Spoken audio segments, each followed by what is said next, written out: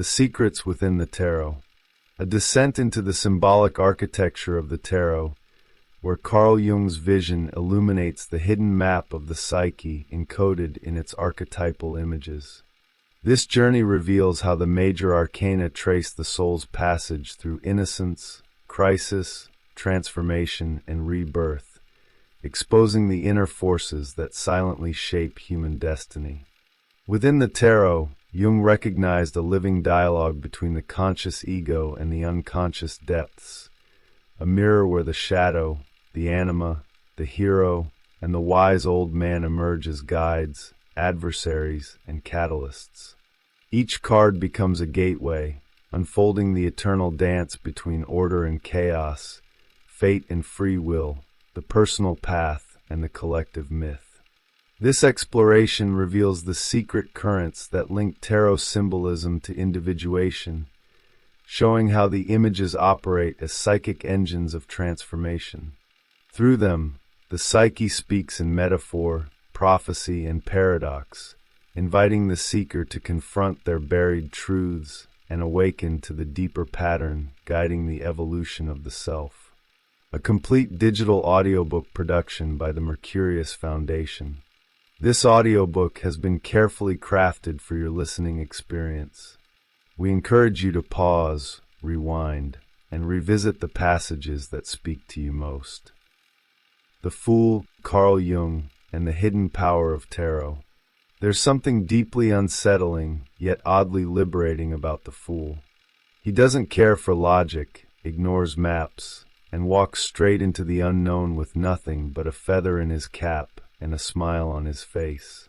In the tarot, the Fool is both the beginning and the end, the number 0, a circle without start or finish. This placement is no accident. It captures his true nature as a bridge between worlds, a sacred clown dancing on the edge of chaos and enlightenment. Mythology has always reserved a special place for such figures, those who wear bells on their hats but whisper divine truths between their jests. He is the paradox incarnate, naive yet all-knowing, fragile yet invincible. His madness isn't confusion, it's cosmic clarity wrapped in a mask of absurdity. The Fool doesn't belong to time. He exists outside of chronology, just like the Ouroboros swallowing its own tail. As card 22, he represents the culmination of the spiritual journey. But as card 0, he is the raw potential that sets it all in motion. That's why the Fool often shows up at moments of great personal change, spiritual awakenings, emotional implosions, radical decisions. He's the gust of wind that topples the ego's house of cards. The Fool isn't lost, he's unbound. And in this unbinding, he becomes a mirror for those stuck in roles, identities, and expectations that no longer serve. Where the ego clings, the Fool releases. Where others calculate, he leaps.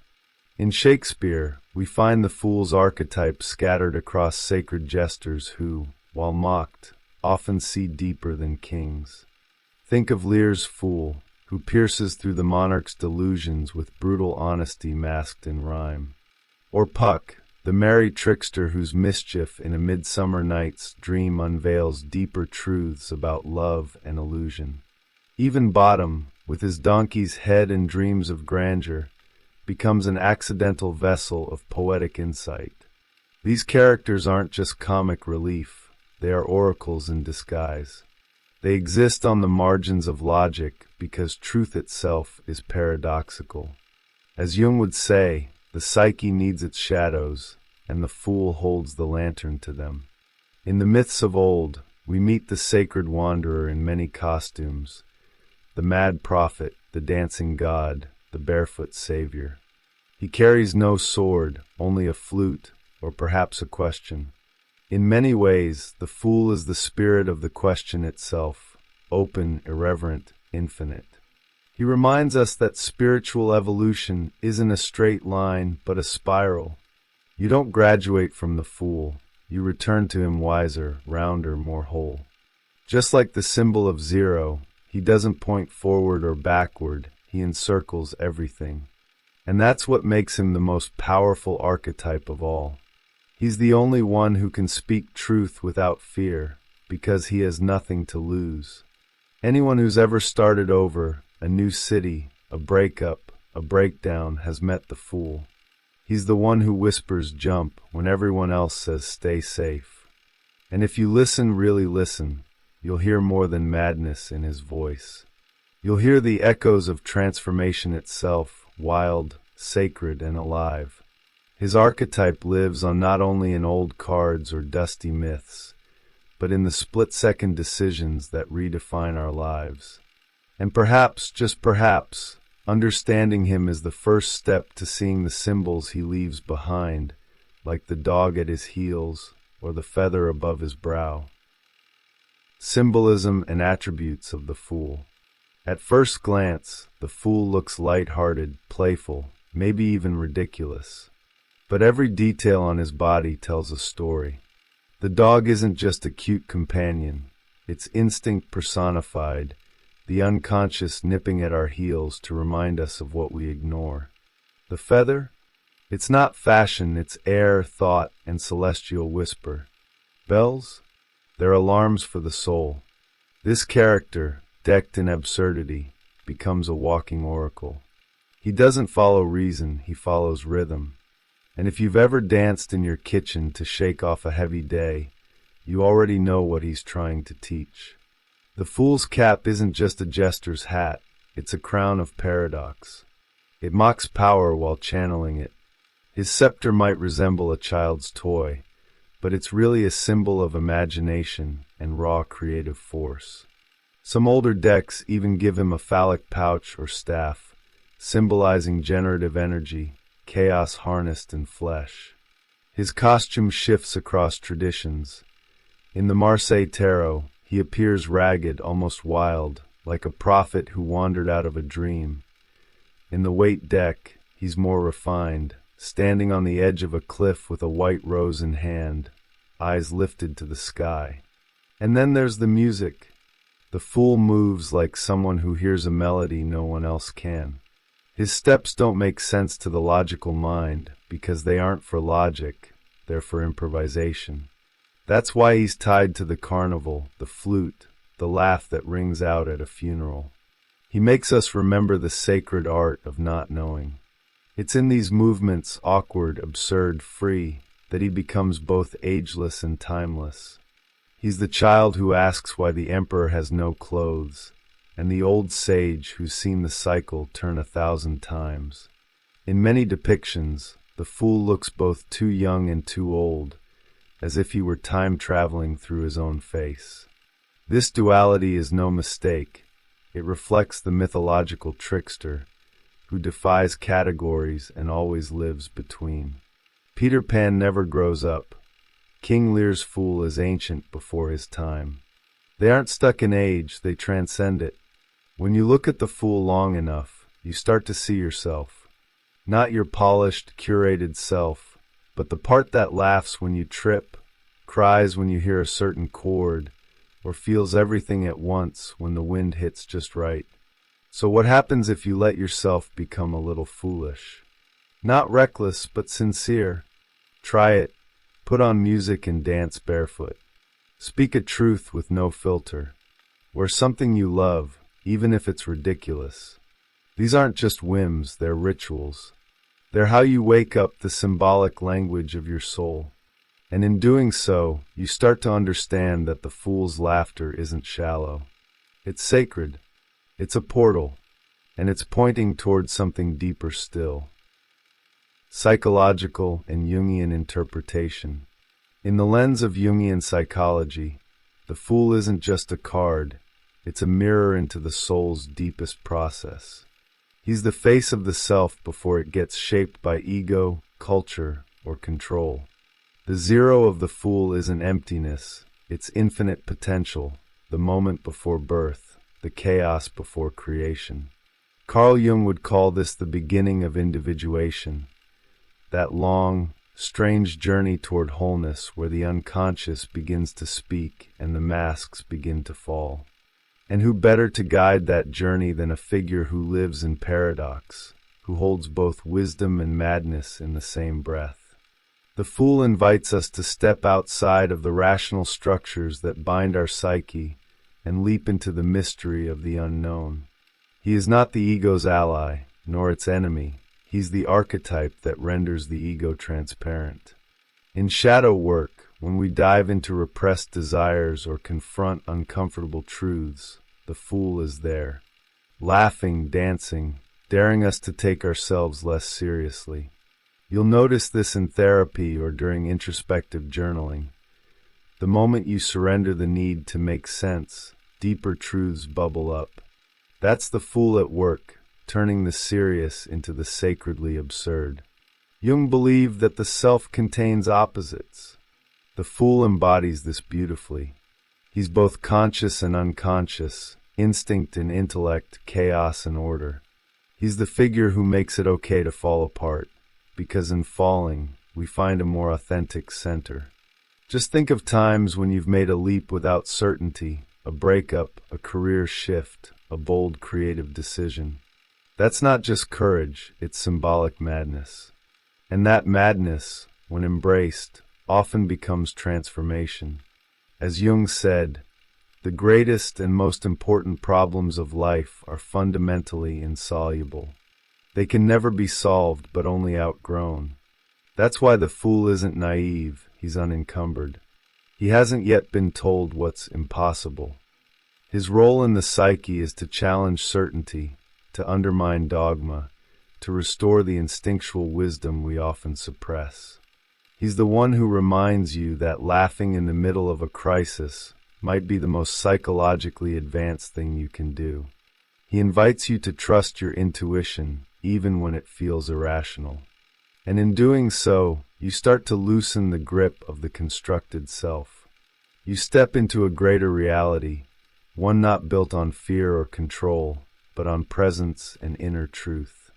Practical shadow work often begins when we dare to speak the unspeakable. Say it out loud. I don't know. I'm scared. I'm lost.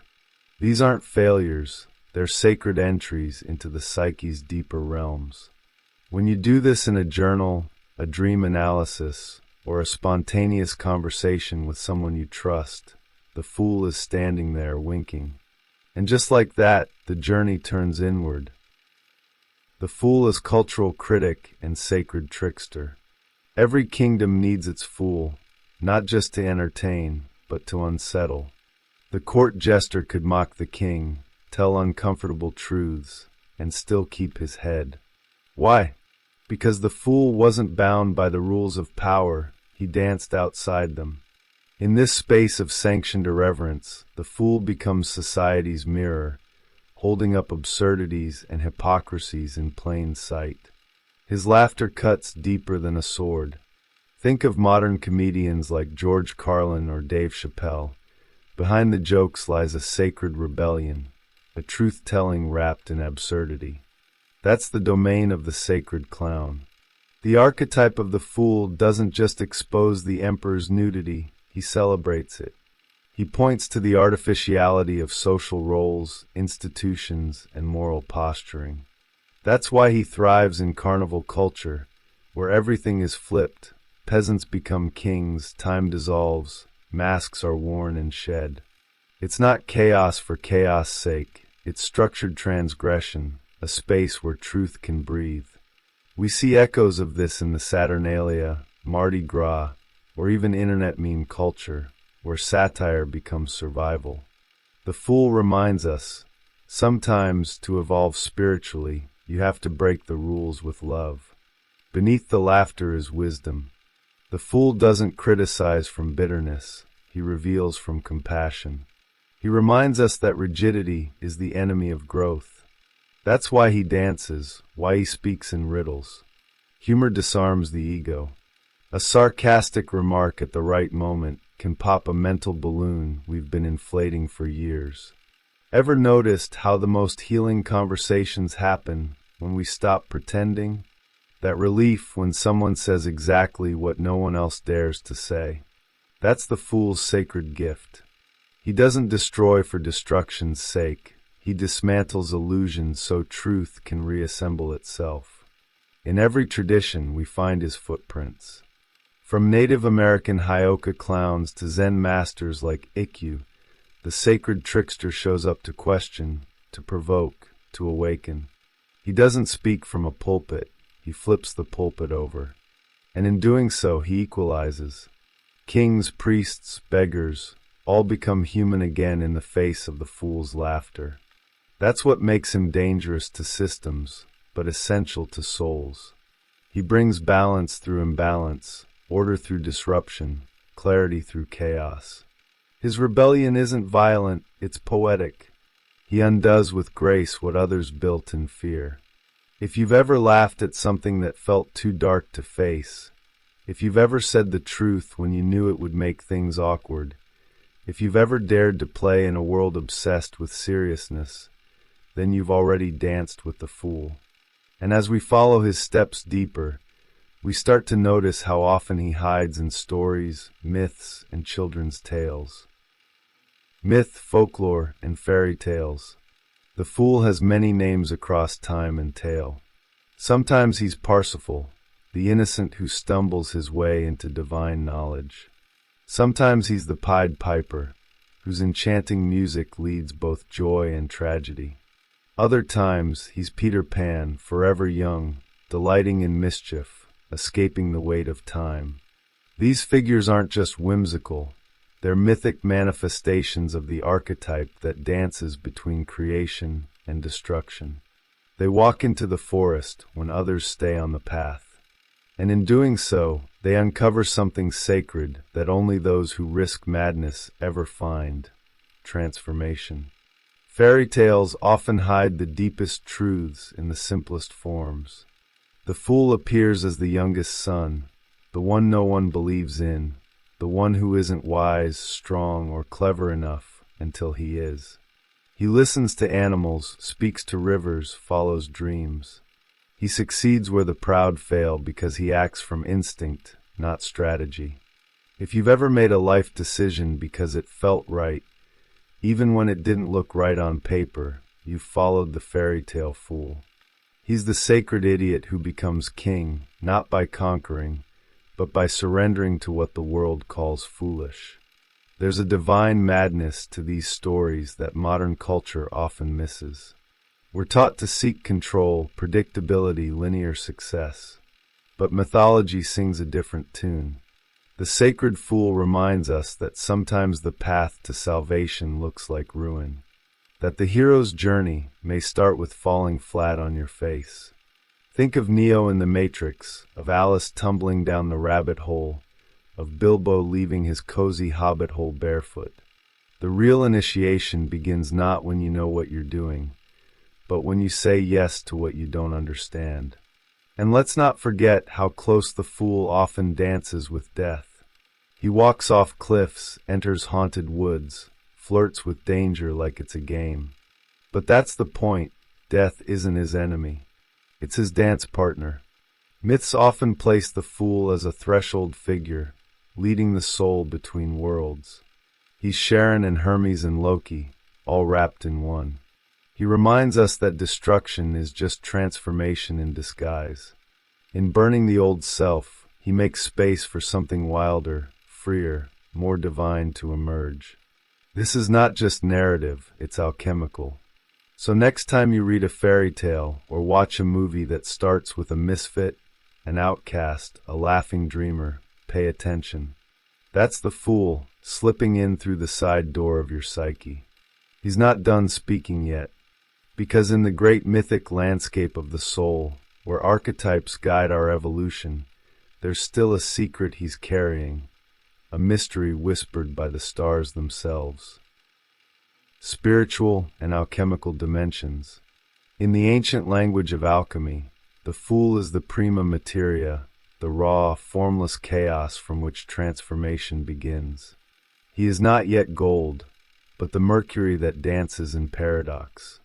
That's why he's associated with the Ein Sof in Kabbalistic mysticism, the limitless light before creation, the sacred nothingness from which everything unfolds.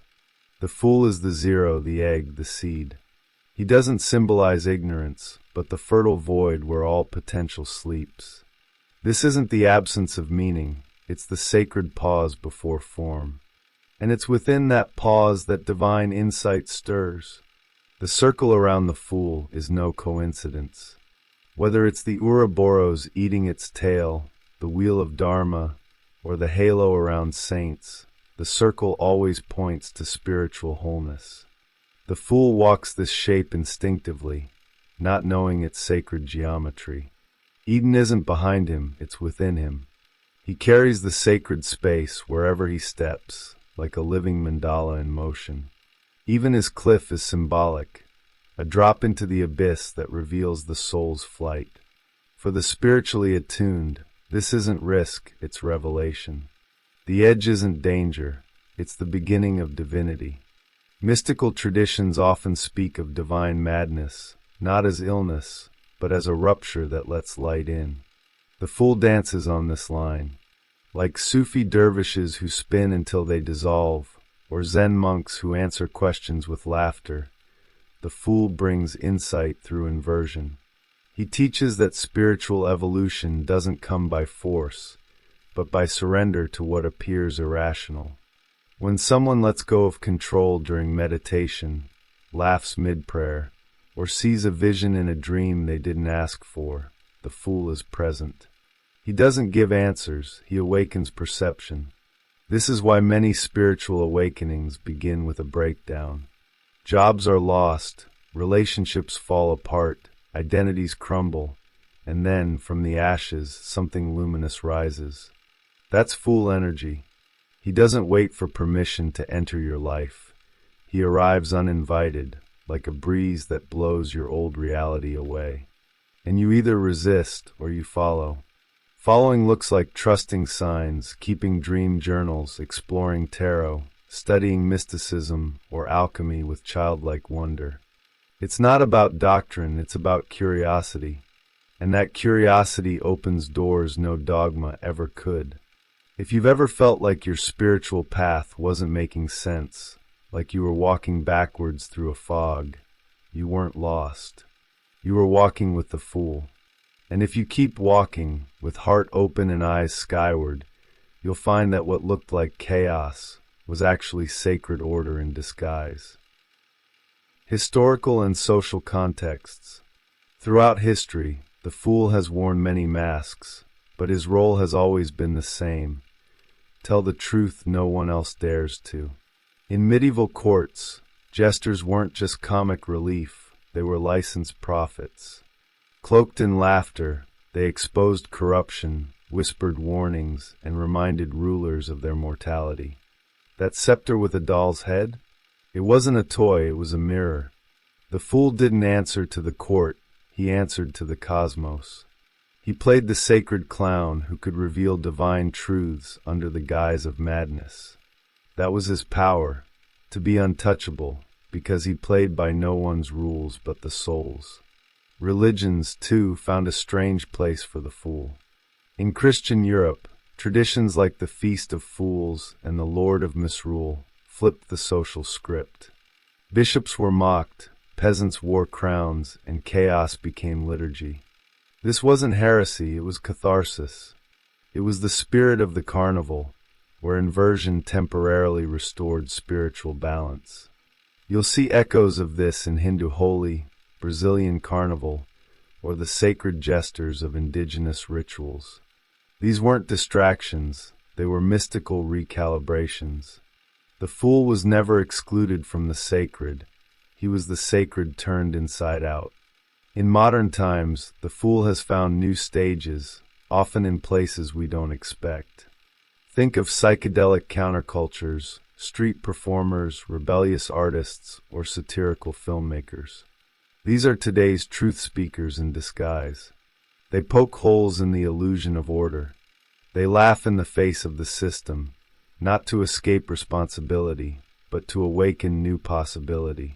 From Ken Kesey to Chaplin, from Banksy to Monty Python, the Fool lives on. His madness is needed because it reveals where our seriousness has become blindness. And in that exposure, change becomes possible. Even in psychiatry and institutional spaces, the figure of the fool haunts the edges. The ones labeled crazy often carry insights society can't yet process.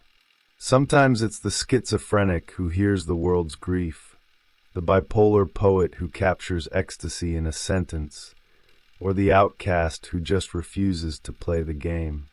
These people become scapegoats or sages, depending on who's listening. The fool reminds us that sanity isn't always health, and madness isn't always illness. Sometimes it's a language not yet understood, a form of truth we've forgotten how to read. So the next time you walk past someone talking to the sky, or laughing alone on a bench, pause. The fool might be speaking through them. His message has always echoed through margins, through inversion, through masks. And if we keep listening, especially when things don't make sense, we might just start to hear what comes next. Modern psychological crisis and the fool's role. In today's world, the fool feels more relevant than ever, except now, we don't always recognize him. He shows up in the breakdowns, burnouts, and existential spirals that so many people quietly carry. When the soul can't breathe under the weight of productivity, conformity, or endless self-optimization, the fool reemerges, not as a breakdown, but as a breakthrough in disguise. He whispers, "Stop pretending," in a world obsessed with pretending. He is the holy interruption to a culture that's forgotten how to feel. And sometimes his arrival looks like chaos, but it's really a sacred intervention. Modern psychology often pathologizes what older traditions would have called sacred madness. Anxiety, depression, dissociation, these aren't just symptoms. They're sometimes signals that the psyche is trying to reset. The fool steps in when your inner architecture collapses. And yes, it's terrifying. But in that collapse, new archetypal patterns begin to stir. You start dreaming strange dreams. You feel drawn to nature, silence, color, music, myth. These aren't distractions, they're messages. They're the fool's tools, inviting you to rebuild not with logic, but with soul. And suddenly therapy becomes mythic. Drug culture has, in many ways, become one of the fool's modern expressions. Psychedelics, while controversial, have reopened spiritual questions that science tried to bury. People report seeing symbols, reliving traumas, contacting something beyond. Is that madness? Or mysticism? The fool dances between the two. He doesn't care what your label is, he cares if you're awake. That's why many who undergo ego death through psychedelics describe it as both terrifying and beautiful. The fool is the one guiding that trip, not as a doctor, but as a cosmic jester showing you the truth behind the curtain. More than ever, we need rituals to reintegrate what the fool exposes. Breath work, expressive art, journaling, mythology, body movement, these aren't hobbies, they're survival tools. They give shape to what words can't. They allow madness to become meaning, confusion to become creativity. When someone laughs while crying, when they dance after a panic attack, when they paint without knowing why, that's the fool helping the soul speak. He doesn't want you fixed, he wants you whole. And wholeness requires welcoming the part of you that doesn't make sense to the rational mind. So if you've ever felt on the edge of sanity, of society, of yourself, don't panic. That edge is sacred. The fool lives there. He's the only guide who knows how to turn psychological crisis into spiritual initiation. But of course, he never gives you the map, only a mirror and a laugh and a feather pointing forward. Sacred geometry and the power of the circle. The fool's number is 0, a symbol so simple, yet so profoundly cosmic. Unlike other numbers, 0 doesn't quantify, it encircles. It represents potential, the divine womb, the still point before movement. In sacred geometry, the circle is the most primal form, present in mandalas, halos, crop circles, and even the iris of your eye. The fool steps inside this shape not just as a wanderer, but as a sacred symbol of wholeness. He reminds us that spiritual evolution isn't a ladder, it's a spiral. You don't climb toward the divine. You circle back inward until you remember you were it all along. Zero isn't emptiness, it's fullness hidden in disguise. It holds everything and nothing at once, a paradox that only the fool can embody. He teaches that life's deepest truths are circular. Birth to death, day to night, inhale to exhale. The square asks for control, the circle asks for surrender. That's why temples are round, why ancient stone circles like Stonehenge echo celestial rhythms. Artists like William Blake and mystics like Hildegard of Bingen knew this well. The divine doesn't dwell in straight lines. It pulses in arcs, in curves, in sacred return. And the fool, barefoot and laughing, walks right into it. Architecture, numerology, and cosmic maps all echo the wisdom of the circle. Take the labyrinth, not a maze, but a path that folds inward toward the heart. Walking it is like meditating with your feet. Or consider the Enneagram, which plots personality types in a circle to reflect how traits evolve and integrate. These aren't new ideas, they're ancient technologies of the soul. The fool uses them not with precision, but with play. He knows the divine doesn't always speak in doctrine. It hums in vibration, rhythm, and shape. And the circle is the pulse of the universe made visible. Even in modern life, circles hold ritual power. Sitting in a circle to share, to pray, to sing, it creates equality, intimacy, and connection. No one is above, no one is below. It's a return to the original geometry of unity. The fool reminds us that this isn't just symbolic, it's energetic. Try drawing a circle around your journal entries, your art, your fears. You'll notice how that shape changes your perception. It invites wholeness. It whispers, you're not broken, you're becoming. And in that becoming, chaos turns to symmetry. The fool's journey, traced in the air by an invisible compass, leads not to a destination, but to a center. And the closer you get, the more you feel the magnetic pull of something unspeakable, ancient, sacred. That pull doesn't stop, it keeps turning, like a will calling us toward what the fool has always known. Fool as divine catalyst and evolutionary agent. At the core of every spiritual awakening, there's a rupture, and the fool is usually the one holding the match. He doesn't destroy for sport. He destroys because the old shell can't hold your soul anymore. That's his sacred task, to catalyze transformation through disruption. He comes laughing, often when you least expect, and tears down the illusions you didn't even know you had. In this way, he's not just a trickster, he's a teacher. Not the kind who gives answers, but the kind who makes you ask the right questions. And those questions, they burn, they shake, they evolve. The fool acts as an evolutionary glitch in the matrix. He breaks the loop so a new pattern can form.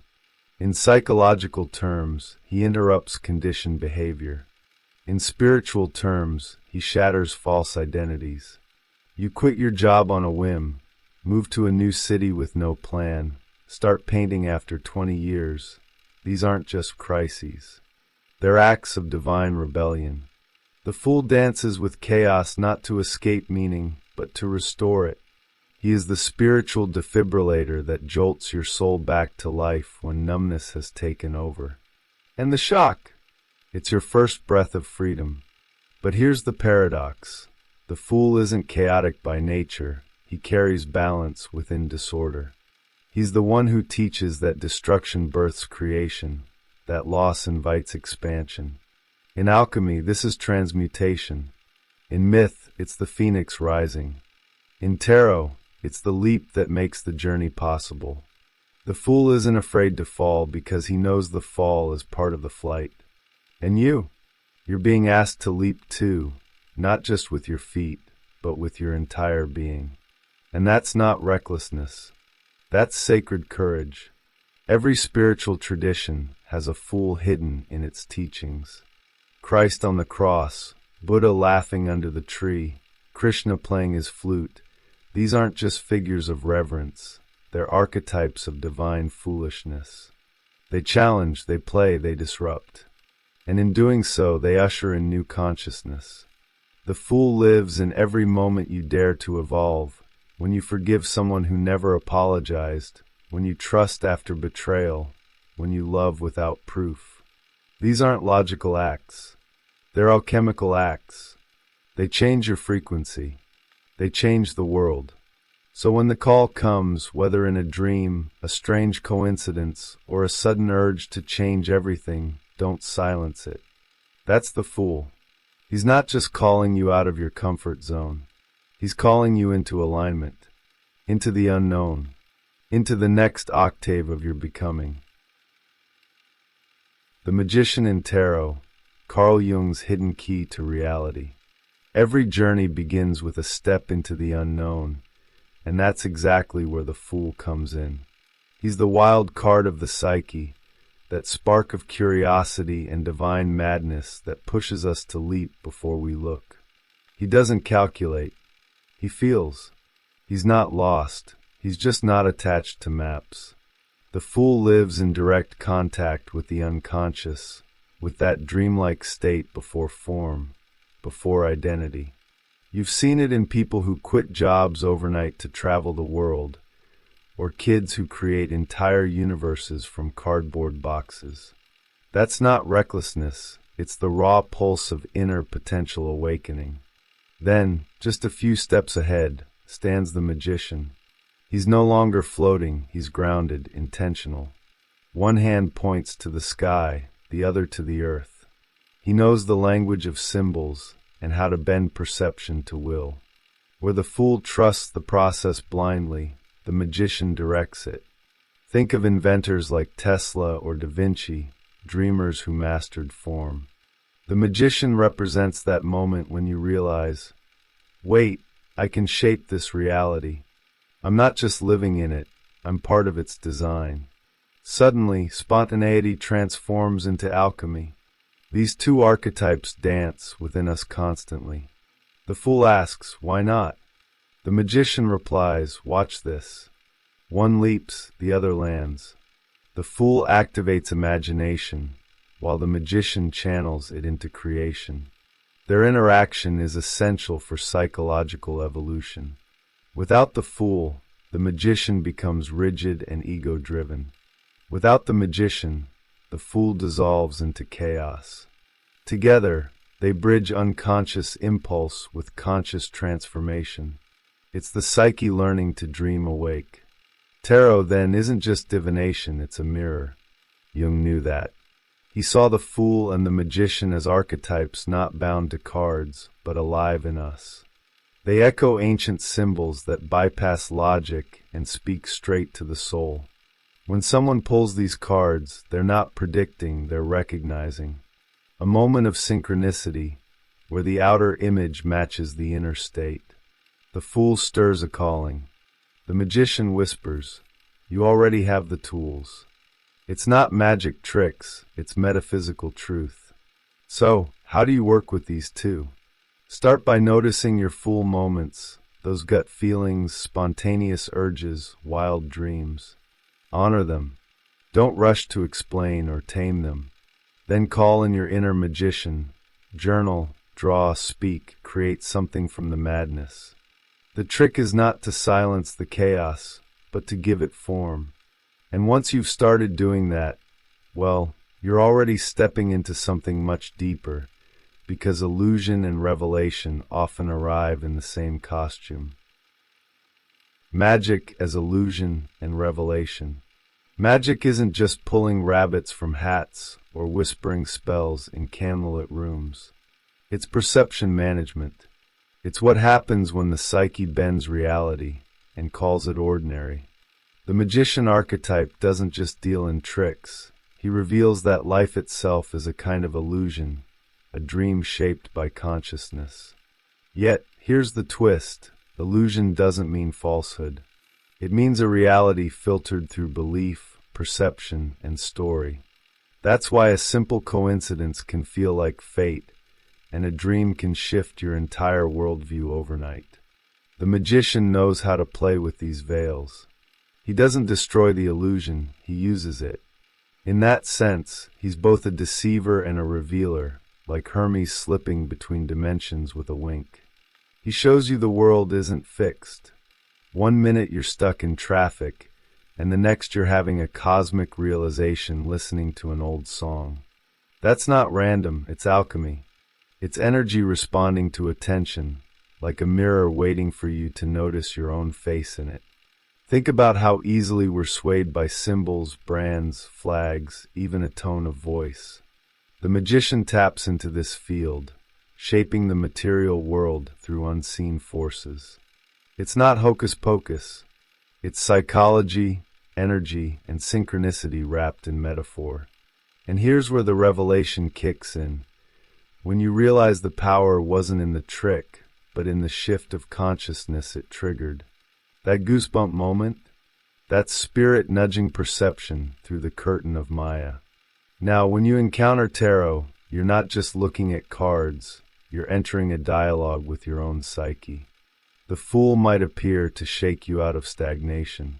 The magician might show up when it's time to act, to manifest. These images speak in symbols, bypassing the rational mind to awaken the deeper layers. They don't tell you the future, they reflect the now so sharply, it reveals what's been hidden in plain sight. That's the magician's sleight of hand, truth disguised as a riddle. If you want to see this magic in action, watch how your thoughts affect your day. Try this before an important meeting.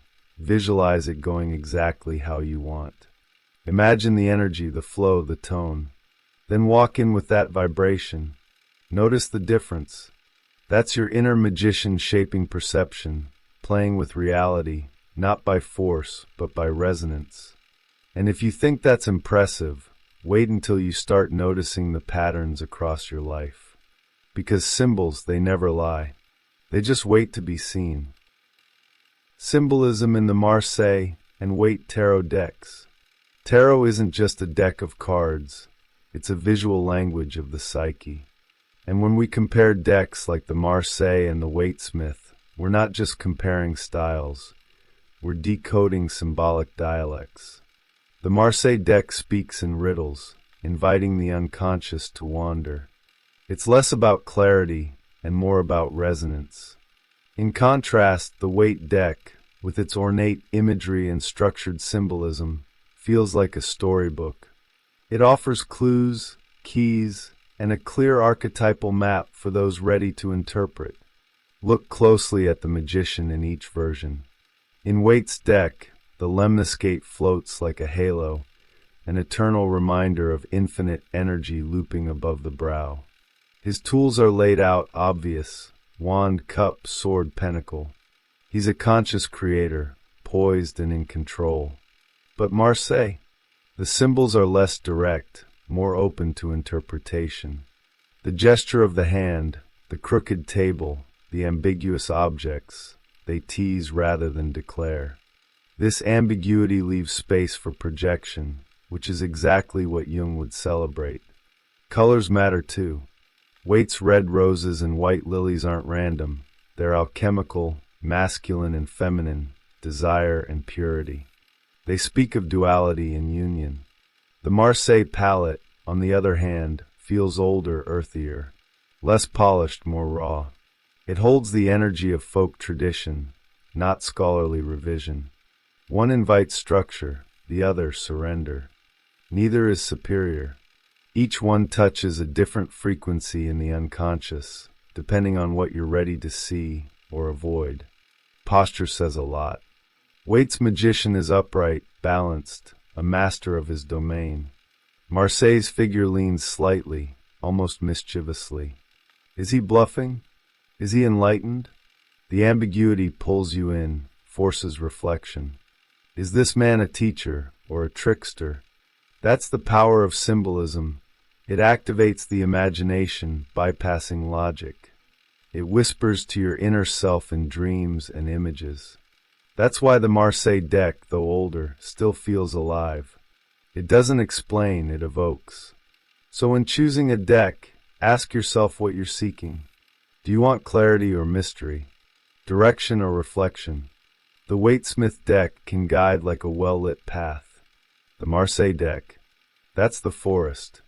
No trail markers, just echoes.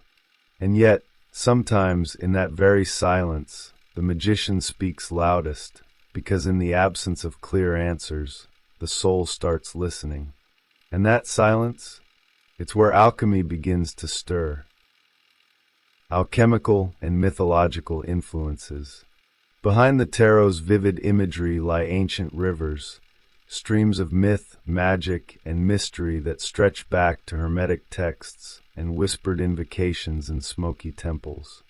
The magician, far from being a mere performer, is an echo of Hermes Trismegistus himself. Hermes wasn't just a messenger of the gods. He was the bridge between realms, the original alchemist, the translator of divine chaos into human meaning. That's the root of the magician's power. He mediates, not just performs. He connects the seen and unseen, the rational and the numinous. Alchemy, in this context, is not about turning lead into gold. It's about transformation of the psyche. The magician channels prima materia, that chaotic raw stuff of the unconscious, and uses it to craft something refined, a self. In mythology, this is mirrored by Mercurius, who appears as many forms, sometimes wise, sometimes wild. He represents the fluid nature of transformation, the need to dissolve before you can reconstruct. That's what individuation really is, psychological alchemy. Breaking down to break through. Now picture this, you faced with a crisis or transition. The surface crumbles. What remains? That's your prima materia. That's where the magician steps in, not to fix, but to transmute. In those moments, you're not failing, you're fermenting. Artists know this well. Writers face blank pages. Sculptors confront raw stone. It's Rodin's hand of God, form emerging from formlessness. This is myth made real. Every act of honest creation is an invocation of the magician within. We also see this in spiritual traditions. In Egypt, Thoth, another Hermetic figure, wrote the Book of Life and measured the soul. In India, Krishna speaks of illusion and action in the Bhagavad Gita. In these mythologies, the magician isn't just a character, he's a cosmic function. He reveals how divine principles express through matter. That's why the tarot carries such deep resonance. It compresses millennia of symbolic language into one image, one archetype. And when you see it, something ancient in you remembers. So when you draw the magician or meditate on his meaning, you're not just thinking, you're reactivating. You're entering a lineage of transformation stretching across cultures and centuries. That's the real magic, realizing you're not separate from these myths. You are the myth, living itself out through the mirror of your psyche. And just when you start seeing that clearly, something else begins to move beneath the surface, because the path of individuation is never just personal. It's cosmic. Jungian psychology and individuation. Carl Jung wasn't just analyzing dreams, he was mapping the soul. And in his psychological system, the magician finds his truest ground. He's not a stage performer here. He's the bridge between the ego and the unconscious, the guide who helps us walk the razor's edge between illusion and awakening. Individuation, Jung's central concept, is about becoming whole by integrating all parts of the psyche. The magician facilitates this not by force, but by showing through dreams, synchronicities, projections, what the ego refuses to see. The ego wants control, predictability, linear progress. But the magician? He dances with chaos. He understands that real transformation happens when we confront the unknown, when we meet the unconscious on its terms. That's why Jung spoke of active imagination and symbolic engagement, tools that bypass logic and speak directly to the inner self. The tarot works the same way. Pulling a card is never just pulling a card. It's an invitation to dialogue with the archetypes that already live inside you. Among these archetypes, the trickster plays a vital role. And yes, the magician carries a trace of him, he has to. He challenges your beliefs, pokes at your rigid structures, exposes where you're still pretending. He might even deceive you for your own good. That's uncomfortable, but necessary. Without that friction, no growth. The trickster isn't malicious, he's medicinal. Think of him as the mischievous teacher who doesn't give answers, only better questions. That's psychological gold. So how do you work with this energy consciously? Start by observing your projections, what triggers you in others. What qualities do you admire but feel aren't you? That's the magician pointing at shadow material, asking you to integrate. Try journaling, or better yet, working with symbols. Draw your emotions, create dream mandalas, or explore a tarot spread with your non-dominant hand. These practices bypass ego defense and invite the deeper self to speak. The goal isn't control, it's conversation. And when that conversation begins, something strange happens. You realize you're not just healing, you're becoming. You're watching the magician guide you through the labyrinth of your own unconscious, torch in hand. And right when you think you've got it figured out, he'll vanish and reappear as something else. Because individuation isn't a destination, it's a spiral, a dance. And if you listen closely, the next beat of that dance might already be echoing through your next shadow. Shadow and projection. Everyone wants to be the magician, but few want to meet his shadow. Yet that shadow is where the real work begins.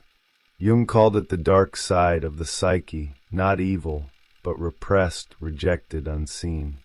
The parts of us we've disowned, envy, rage, neediness, even brilliance, don't disappear. They go underground, and once hidden, they sneak into our lives through projection. We spot them in others, judging or admiring what we secretly deny in ourselves. That's not just psychology. That's the magician's sleight of hand, your own unconscious casting spells on your perception. Imagine this. You're triggered by someone's arrogance. It grates on you. But is it possible that somewhere in you, there's a voice that longs to be bold, confident, unapologetic? That discomfort might be a shadow knocking. Or maybe you idolize someone's creativity, but never dare to try creating yourself. That too is projection. Idealization is just the shadow in fancy clothes. The magician's shadow, in this sense, is like the devil card, power misused, energy unintegrated, creativity without conscience. That's why shadow work is so essential. It's not about getting rid of darkness, it's about reclaiming energy trapped in denial. The shadow isn't just trauma, it's potential. Your inner magician can only operate at full power when he's not afraid of what's behind the curtain. One powerful practice? Mirror journaling. Write about someone who triggers you, what they do, how they make you feel, and then ask, where does this live in me? It's raw, yes, but it's real. And realness is the foundation of all transformation. We often avoid this work because it threatens our ego's image of who we think we are. But the unconscious doesn't care about appearances. It wants wholeness. That's why people attract the same types of partners, repeat emotional patterns, or sabotage success, because the unacknowledged shadow is still running the show. The magician becomes a trickster here, not out of malice, but because he knows you'll never become whole while denying half of yourself. The chaos is the call. And when you finally answer that call, when you look at your fears, your patterns, your projections with honesty and compassion, you begin to shift. You start to integrate. And suddenly, that shadow isn't just a burden. It's a treasure chest, one you buried long ago and forgot the map. But the magician remembers. He's been waiting for you to look deeper. And once you do, you'll start noticing patterns in the strangest of places, leading you towards something oddly familiar, yet utterly mysterious. Synchronicity and archetypal activation. You ever think of someone and they suddenly text you? Or have a dream that unfolds in real life the next day? That's not just coincidence, it's synchronicity. Jung coined the term to describe meaningful coincidences that defy logic, but hit you right in the gut. These aren't random. They're the unconscious breaking through the surface, waving red flags, dropping breadcrumbs. And in those moments, the archetypes awaken.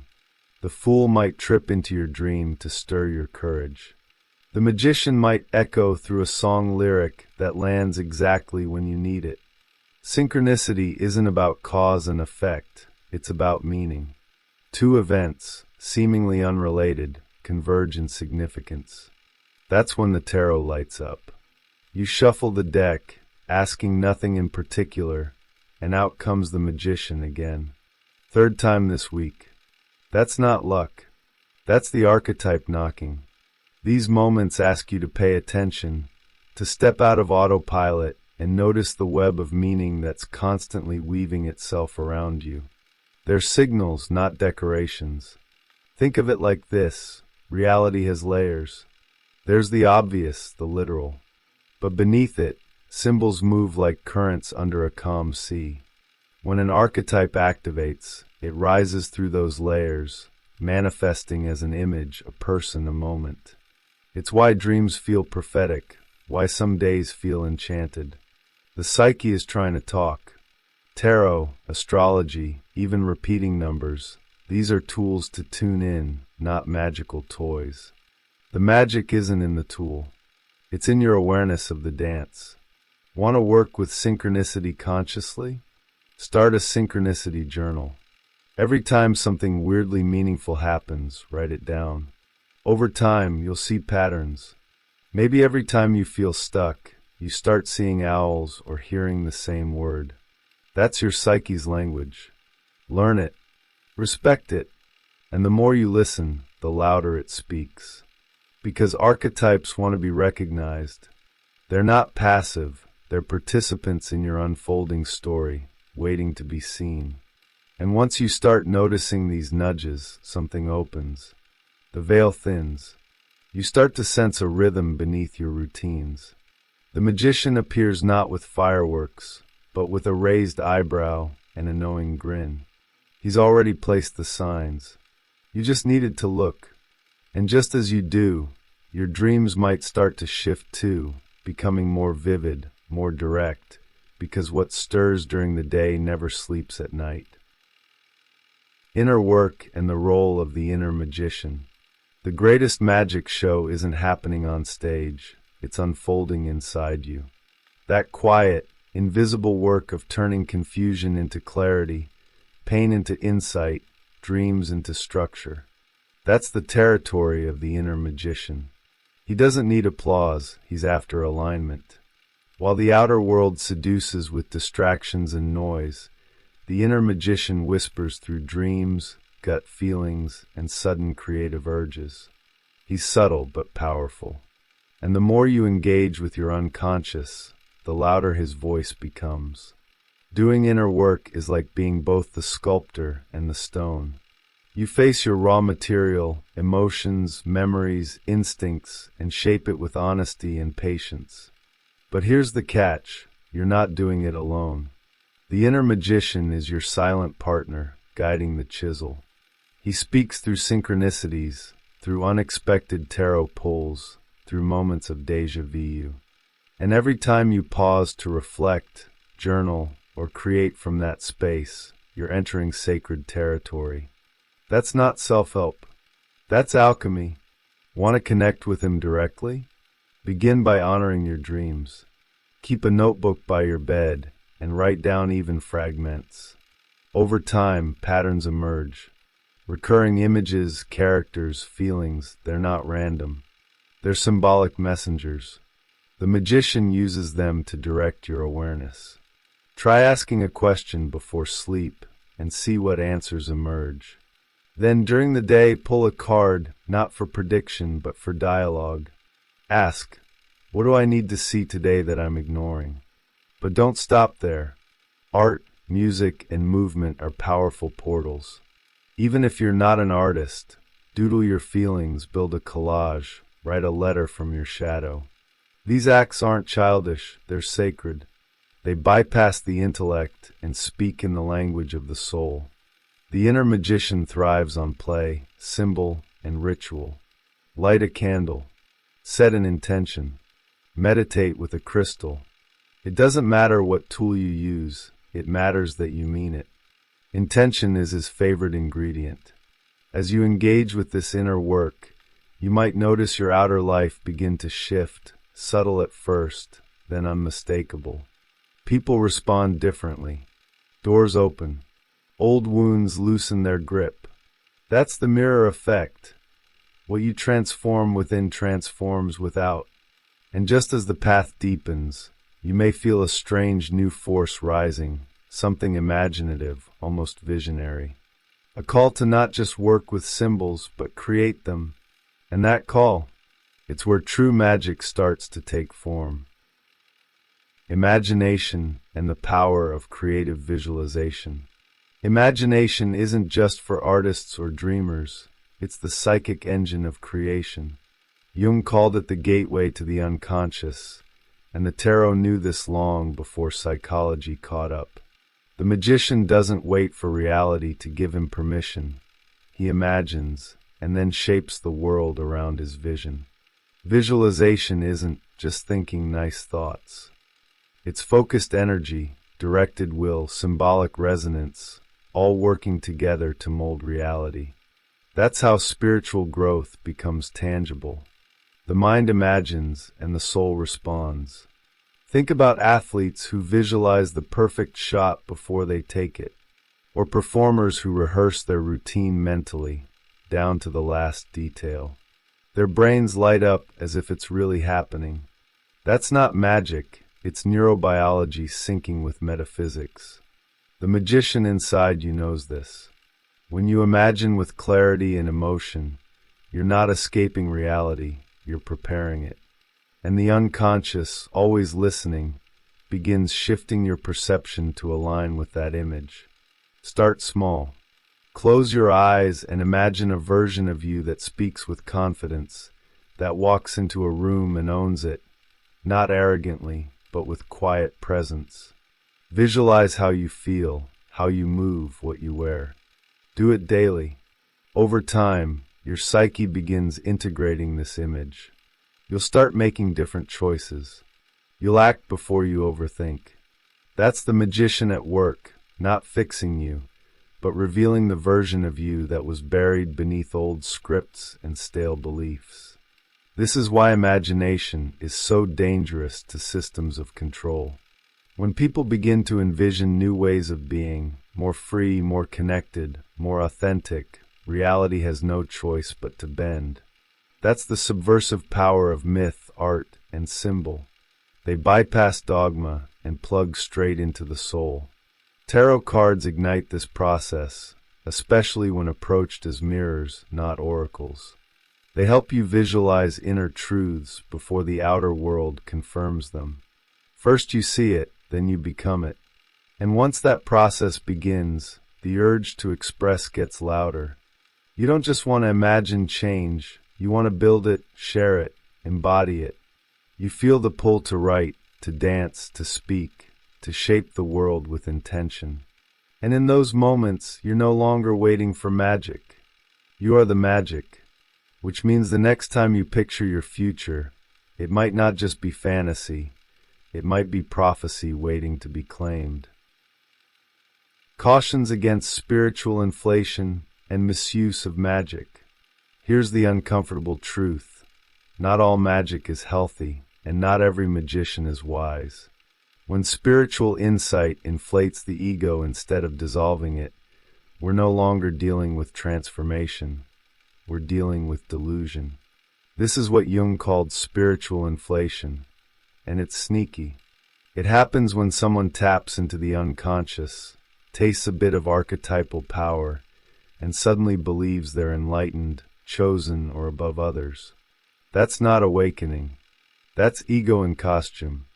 The magician, when distorted, becomes the manipulator. He knows the rules of perception, but instead of healing, he deceives. That energy can show up in gurus who abuse their influence or manifestation coaches who promise miracles for money. But let's be honest, it can show up in us too. Anytime we use spiritual language to avoid accountability or treat insight as a badge of superiority, we're slipping into illusion. Magic without humility becomes a trap, not a tool. So how do we stay grounded? Through shadow work, self-inquiry, and honest community. Ask yourself, am I using this knowledge to connect or to separate, to grow or to dominate? The magician must always stay in relationship with the fool, that part of us that remembers we don't know it all and never will. It's okay to be powerful, but the moment you start thinking you're the only one who gets it, it's time to go back to the basics: silence, humility, presence. One practical way to stay centered is to build rituals that serve, not glorify. Light candles not to show off on Instagram, but to set intention. Share your insights not to impress, but to inspire. Keep a journal of your magical experiments, not to prove anything, but to stay honest with yourself. The magician matures not through power, but through integrity. He knows that what he channels isn't his. It flows through, not from. That awareness keeps the magic clean. And if you've ever been burned by someone using spirituality as control, you're not alone. That wound is real. But don't let it close your heart. Let it sharpen your discernment. Because the true magician doesn't need to dominate a room. His power speaks quietly, like still water shaping stone. And just when you think you've figured it all out, the inner work will humble you again, asking not what you know, but how deeply you're willing to serve what's true. Art, alchemy, and the creative process. Creation isn't just expression, it's transmutation. Every artist, whether they realize it or not, is practicing alchemy. They take the raw, the chaotic, the unspeakable, and give it form. The sculptor sees the figure inside the stone. The writer wrestles emotions into words. The dancer turns inner tension into movement. This is where the magician comes alive, not on a stage, but in the studio, the sketchbook, the blank canvas of the soul. He brings form from formlessness, just like Rodin's hand of God reaching into clay. Alchemy was never really about turning lead into gold. It was about turning the self into something luminous. The lead was the unconscious. The gold was integrated consciousness. The magician stands at the center of that process, holding the tools, channeling the elements. And when he acts, it's not frantic, it's intentional. He knows that a single line, a single color choice, a single phrase can shift perception. That's not decoration. That's revelation. Art done right changes the one who creates it. The creative process also mirrors the stages of alchemy: nigredo, chaos, confusion; albedo, clarity emerging; citronitas, illumination; and rubedo, integration. Anyone who's ever made something meaningful knows this path. You start with an idea, you get lost in the mess, and if you persist, something unexpected and beautiful emerges. That's the magician at work, making order from inner chaos, not by force, but through surrender. Letting the material speak back, letting the soul take the lead. Want to activate this in your own life? You don't need to be an artist. You need to listen. Sit with a blank page and let your hand move. Take a walk with a question in your heart and notice what nature answers. Build something with your hands, wood, clay, collage. Don't aim to impress. Aim to express. The process is the product, and through it, the unconscious speaks in color, shape, sound. It's sacred, even when it's messy. especially when it's messy. And once you start creating like this, something awakens. You don't just make art, you become the art. Life itself begins to feel more fluid, more responsive. Symbols jump out of books. Dreams carry new weight. The magician stands beside you, smiling, not because you've mastered the craft, but because you've finally surrendered to the mystery of creation. And just as the last stroke lands on the canvas, a strange scientific truth begins to echo behind it. Scientific parallels and the creation of reality. In the world of science, particularly in quantum physics, we find striking parallels to the principles of magic. The idea that perception creates reality isn't just a mystical concept, it's at the heart of modern physics. Wave-particle duality, for instance, shows us that light behaves as both a wave and a particle, depending on how it's observed. This aligns perfectly with the magician's role in shaping perception. Reality isn't fixed, it's fluid, waiting for our attention to define it. And in the same way, the magician uses the power of focused will to transform potential into form. The observer effect is another powerful parallel. In quantum mechanics, particles behave differently when observed. The act of observation changes the outcome. Similarly, the magician doesn't simply interact with the world. He shapes it through his focused perception. It's no coincidence that both the tarot and quantum physics point to the same truth. Consciousness is a co-creator of reality. Whether through the ancient symbols of tarot or the latest scientific experiments, we're learning the same thing. We are active participants in the unfolding of existence. Consider the notion of energy fields. Everything in the universe vibrates at a frequency, and so do our thoughts, emotions, and actions. In the magician's world, he knows how to tune into these frequencies, shaping the energies around him to manifest his intentions. Just like a tuning fork, the magician's focused attention alters the vibrational state of his environment. Science is starting to show us what mystics have known for centuries. Energy is the fundamental building block of reality, and we, as conscious beings, are its sculptors. But science also cautions us. Perception is not infallible. Our senses are limited, our understanding constrained by the laws of physics. What we see is not the full picture. That's why the magician must work with both science and intuition. He understands that the visible world is only one layer. Just like scientists who use tools to extend their perception, microscopes, telescopes, particle accelerators, the magician uses tools of the psyche, symbols, rituals, intuition, and awareness to see beyond the surface. So, how do you apply this in daily life? Start with your awareness of energy and perception. Notice how your thoughts influence your surroundings, how a shift in mindset can change your day. Practice visualization, not as a fantasy, but as a way to bring unseen possibilities into form. And remember, as science continues to reveal, the magician's art is not just a myth. It's the fundamental dance of creation, a dance where the observer doesn't just watch. They shape the rhythm, the movement, and the result. Dreams and the language of the unconscious. Dreams are not distractions. They are letters from the unconscious, written in a language older than words. Every symbol, every strange twist of logic, every surreal landscape holds meaning.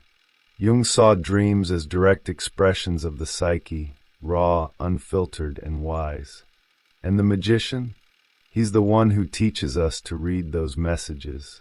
He's the translator between your waking self and the dreamer within, reminding you that the things you can't explain often explain you the most. When you dream of flying, falling, being chased, or finding keys, you're not just processing daily leftovers. You're exploring archetypal terrain. The fool might show up as a child jumping off a cliff. The magician might appear as a teacher, a stranger with tools, or a voice that shifts reality. These are not random cameos. They are energies seeking integration. And the more you pay attention to them, the more precise they become. The unconscious rewards awareness with clarity. Start with a simple ritual. Keep a dream journal beside your bed. As soon as you wake, jot down whatever you remember, images, emotions, fragments. Don't judge, don't interpret immediately. Just collect. Over time, you'll see symbols repeating. You'll notice emotional patterns. You might even start dreaming of solutions before problems arise. That's not fantasy. That's the magician using your dream world to whisper truths you weren't ready to face in daylight. Dream work isn't sleep, it's soul work. Tarot can deepen this process. Try pulling a card each morning and comparing it to your dreams. The connections may shock you. A card like the Magician might reflect a dream where you finally take control. The Devil might echo a nightmare rooted in shadow. These pairings are bridges between realms, guiding your conscious mind into partnership with the unconscious. This isn't just reflection, it's revelation. You begin to see how your inner world constructs your outer narrative. And once you establish this inner dialogue, something shifts. You stop fearing your emotions. You stop ignoring your symbols. The dream space becomes a sacred classroom. And right when you think it's just you and your mind in the dark, something divine begins to emerge, an intelligence not born of thought, but of vision. And that intelligence? It's been there all along, waiting for the right moment to unite what's above with what lies below. The Magician as a bridge between dualities. At the heart of the Magician's power lies his greatest secret. He doesn't pick sides, he unites them. He's not just the master of symbols or tools. He's the bridge between opposites. Masculine and feminine, light and shadow, spirit and matter. He holds the tension between all things and turns it into transformation. This is why his posture often shows one hand pointing to the heavens, the other to the earth. He lives the Hermetic axiom, as above, so below. He doesn't choose one or the other, he embodies both.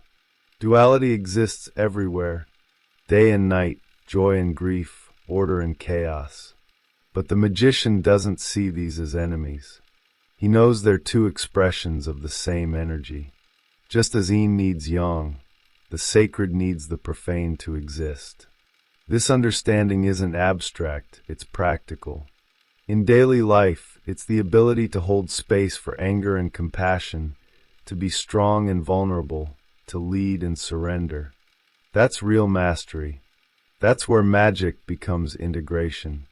Look at artists, leaders, healers who inspire you most. They usually hold both fire and softness. They're not perfect, but they're whole. That's the Magician archetype fully embodied. He doesn't run from complexity. He creates through it.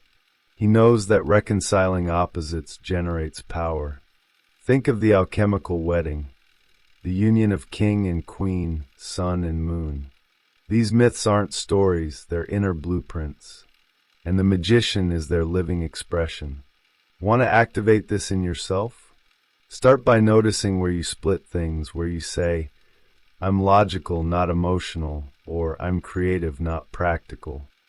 Those divisions are illusions. You're both. You always were.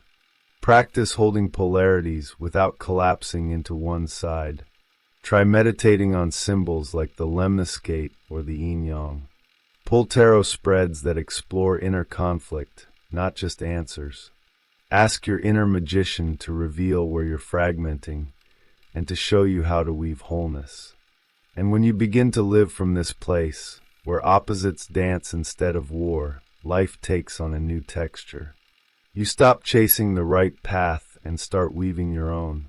You become less reactive, more creative. The Magician becomes less a figure you study and more a presence you are. And just as you reach this new balance, a deeper question will rise, one not just about you, but about all of us and the collective future we're shaping together. The role of the magician in collective human destiny. The magician isn't just an inner force. He's a collective archetype awakening across humanity. In times of crisis, social, ecological, spiritual, it's the magician that rises from the depths to ask, what can we create now? Not just for survival, but for transformation. The same energy that guides personal evolution begins to ripple through cultures. And right now, that ripple is becoming a wave. Our collective psyche is stirring, and with it, the responsibility to wield our symbolic, energetic, and imaginative powers wisely. We're living in a time of collapse and convergence, old systems breaking down, new paradigms emerging. In this liminal space, the magician calls us to stop outsourcing our power. He challenges us to become conscious participants in reality itself. Whether through innovation, activism, art, or healing, we're being asked to shape the future, not just inherit it. This is no longer about me and my healing journey. It's about how that inner work ripples out into the we, into a new kind of planetary consciousness. The shadow of the collective magician is also rising, conspiracy without clarity, technology without ethics, spiritual bypassing dressed as enlightenment. We see the tools of magic, narrative, symbol, emotion used to manipulate as often as to inspire. That's why awareness is everything. The magician doesn't just ask what's possible, he asks what's true. And truth, in this age, is a revolutionary act, especially when it's grounded in compassion, wisdom, and vision. Want to step into this consciously? Start by aligning your inner work with outer action. Let your healing inform how you show up in relationships, in your community, and how you vote, consume, create. Ask yourself not just what you can manifest, but what you can embody, what kind of world you want to midwife into being. The magician's power isn't flashy. It's generative. It builds, nurtures, inspires. And when many people awaken to that force at once, movements are born. So here we are, standing at the edge of an old world, with the tools of creation in our hands. The fool is ready to leap. The magician is ready to guide. And somewhere, just beyond the veil, destiny waits, not as something fixed, but as something we shape together. And as that veil thins, what rises to meet us may not be a prophecy, but a mirror. The hidden power of the High Priestess. Somewhere between silence and revelation, she waits. The High Priestess, seated calmly between the black and white pillars of duality, doesn't shout to be understood, she whispers. In the tarot, this second card isn't second in importance. She's the keeper of sacred memory, veiled wisdom, and the mysteries behind the veil. While the magician acts with flair and intent, the High Priestess simply is. She doesn't conjure, she receives. She doesn't dominate, she reveals. Her power isn't loud, it's lunar, watery, feminine, and deeply spiritual. Where the magician stands before the table of tools, arms raised, the High Priestess sits before the unknown. This difference speaks volumes. One projects, the other reflects. And reflection, true, soul-deep, intuitive reflection, is where transformation begins. In a world obsessed with doing, she invites being. Her presence urges us to pause, to listen to the rhythm beneath the noise. She's not here to entertain the ego, but to soften it, to remind us that knowledge isn't always in the books. Sometimes it's in dreams, feelings, symbols, even silence. When people ask how to activate their spiritual gifts, what they often miss is this. The High Priestess doesn't teach with words. She teaches through receptivity. That means journaling instead of Googling, meditating with moonlight instead of rushing through another self-help podcast, walking by water, allowing the unconscious to rise in gentle waves. The real question isn't what should I do, but what am I not hearing? That's where her power lies, in sacred listening, in the art of simply allowing. Carl Jung might have called her the gatekeeper to the unconscious, the embodiment of the anima within. And that's no small thing. She holds the portal between conscious control and subconscious wisdom, between ego and self, between masculine logos and feminine eros. She is sacred mystery personified, and like all things sacred, she can't be forced. You approach her with reverence or not at all. She teaches that creation doesn't begin with action. It begins with stillness, with knowing, with deep emotional resonance. We live in a culture that rewards noise and punishes silence. But the High Priestess laughs at this. Not cruelly, softly, wisely. She knows the treasure lies behind the veil, in the quiet places. And if you sit long enough in her temple, she'll start to speak, not in sentences, but in sensations, synchronicities, and symbols. What she reveals depends on what you're ready to receive.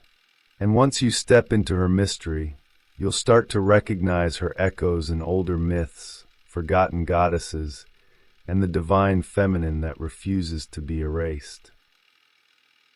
Mythological foundations and feminine divinity.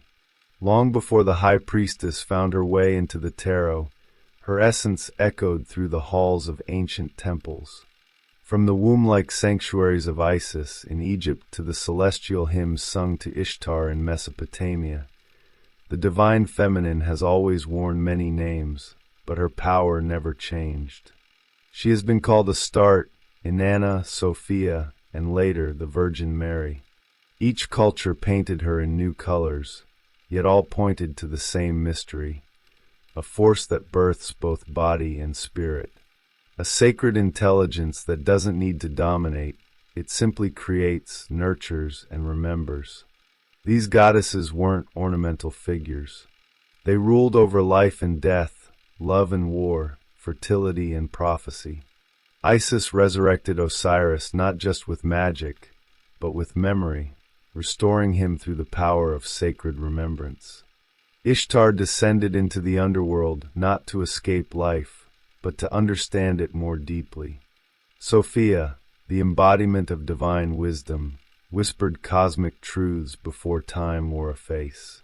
And Mary, once reduced to silence, now reemerges as a spiritual sovereign, virgin not because of chastity, but because of her self-contained wholeness and receptivity to the divine.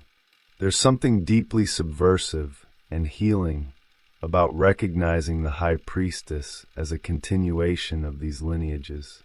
She carries the emotional depth of the moon, the sacred mystery of water, and the prophetic silence of the divine feminine. Her role isn't to shout the truth, but to embody it. In dreams, rituals, or even quiet moments staring at the stars, we meet her.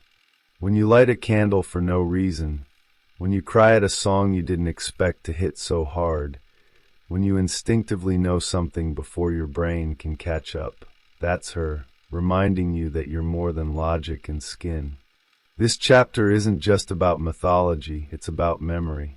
The memory buried in your blood, the sacred memory Jung called the collective unconscious. Feminine divinity isn't a story someone told, it's something your soul remembers. And when you connect with that remembrance, you begin to reclaim your creative potential. Not just to build, but to gestate, to feel, to trust. Try this. Write a letter to one of these goddesses, Isis, Ishtar, Mary, Sophia. Don't think. Just write. Let the unconscious speak. You'll be surprised who answers back. Reconnecting with these feminine archetypes doesn't mean rejecting the masculine. It means balancing what's been forgotten. It means honoring the sacred book within you, the one written in symbols, cycles, and dreams. And slowly, as this sacred feminine rises from beneath the surface, she brings with her the moonlight, the water, and the veil, symbols that we'll need to understand if we're ever going to meet her in full. Symbolism and iconography of the High Priestess. Her silence isn't empty, it's encoded. Every element of the High Priestess card is a doorway to meaning, a map back to what we've forgotten. Let's begin with her veil. It's not there to hide the truth, but to protect it. Draped behind her, decorated with pomegranates, a fruit of fertility and death, it marks the line between seen and unseen, conscious and unconscious. She sits between two pillars marked B and J, Boaz and Jachin, guardians of Solomon's temple. One dark, one light. This isn't about choosing a side, it's about holding both. Duality isn't conflict, it's the condition of existence. Her tiara, often shaped like a triple moon, ties her to lunar power and the rhythm of feminine cycles. It's not just jewelry, it's a crown of intuitive sovereignty. She wears the moon not as decoration, but as declaration. The crescent beneath her feet, the full above her head, the dark behind the veil, each phase reminding us that wisdom isn't linear. It waxes and wanes. If you're ever in a phase where nothing makes sense, where clarity seems to vanish like mist, that too is sacred. The moon doesn't apologize for disappearing. Neither should you. The scroll on her lap marked Torah, or perhaps Rhoda, Tarot, or even Ader, as in Hathor, isn't always meant to be read. Sometimes it's meant to be felt. It's the sacred book, not of rules, but of resonance. You know those moments when something you read doesn't logically make sense, but hits like a memory? That's the scroll talking. It's the kind of truth that bypasses intellect and lands directly in the body. That's what sacred texts used to do before they became manuals for control. The priestess reminds us that wisdom doesn't just live in books, it lives in the body. Water flows at her feet or behind her veil, depending on the deck, always close, always moving. It's the symbolic element of intuition, emotion, and the subconscious. When you feel deeply but can't explain why, when tears come for no reason, when your dreams feel more real than daylight, those are her waters calling. Try this, take a bowl of water, place it under moonlight, and sit with it in silence. No phone, no task, just presence. Ask a question and watch the surface. You may not get an answer in words, but something ancient will stir. Every inch of the High Priestess card is intentional. She doesn't just sit there passively, she radiates symbolic duality and feminine mystery. Her entire image is a spell, a mirror, a threshold. You don't just look at her, you enter her. You cross into the sacred feminine through layers of veiling, iconography, and mythic structure. But what lies behind the veil isn't simply mystery, it's creative power. And the stories told about this power, especially the forbidden ones, will lead us straight into a much older and more controversial tale. Feminine power and creation. Creation isn't just a process, it's a presence. The High Priestess embodies this presence with quiet authority, rooted not in conquest but in capacity. Feminine power has always been inseparable from creation, not just biologically through childbirth, but spiritually, emotionally, cosmically. She brings forth form from the formless, drawing substance out of mystery. And while the masculine often builds, it is the feminine that births. This difference isn't hierarchical, it's alchemical. To create is to bleed, to break, to become a channel for something greater. That's not weakness. That's sacred labor. Take the legend of Papissa Joanna, Pope Joan, the woman who allegedly disguised herself as a man and rose to power in the church. Her story, though disputed, became dangerous precisely because it symbolized a feminine figure holding spiritual authority. And more than that, giving birth while enthroned. It's an image so shocking to patriarchal structure that it had to be erased, condemned, mythologized. But in truth, it's a perfect image of the High Priestess, holding divine knowledge and life within her body, making visible the union of heaven and earth in one being.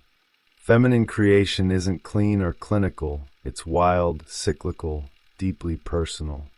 Ask any artist, mother, or mystic. The process of birthing an idea, a soul, a vision, doesn't follow a straight line. It moves like water, bleeds like the moon, and demands space. That's why modern systems, designed for speed and linearity, often feel hostile to true creativity.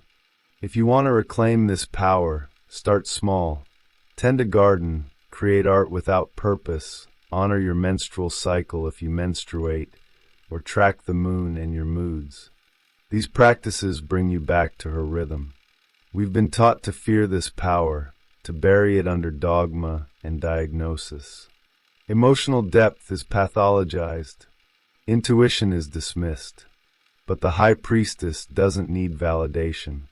She reminds you that your feelings are a kind of knowing, your dreams are a kind of prophecy, and your creative potential is divine spark in motion. That's not New Age fluff, that's esoteric tradition. That's the lineage of priestesses who healed with herbs, channeled with breath, and remembered truths that no temple scroll could contain. And yes, they were burned for it. So why does this power still unsettle us? Because it can't be boxed, named, or owned. It dances outside doctrine, bleeds through reason, and demands inner listening. And just when you think you've understood it, it shapeshifts. That's the paradox of feminine creation. It is always birthing something more. And if we're to meet her fully, we'll need a guide not just from myth, but from within psychology itself, someone who dared to map the depths where this mystery lives.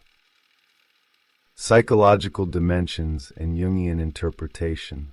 Carl Jung didn't just study the psyche, he mapped it like an explorer stepping into forbidden temples. And there, behind the masks of ego and persona, he found her, the anima. The inner feminine in a man's psyche, the counterpart to the animus in a woman's. The High Priestess, cloaked in lunar calm and sacred memory, is her symbolic mirror. She doesn't argue, she appears in dreams, obsessions, synchronicities, not to seduce, but to initiate. Her function is to dissolve the crust of reason and lead the ego down into the waters of the unconscious. The High Priestess is more than an image, she's a function of the psyche. She holds the threshold between the known and the unknown, the seen and the felt. To ignore her is to reject intuition, to become a prisoner of rationality. Jung called this repression of the unconscious a recipe for neurosis. In practical terms, that's the anxiety you feel when your inner world isn't heard. That gnawing sense that something is missing. The feminine within you, regardless of gender, wants expression. Through poetry, music, dreams, tears, and yes, silence. Let's say you're always in control. You plan, you analyze, you avoid vulnerability like it's the plague. That's the magician on overdrive, masculine logos trying to run the show. But without the High Priestess, without Eros, without the subconscious and emotional depth, your inner kingdom is all architecture and no soul. The anima doesn't ask for structure, she asks for surrender. Try this. Instead of solving every feeling, sit with it. Ask what it wants. That's how she speaks. Not in commands, but in currents. Not in logic, but in symbols. Jung taught that integration, the path to psychic wholeness, requires facing the unconscious and reconciling opposites. That means meeting the High Priestess not as fantasy, but as force. She isn't a muse to decorate your meditation altar. She's a guardian of transformation. She'll haunt your dreams until you pay attention. She'll wreck your routines if they ignore your emotional truth. And once acknowledged, she'll guide you like a moonbeam through your darkest corridors. That's the spiritual power of the anima, not just beauty but balance. So if you're serious about inner growth, it's time to stop asking for answers and start listening for symbols. The High Priestess is less interested in what you know and more concerned with what you've ignored. And once you embrace her whispers, something remarkable begins to unfold, not only within the psyche but across culture itself, where the feminine principle, long suppressed, is beginning to rise again. The evolution of gender roles and the feminine renaissance. Something is shifting, deep, quiet, and unstoppable. We're living through a collective remembering, a return to the feminine after centuries of patriarchal imbalance. This isn't about reversing roles, it's about restoring harmony. The High Priestess, as symbol and guide, reminds us that spiritual evolution depends not on domination, but on integration. Women are reclaiming their bodies, their intuition, their sacred rhythms. Men are waking up to their inner anima, learning that strength isn't always force, it can be presence, emotional depth, and receptivity. And the world slowly is learning to listen. For generations, childbirth was sterilized, hidden behind hospital walls, stripped of its sacredness. But now women are returning to ancestral knowledge, doulas, midwives, and even home births, not out of rebellion, but remembrance. It's a reconnection with the divine feminine's creative potential. At the same time, emotional intelligence is no longer dismissed as soft. It's being recognized as spiritual authority. Think about it, the ability to hold space, to intuit, to nurture. Isn't that the very essence of the High Priestess? It's no coincidence that therapeutic work, coaching, and healing arts are booming. The feminine is back. And it's not just women leading this renaissance. More and more men are doing shadow work, journaling, going to therapy, and meditating, not to fix themselves, but to feel themselves.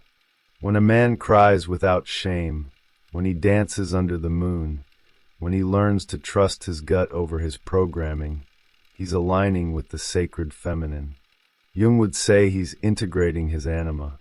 And the priestess smiles at this, because true transformation isn't external. It's alchemical. It's the reunion of what was split. In culture, we're also seeing a breakdown of rigid gender binaries. Fluidity is no longer a threat, it's becoming a lens. From fashion to pronouns, identity is expanding.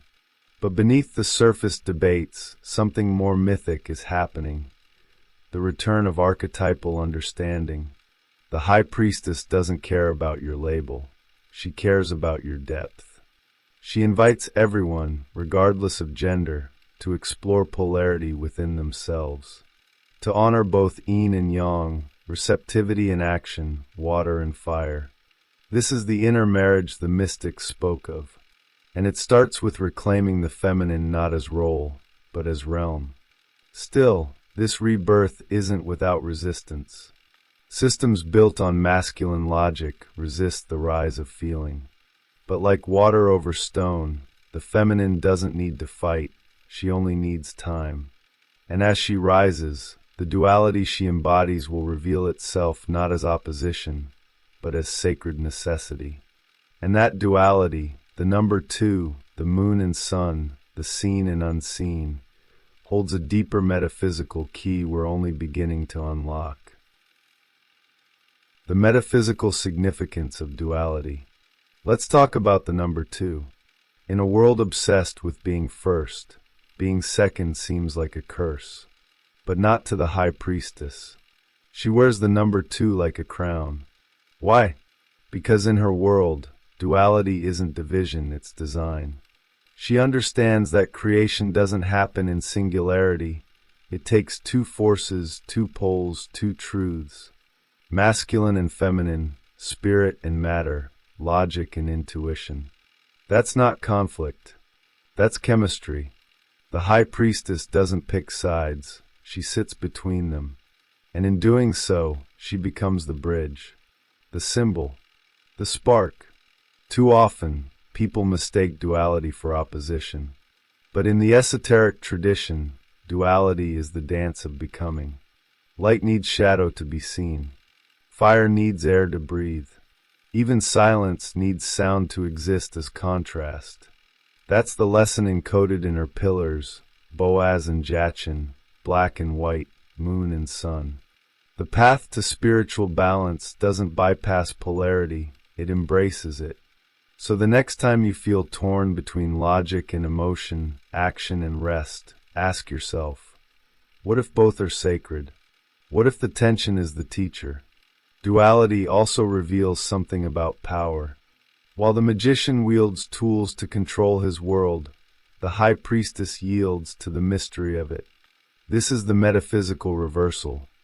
True power doesn't always command, it sometimes consents. When you let go of needing to understand everything, you become open to knowing in a different way. The sacred book she holds isn't a manual for certainty, it's a guide to embrace uncertainty. Because in duality, there is movement. In polarity, there is potential. That's where transformation begins. Ever noticed how your deepest insights often come after contradiction? You're heartbroken but more alive. Lost but strangely calm. That's the high priestess at work. She doesn't erase opposites, she initiates you into living with them. This is where symbolic imagery becomes alchemical. You're not meant to solve the dualities, you're meant to contain them. That's psychic wholeness. That's mystical maturity. And it begins by honoring the tension instead of escaping it. Make space for both your ambition and your surrender. That's her way. To stand in this mystery is to let go of hierarchy. To stop asking who's better, masculine or feminine, and start asking what happens when they meet. When we stop trying to rank our inner voices and start listening to their harmony, something ancient awakens. Something the high priestess has always known. And that something is memory, not nostalgia, but sacred memory. The kind that doesn't just recall, but rebuilds. Feminine memory and the creative role of remembrance. Memory isn't just a mental file cabinet, it's a living presence. In the feminine realm, to remember is to restore. The myth of Isis and Osiris reveals this truth beautifully. When Osiris was dismembered, Isis didn't just mourn, she remembered. She gathered his scattered pieces, reassembled them, and breathed life back into him. That's feminine magic. It's not passive recollection, it's active reintegration. In every tear, ritual, and act of remembrance, the high priestess reweaves what the world has torn apart. Her memory is not just personal, it's archetypal. It's collective. In our own lives, we experience this when pain becomes purpose, when grief becomes insight. Mourning, in its etymological root, shares space with memory. To grieve is to hold space for what was, and in doing so, invite transformation. The high priestess shows us how to grieve wisely, not by drowning in emotion, but by honoring the symbolic thread that ties experience together. Think of family altars, ancestral candles, dream journals. These aren't sentimental hobbies. They're tools of sacred memory. They're how we keep the soul alive in a world obsessed with the surface. Have you ever smelled something that transported you to childhood? Or read an old journal and felt a version of yourself return? That's a sacred memory in action. It isn't time travel, it's time weaving. Feminine remembrance doesn't just store events, it gives them shape, meaning, and direction. Try creating a ritual of remembrance. Light a candle for an old version of yourself. Speak to them, forgive them. That's not woo-woo. That's psychological healing with spiritual roots. Jung would have called it individuation. The high priestess calls it coming home. What we often call intuition is really this memory working behind the scenes. It's your soul whispering, you've seen this before. You know this. The feminine unconscious isn't guessing, it's remembering. And that's why she feels ancient. Because she is. She holds not just your memories, but echoes of the sacred feminine through time. Isis, Sophia, Mary, your grandmother, your dreams. All woven together in a mystic lineage. When you listen to her, you're not just receiving insight. You're becoming a vessel for sacred continuity. And just as she weaves, she flows like water, like tides, like dreams. Her memory moves with the moon, and her power speaks in symbols. Which brings us to her most natural elements, those she doesn't control, but becomes moonlight and water. Symbols not just of the feminine, but of the unknown depth waiting to reshape everything. Imagery of the moon and water as feminine elements. The moon doesn't ask for attention, it simply rises. And yet, its pull moves oceans, stirs tides, and touches our bodies in ways we hardly understand. This is the realm of the High Priestess.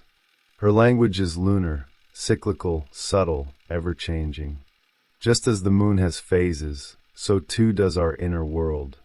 The waxing of hope, the full moon of clarity, the waning of loss, the dark moon of stillness.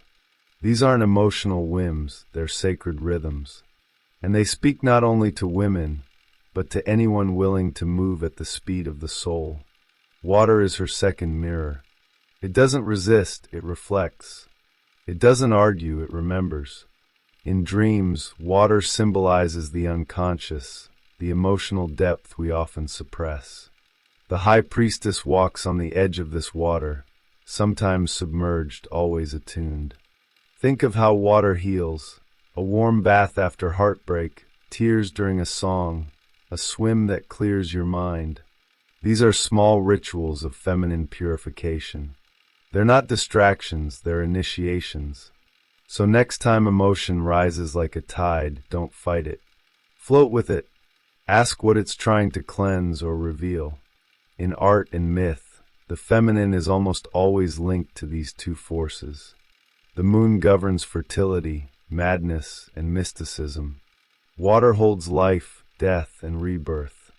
Ishtar was called the Lady of the Waters. The Virgin Mary is often depicted standing on a crescent moon, her robes flowing like tides. These images aren't aesthetic, they're archetypal. They encode memory, divinity, and transformation. When the High Priestess appears in a reading, she doesn't just suggest intuition, she floods the scene with the presence of mystery. She is the moon and water in human form. If you want to align with her, don't just read about her, live her. Take moonlit walks. Track your emotions with lunar cycles. Keep a water bowl by your bed to catch your dreams. These aren't just rituals, they're conversations with the unconscious. Carl Jung believed that the unconscious communicates through symbols. The High Priestess offers you those symbols in every drop of water, every shifting shadow, every intuitive nudge. You're not meant to explain them. You're meant to follow them. And when you do, you'll begin to sense something deeper, a call not to stay in the realm of the feminine alone, but to integrate. Because as much as water needs a container, and the moon needs a sky, the feminine seeks balance with its counterpart. And that's where the alchemy begins. Integration of masculine and feminine principles. No river flows without a bed to guide it. No moon shines without the sun's reflection. The High Priestess, for all her mystery and magic, does not exist in isolation. She exists in relation. Her power finds harmony not in opposition to the masculine, but in sacred union with it. Just as the magician channels energy outward, she draws it inward. Together, they form the primal polarity from which all spiritual evolution emerges. This isn't about gender, it's about energy, about polarity, about the cosmic dance that births galaxies and inner transformation alike. For centuries, cultures worshiped this integration. In Tantra, Shiva and Shakti merge into divine consciousness. In alchemy, Sol and Luna, Sun and Moon combine in the Konyangsho, the sacred marriage. Jung called this the union of opposites, the merging of conscious and unconscious, of ego and shadow. The High Priestess invites you to embody this truth, not by choosing sides, but by honoring both. So ask yourself, where am I overextending? Where am I under-receiving? That's your polarity calling for balance. And balance doesn't mean neutrality. It means dynamic tension and harmony. Think about your own habits. Are you always in go mode? Planning, acting, achieving? Then maybe it's time to sit with the High Priestess, to receive, to rest, to dream. Or are you constantly in reflection, lost in emotion, intuition without anchor? Then perhaps it's time to call on your inner magician. Make a plan, take a step, wield your will. Real integration is practical. It's not a concept, it's a calendar adjustment, a boundary, a breath. It's scheduling nothing, or starting something, whatever restores your inner rhythm. Symbolically, this is the alchemical marriage, the merging of opposites into a third thing, something new, something whole. It's not about becoming androgynous. It's about becoming complete. When you integrate the masculine and feminine within, you stop outsourcing your power. You no longer need a partner to complete you, a job to validate you, a title to define you. You become your own temple, your own oracle. And suddenly, the High Priestess isn't just a card in a deck. She's a mirror in your mind, a force in your body, a rhythm in your day. But here's where things get tricky. In a world that blurs boundaries and bends identities, how do we distinguish between spiritual polarity and cultural performance? How do we honor archetypal energy without collapsing into stereotypes or confusion? These are the modern questions the High Priestess invites us to explore, not by erasing gender, but by deepening its symbolic expression. Modern confusion of gender identity and archetypal expression. We're in a time of flux. Gender roles, once rigid, are now fluid. That's progress, but it's also perplexing. Many people are left wondering, if everything is everything, then what is anything? The High Priestess doesn't answer with definitions, she answers with depth. She reminds us that behind cultural shifts lie archetypal truths. Masculine and feminine are not costumes. They are symbolic languages, inner dynamics, sacred energies. Confusing them with stereotypes, or erasing them entirely, cuts us off from their spiritual power. We don't need less polarity, we need a better understanding of it. Take the rise of unisex culture. It's liberating in many ways, but it can also flatten the archetypal landscape. The goal isn't to become neutral, it's to become whole. The High Priestess doesn't ask you to reject the masculine, nor to caricature the feminine. She asks you to know them deeply. When gender becomes only social performance, we lose the mythic. And myth, the symbolic structure of psyche, is what gives our lives shape and meaning. Jung knew this. That's why he saw archetypes not as roles we play, but as energies we integrate. In practice, this means moving beyond identity politics into symbolic awareness. For example, someone identifying as non-binary may still express strong feminine intuition or masculine focus, not as gender traits, but as energetic expressions. The High Priestess doesn't care what you wear or what pronouns you use. She cares if you're in touch with your subconscious, your emotional intelligence, your inner moon. That's the real spiritual work, not to label the energy, but to live it, to feel it moving through your choices, your creations, your dreams.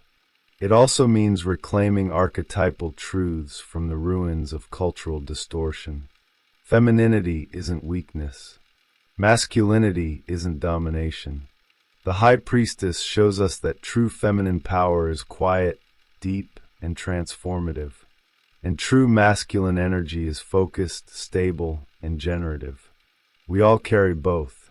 The confusion comes when we mistake performance for presence, when we act out roles instead of embodying essences. To heal this, start by tuning into symbolic imagery, tarot, myths, dreams. They'll show you what your conscious mind can't. And as you dive deeper, you'll begin to feel an ancient pulse under the surface of modern life, a calling to reconnect not with gender roles, but with sacred origins. And among those origins, there's one word that's been distorted beyond recognition. A word that once meant sovereignty and now means silence. But in the hands of the High Priestess, it begins to glow again. Reclaiming the original power of the Virgin archetype. Let's clear something up. Virgin never originally meant sexually untouched. That's a modern misreading of an ancient symbol. In mythic language, a virgin is a woman whole unto herself, sovereign, untouched not by flesh, but by ownership. The High Priestess is this virgin archetype. She belongs to no one, and yet she is a vessel for the divine. Isis, Artemis, Mary, they were called virgins not because of physical status, but because they answered only to the sacred. They were portals, not property. That's the kind of purity we've forgotten, spiritual autonomy. This archetype was so threatening to patriarchal culture that it had to be reshaped. Virginity became a tool of control, shame, and value, especially for women. But in esoteric tradition, the Virgin is the High Priestess herself, receptive, intuitive, and aligned with sacred mystery. Her power lies in her ability to listen, to gestate, to receive the divine without distortion. She doesn't perform. She is. And when you reclaim this archetype, not as an ideal to conform to, but as an energy to awaken, you remember what it means to be rooted in your own spiritual authority. We see echoes of this reclamation everywhere today. Women leaving toxic systems to forge their own paths. Men stepping back from dominance to discover depth. People of all identities redefining what it means to be sovereign. Virginity, in this context, becomes sacred self-containment. It means your worth isn't derived from how others see you or use you. It means you're a temple, not a tool. To embody this archetype, try this. Create a space that's just yours. A journal, a room, a ritual. Let it be the place where you listen for the divine with no interference. The Virgin archetype also holds the key to spiritual birth. Mary received divine life not through conquest, but through consent. That detail matters. She wasn't chosen because she was passive. She was chosen because she was pure in intention, clear in spirit, and aligned in will. That's what the High Priestess offers. The ability to become pregnant with meaning, to give birth to insight, prophecy, art, healing, not because someone told you to, but because you said yes. On your terms, in your time. And yet, as with all sacred feminine power, this sovereignty doesn't need to scream. It reveals itself through presence, through mystery, through a gaze that sees beyond appearances. The High Priestess doesn't demand recognition, she is recognition. And when she finally speaks, she doesn't lecture, she dialogues.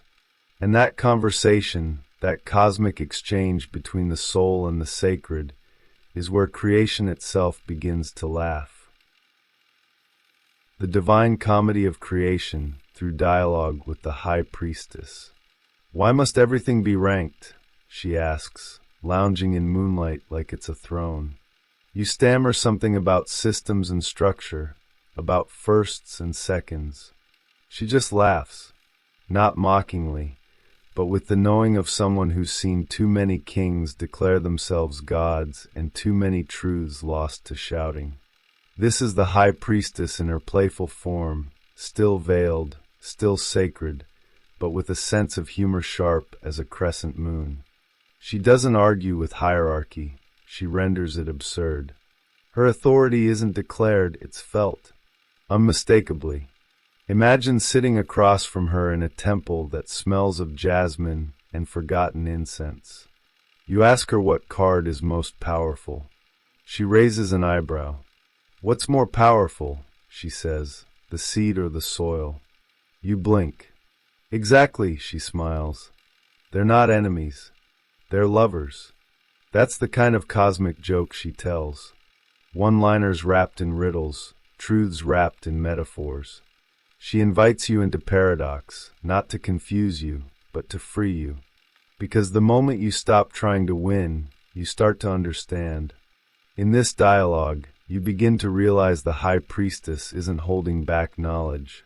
She's waiting for the right questions. Not ones about fame or fate, but the questions whispered by the soul at 3 a.m. Why am I here? What does it mean to feel? Is mystery itself a kind of answer? She doesn't hand you wisdom like a vending machine. She teaches through presence, through poetry, through symbols that unfold over time. She doesn't reward ambition, she responds to receptivity. If you lean in, she leans closer. The deeper the conversation, the more the structure of the world begins to loosen. Suddenly, value isn't measured by productivity, but by presence. Truth isn't what's provable, it's what's penetrating.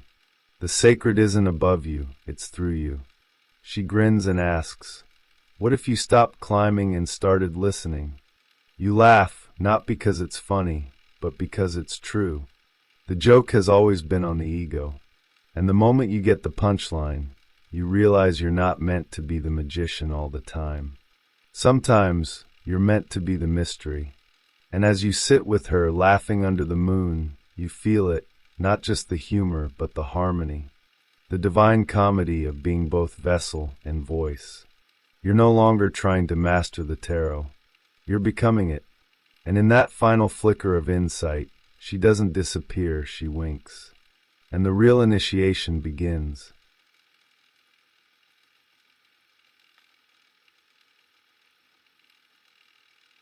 The Empress Decoded, Carl Jung and the Hidden Power of the Divine Feminine. The Empress doesn't walk into a room, she arrives. Draped in abundance, crowned by stars, and seated upon the very fabric of the earth's fertility, she radiates the essence of the Divine Feminine. Her throne is not merely a seat, it's a declaration that spirit and matter are not enemies, but lovers in sacred union. At her feet, nature blossoms. Above her, the golden orb with the cross, a symbol of sovereignty not over others, but over her own inner cosmos. Even the golden eagle, perched subtly or soaring overhead, whispers of vision, power, and maternal clarity. She carries the sacred triangle within her, not as decoration, but as destiny. This is not geometry for mathematicians, it's geometry for magicians. The triangle, the number 3, the Trinity, they all converge in her. Where the magician says, "I will," and the High Priestess says, "I know," the Empress smiles and says, "I become." Her realm is lush not just in wheat and water, but in psychic energy and the alchemical dance between womb and word, dream and deed. To create is her nature, but her creation is never just physical. It's emotional, intuitive, transformational. Let's get real. You've already met the Empress. She's that moment when an idea becomes a painting, when a longing turns into a garden, when a conversation births a breakthrough. She's that flash of feminine inspiration when logic hits a dead end. If you've ever felt intuition pulling you toward a decision that logic couldn't explain, that was her, whispering through the unconscious. Want to connect more with this force? Try creative journaling, nature walks, or even cooking intuitively without a recipe. Trust that inner nudge. Her surroundings tell the story as much as her body. The forest behind her is not just decoration, it's a portal. The water isn't just symbolic, it's alive with emotional flow. The crown of stars isn't ornamental, it's a map of higher consciousness. And all of this is in service to one thing, the birth of something that never existed before. She is the bridge between mystery and manifestation. Not passive like a dreamer, but not forceful like a commander. Her power is seductive, receptive, and irresistible. But don't mistake softness for fragility. Her seduction can shake kingdoms. The same feminine power that nurtures life can unravel empires if misused or misunderstood. She's not just a Madonna, She's also the mad queen when disconnected from her source. She's not just your mother. She's Mother Nature herself, creative, chaotic, wise, and wildly unpredictable. And just when you think you've figured her out, she introduces you to her sister. Relationship with other archetypes. The Empress doesn't stand alone. She exists in a royal and cosmic triangle, a living geometry of balance and contrast. On one side stands the High Priestess, veiled in silence and mystery, guarding the feminine mysteries from behind the curtain. On the other, the Emperor, seated in stone, ruling over form and logic. The Empress? She flows between them. She expresses what the High Priestess contains. She breathes spirit into the Emperor's law. Together, they reflect a trinity where the sacred feminine is both womb and voice, and the masculine finds purpose in her creation. The High Priestess whispers in dreams, the Empress sings in life. While the Priestess meditates on symbols, the Empress embodies them. Think of them like moon and earth, both feminine, yet one hidden in shadow and the other bathed in sunlight. The Empress externalizes the inner wisdom of the High Priestess, making it tactile. This is why the feminine archetype must not be reduced to passivity. Feminine energy acts, not by force, but by fertilizing what is unseen until it blooms into form. She doesn't just wait, she gestates, nourishes, and births. When the Emperor enters the scene, it's not to dominate her, but to complete the pattern. In a well-balanced psyche, the Empress inspires while the Emperor builds. She dreams in colors, he draws the map. She is the sacred chaos of intuition, he the structured order of manifestation. One without the other leads to imbalance. A world ruled only by emperors becomes rigid, patriarchal, disconnected from life. A world ruled only by empresses risks drowning in emotion without direction. True cosmic balance is found when both dance together, like yin and yang flowing in mutual respect. Historically, this triadic tension played out in myth and art. Think of Isis and Osiris, or even Mary and Joseph, where the sacred feminine and masculine were not in competition but co-creation. In Jungian psychology, the Empress can be seen as the anima fully integrated, no longer hidden in shadow, but walking beside the animus in conscious harmony. And in relationships, we see this dance too. When a person nurtures a partner's vision, while remaining rooted in their own intuitive knowing, that's the Empress and Emperor building a new kingdom together. But what happens when the Empress is misunderstood? When her softness is mistaken for weakness, or her sensuality for manipulation? And what of the High Priestess when the world forgets her? The next chapter dives into those ancient feminine mysteries, the ones buried under centuries of dust and dogma, still pulsing with power just beneath the surface. Feminine mysteries and creative power. The Empress isn't just an icon of beauty and abundance. She is the channel through which the invisible becomes flesh, the voice that speaks for spirit in the language of matter. She embodies the four great feminine mysteries: formation, preservation, nourishment, and transformation. These aren't poetic flourishes, they're blueprints for life.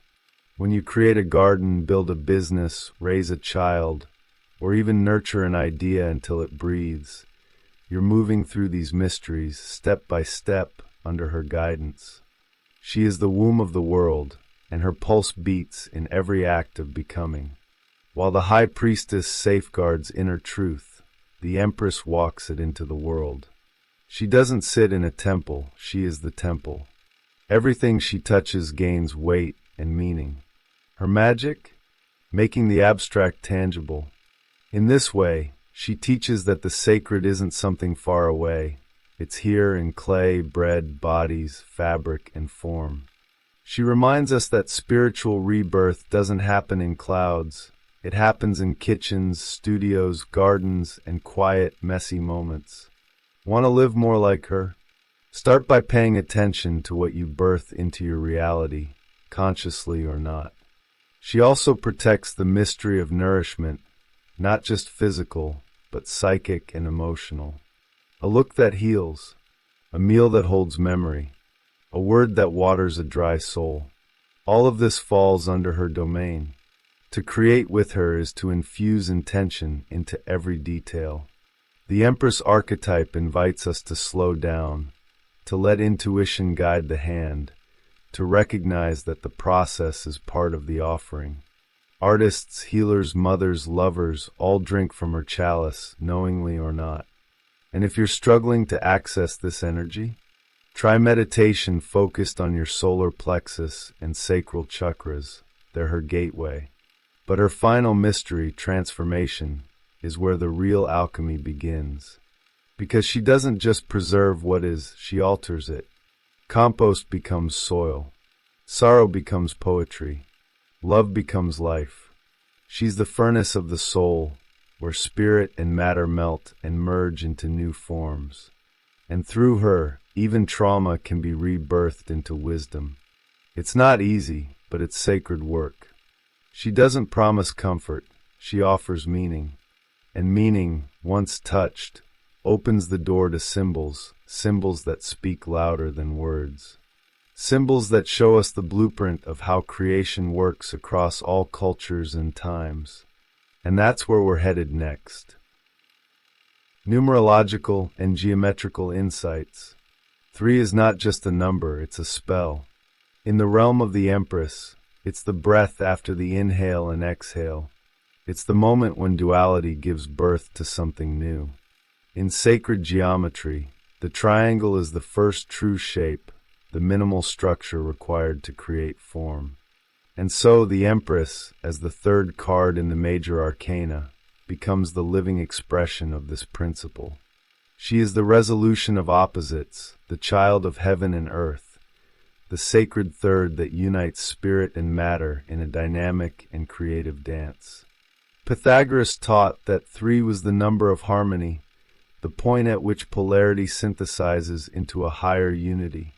Look at the triangle again, not static, but stable. The Empress wears it not on her dress, but in her being. She is what happens when masculine and feminine energies merge, not to cancel each other out, but to give rise to a new frequency. Think of 2 parents and a child, or an idea followed by effort and finally a creation. She lives in this process. The golden orb and the cross of Venus echo this union, circle and cross, infinite and grounded, spirit and form. It's not just metaphysics, it's biology, psychology, and daily life. In every meaningful decision, there's a triadic structure, the known, the unknown, and the synthesis that moves you forward. The Empress thrives in this synthesis. Want to feel her presence? Try using triangle-based visualizations in meditation, especially around your heart space. Or explore mandalas with threefold symmetry. These are not just designs, they're maps to activate psychic energy and align with feminine intuition. Across cultures, trinities are sacred: Father, Son, and Holy Spirit. Brahma, Vishnu, Shiva. Maiden Mother, Crone. Each trinity carries the imprint of life's unfolding, and in the tarot, the Empress brings that truth to life. She reminds us that creation doesn't happen from isolation, it's born through connection. She invites us to honor not just beginnings and endings, but the sacred middle where transformation happens. That's where she lives, in the moment something becomes something else. And when that something else begins to take form in culture, art, and myth, it's no longer just energy, it becomes image.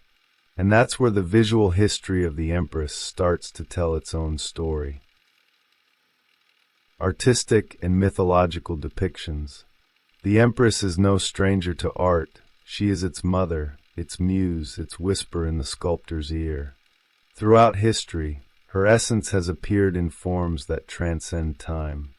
In medieval iconography, she unfolds like the Vierge of Rant, a wooden statue of the Madonna opening her own body to reveal a divine interior. This isn't just religious art, it's an invitation to see the sacred feminine as a vessel of both mystery and revelation. Her body becomes a cathedral, her womb the chamber of secrets, her gesture a cosmic unveiling. Fast forward to the modern era, and you'll find her in the surreal works of William Blake, the archetypal visions of Waite's tarot, the sensual shapes of Henry Moore, and the mythic photography of Adolphe Braun.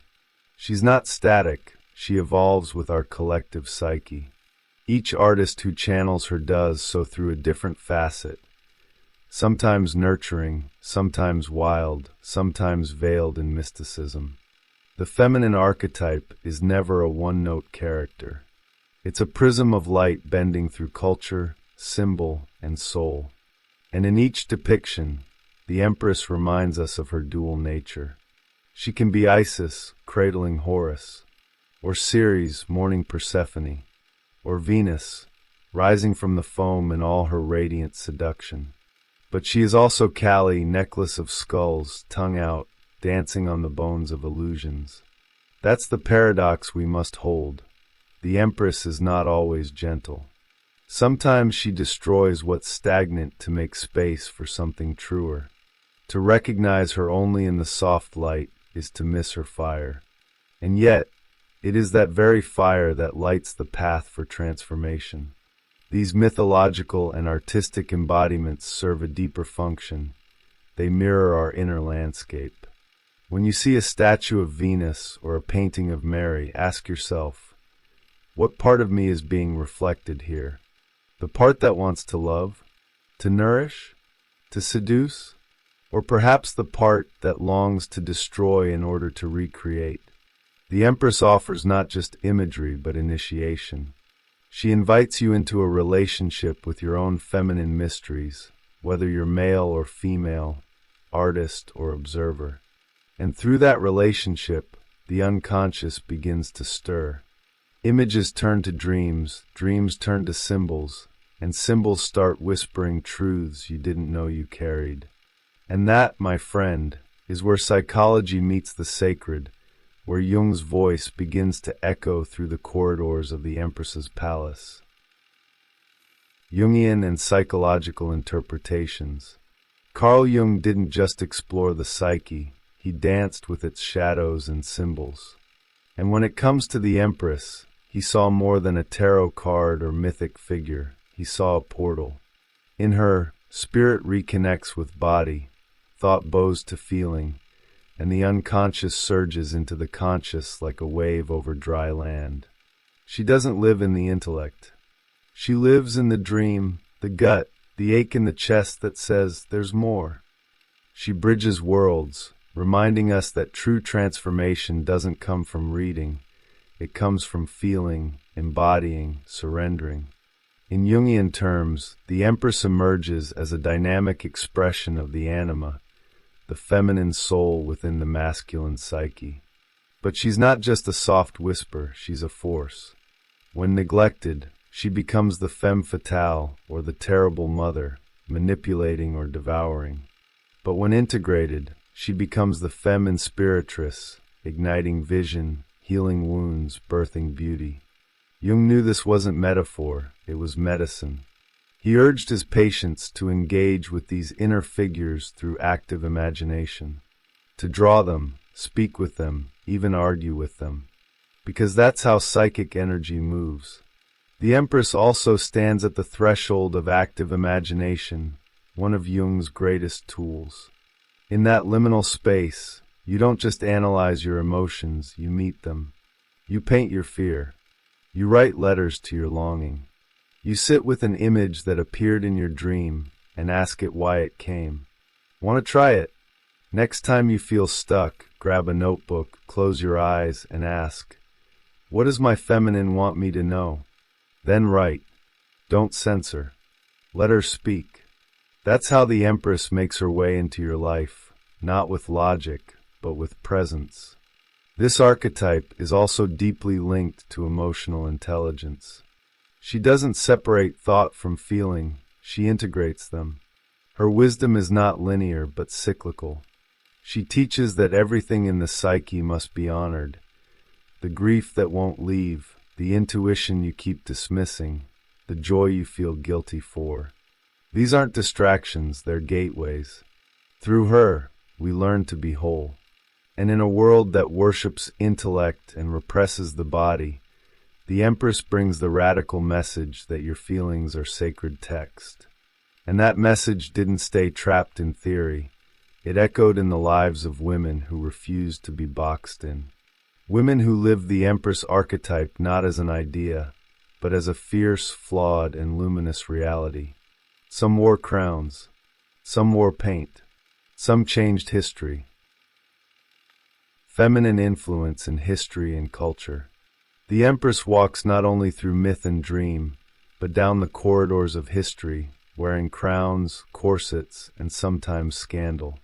Think of Queen Elizabeth, unmarried, unshakable, and unmistakably sovereign. She ruled with the Empress's paradox, maternal to a nation, yet ruthless when needed. She didn't shrink to fit a world designed for men, she expanded it. Her image, draped in pearls and symbolism, became more than fashion, it was armor made of archetype. She was the Madonna and the sword in one breath. Then there's Peggy Guggenheim, another incarnation of the Empress, but this time in the electric world of art.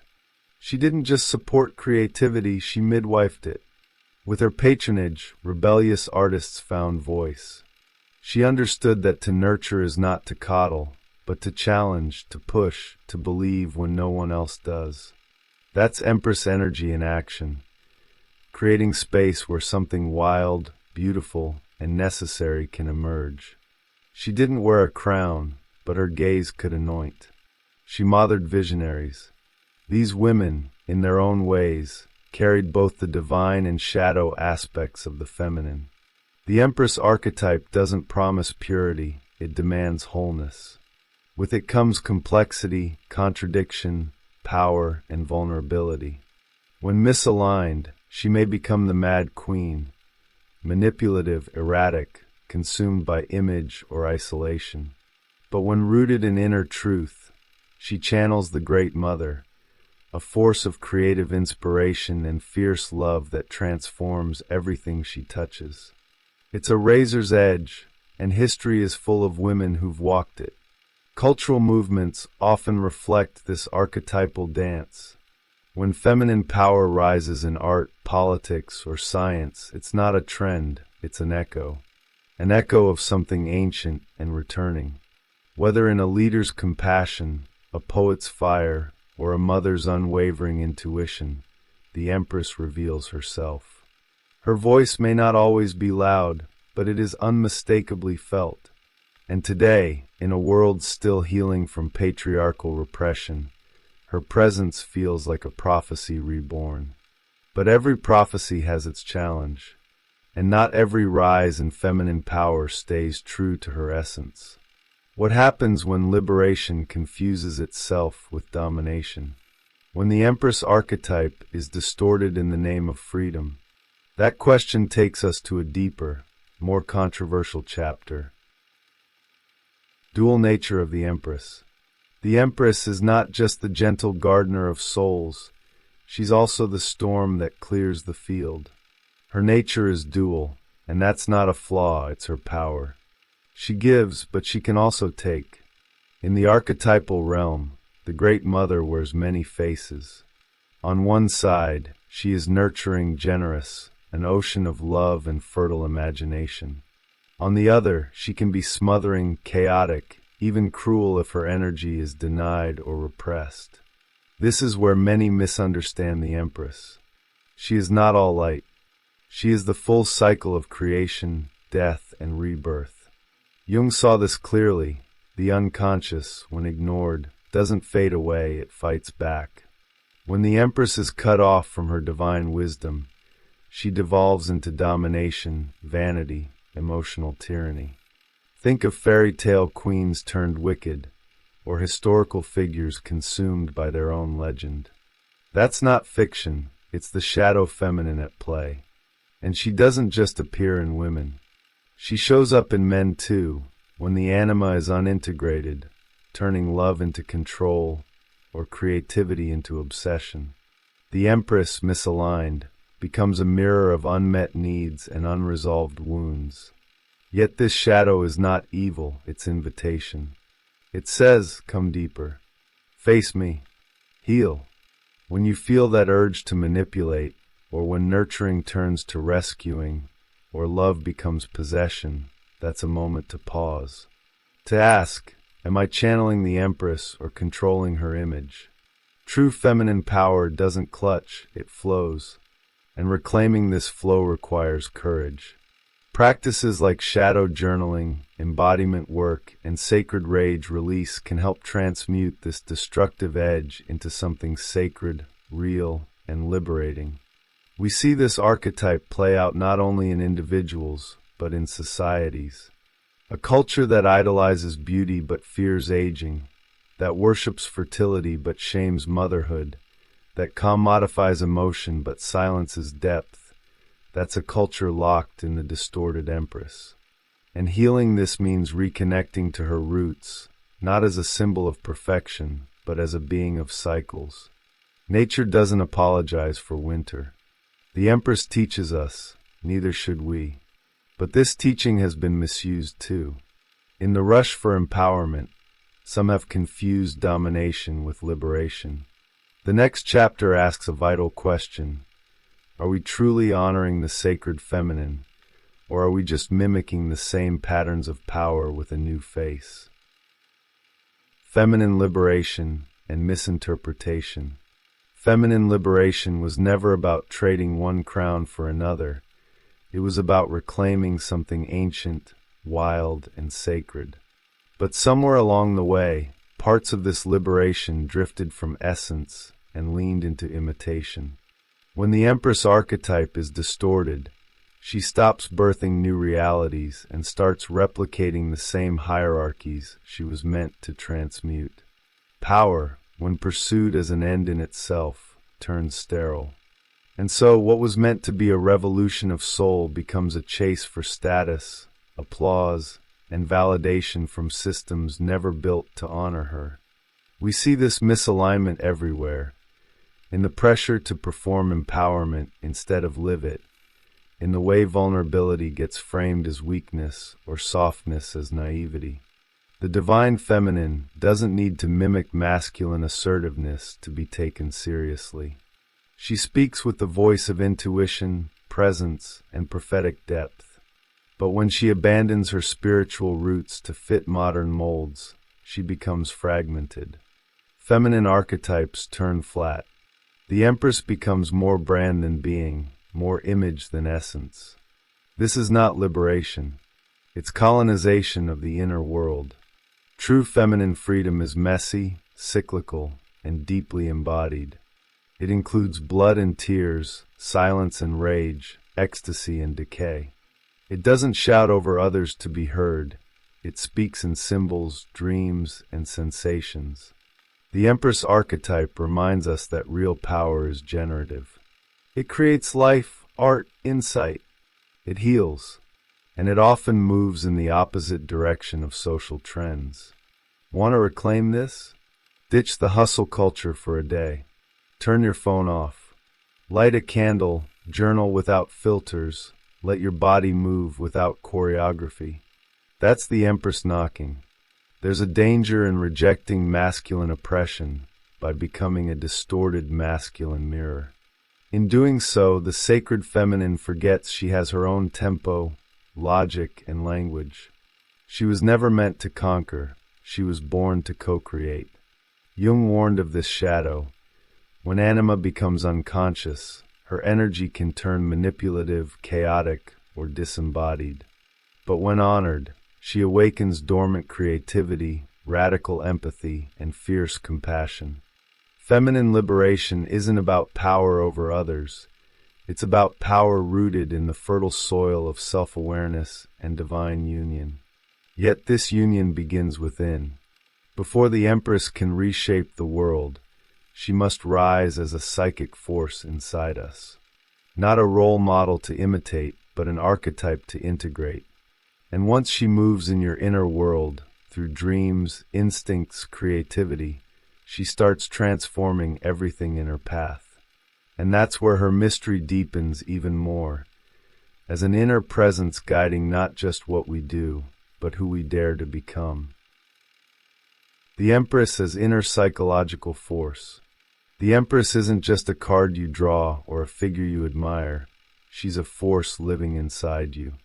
She shows up when your soul itches to create, when your body yearns for rest, when your heart knows something before your mind can catch up. In both men and women, she pulses beneath the surface as an intuitive guide, a whisper in the unconscious saying, "There is more." She is the sacred rhythm behind your instinct to nurture, to birth, to protect. When ignored, she grows quiet, but when welcomed, she becomes a life-changing presence. She wears many faces in the psyche: lover, muse, queen, seductress, mother, healer. Each one is a mirror of your inner world. Sometimes she appears in dreams, offering comfort or challenge. Sometimes in waking life, through synchronicities, longings, or even creative surges that seem to come out of nowhere.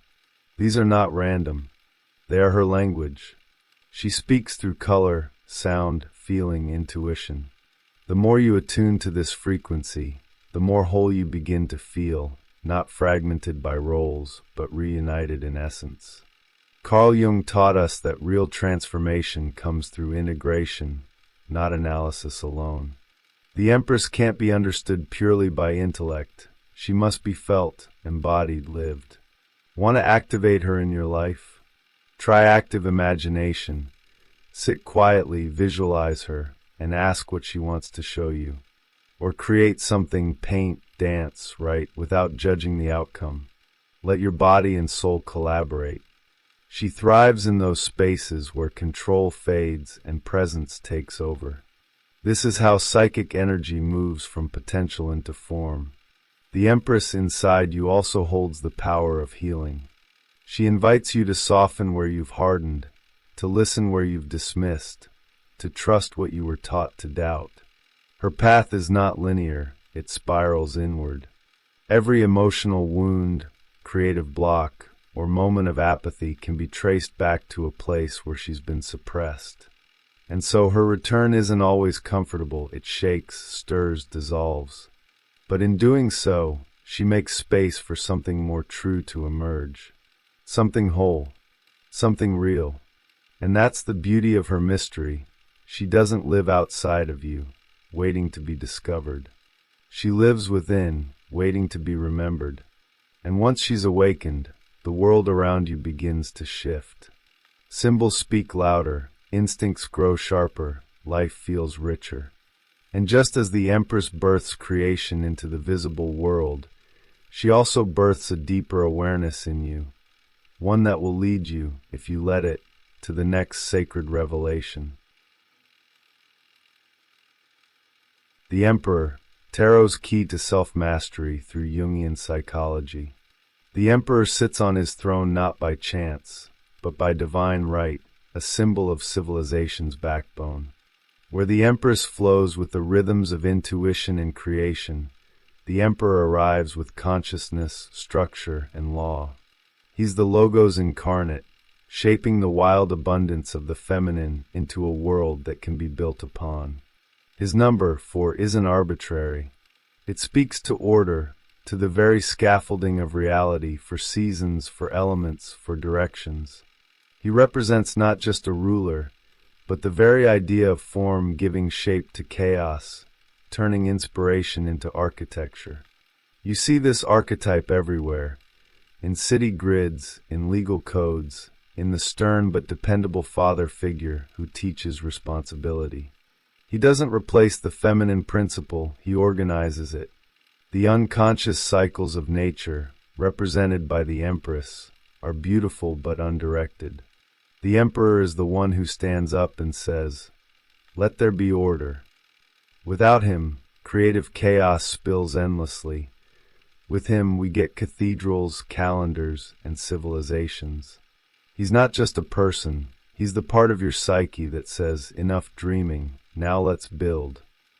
But don't mistake him for being emotionless. True authority isn't about cold control, it's about knowing when to act and how to act with clarity. His throne is built on stone, yes, but it's surrounded by mountains and sky, symbols of spiritual authority and the elevation of law. He's not here to dominate, he's here to align humanity with something higher. And every time you stand up for what's right, every time you draw boundaries or turn dreams into blueprints, you're channeling that inner emperor. Even journaling your goals or planning your week is an echo of his energy. If you've ever struggled with procrastination, indecision, or letting others walk all over your plans, that's the absence of the emperor in action. You don't need to be ruthless to call him in. Start simple, define your values. Create a weekly ritual of reviewing your goals. Read something like The War of Art by Stephen Pressfield to strengthen your inner authority. The emperor lives in these habits. He rewards those who command their lives with clarity, not control. His power grows when your words match your actions, when your yes means yes and your no means no. And yet, as powerful as he is, he's not the end of the story. Every emperor comes from somewhere. His roots lie in myth, in archetype, and in the ancient alchemy of consciousness. He didn't create himself, he emerged, shaped by forces older and deeper than logic alone. Mythological and archetypal dimensions. Behind the emperor's crown lies something far older than politics or power. It's mythic consciousness at play. When we talk about archetypes, we're not talking about made-up stories. We're talking about living patterns within the psyche, collective blueprints that humanity has always returned to. The emperor, through this lens, is not just a ruler. He's the embodiment of the logos, the divine rationality that brings cosmos out of chaos. His number 4 isn't just structure, it's a symbol of totality, of wholeness that's no longer hidden in the unconscious, but seen and claimed consciously. Think of ancient kings who ruled by divine right, not merely because they were strong, but because they were believed to carry the sacred word, the connection to the gods. This is where Maria Prophetessa enters the scene, not just as a historical alchemist, but as a symbol of integration between masculine form and feminine mystery. Her presence reminds us that even the logos has roots in the feminine principle. Archetypes don't compete, they dance. And the emperor is part of that eternal choreography. He is the one who names, who defines, but only because the undefined mystery flows before him. Carl Jung taught us that archetypes live within us and shape the way we perceive the world. The emperor isn't just some medieval image in a deck of cards. He's the part of you that demands coherence, that strives to understand, that seeks structure even in inner chaos. He's the one who says, "This is who I am," not from ego, but from a deep need to align with inner authority. Every mythic tale of the wise king, the judge, or even the fallen tyrant reflects our own inner process of negotiating order and meaning in a world full of shadows. Look at the way civilizations have always mirrored the psyche, temples aligned with stars, laws derived from cosmic principles, myths that explain human behavior through gods and monsters. These stories aren't quaint, they're psychological blueprints. And the emperor lives at the heart of this mythic structure. His sword isn't just for battle, it's the power of discernment, the ability to cut through illusion. His scepter? A symbol of guidance through conscious will. When these are in balance, you walk with clarity. When they're not, you either become rigid or fall into chaos. But here's the twist. Every archetype, no matter how powerful, must serve something greater than itself. The emperor may rule the land, but he's still a servant of the logos. And this logos, this divine rationality, asks us to go deeper, to look at how consciousness actually grows and evolves, not just collectively, but inside each of us. Psychological development according to Jung. In Jungian psychology, the emperor doesn't just rule kingdoms, he governs the emergence of consciousness. When a child begins to say, I, and recognize themselves as separate from others, the emperor is being born within. He represents the rising ego, the structure that allows us to make decisions, draw boundaries, and say no to what no longer serves. But this ego isn't the villain, it's the architect of identity. Through it, we claim authorship of our lives. Without it, there is no individuation, no bridge between unconscious potential and conscious reality. Jung identified 4 psychological functions that form the bedrock of our typology: sensation, intuition, thinking, and feeling. These aren't random, they're the emperor's tools for navigating life. Sensation grounds us in the physical world, letting us touch and taste reality. Intuition speaks to the unseen, sensing patterns beneath the surface. Thinking brings logic and clarity, helping us analyze and categorize. Feeling isn't just about emotions, it's how we assign value and meaning. Together, these functions shape how we see, judge, and engage with the world. Most people lean on 1 or 2 dominant functions, leaving others underdeveloped. The emperor's path is to bring balance, to reign over the entire psychic kingdom with fairness. For instance, someone with strong thinking but repressed feeling might excel at strategy but struggle with empathy. Another who relies solely on intuition may receive insights, but lack the structure to ground them. To embody the emperor archetype fully, one must integrate these functions, not equally but consciously. It's not about perfection, but about conscious participation. Personal development means knowing your function inferior, the one you tend to avoid. It's the dark horse in your psyche, and it holds the key to growth.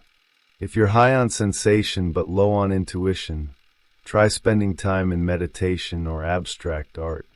If your thinking dominates, start journaling your feelings. These aren't just self-help tactics, they're ways of restoring the inner empire.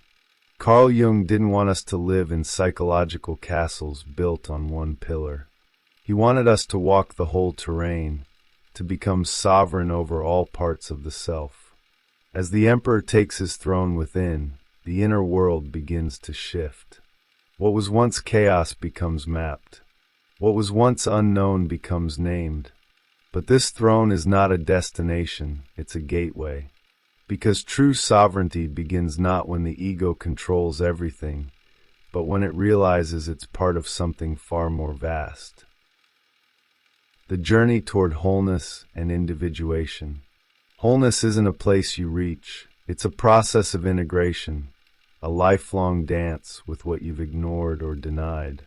In the emperor's world, the number 4 becomes a map for functions, for corners of the psyche, for stages of becoming whole. Jung called this individuation, the journey of becoming your true self by bringing light to every forgotten room in your inner castle. The emperor shows up as the builder of this structure, not just the ruler of known lands, but the architect of expansion into the unconscious terrain. One of the most overlooked aspects of this journey is the function inferior. It's often embarrassing, messy, irrational, or painfully underdeveloped. And yet, it's the golden gate to growth. If you're intuitive but avoid sensation, your body may be screaming for attention. If you live in your feelings but neglect thinking, clarity might feel threatening. Individuation demands that we sit with these uncomfortable visitors, not to fix them, but to understand their purpose in the system. The emperor doesn't exile his citizens, he governs them into harmony. That's where the 1 as the 4th comes in, a strange phrase but potent. It means the part of you that's least conscious might just hold the final key to your totality. When you reclaim what's been repressed, you complete the circle. Think of artists who embrace structure after years of chaos, or lawyers who learn to dance and feel again. These are not contradictions, they're returns to wholeness. The emperor at this stage becomes not just a ruler, but a reconciler. He invites all parts of you to the round table. This isn't abstract philosophy, it's lived, real-world transformation. A simple practice? List your strengths, then ask a trusted friend what you're blind to. Their answers might sting, but they're gold. Or try this. Spend one day a week doing something outside your dominant function. Logical minds can dive into poetry. Feelers can try logic puzzles. These little acts are bridges between islands. They make the unconscious conscious. That's what the emperor does. He builds what was never built before, using bricks you didn't even know you had. And as you build, something shifts. You no longer see yourself as fragmented. The emperor's castle becomes your own inner temple, but now the architecture includes the shadows, the forgotten towers, the hidden doors. And beyond those doors, something sacred waits, something that speaks not in actions or plans, but in the sheer, undeniable power of the word. Language, logos, and the power of naming. Words are more than sounds, they are symbols of sovereignty. In the world of the emperor, language is not just communication, it is creation. The logos, the divine rationality, doesn't just explain the world, it defines it. To name something is to pull it from the mist of unconsciousness and anchor it into form. That's what the emperor does when he speaks. In myth, the act of naming is sacred. It is how gods brought existence into being. And in our own lives, the words we choose shape not just our perception, but our identity. You see this in childhood. A child learns the word tree, and suddenly the formless green blur becomes a concept, a category, something they can now relate to. This power doesn't fade with age, it only deepens. When you say, I am a writer, or I am ready, or even no more, you are invoking your inner emperor. Naming isn't just linguistic, it's spiritual authority. It's how you claim your space in the world. And without this, there is no individuation, no clarity, no conscious identity. Language isn't neutral. The words you use either build or destroy. Think of how political ideologies weaponize language, or how myths pass values across generations through carefully chosen words. In personal growth, journaling isn't just expression, it's an alchemical act. You take the chaos of sensation, intuition, feeling, and thought, and crystallize it into structure. The emperor smiles at this, because in that act, you become the logo's bearer. You don't wait for clarity, you generate it, word by word, line by line. A practical example? Write down what you're avoiding. Give it a name. Is it fear of failure? Call it that. Is it confusion about love? Say it clearly. Then define what you want instead. This isn't a self-help gimmick.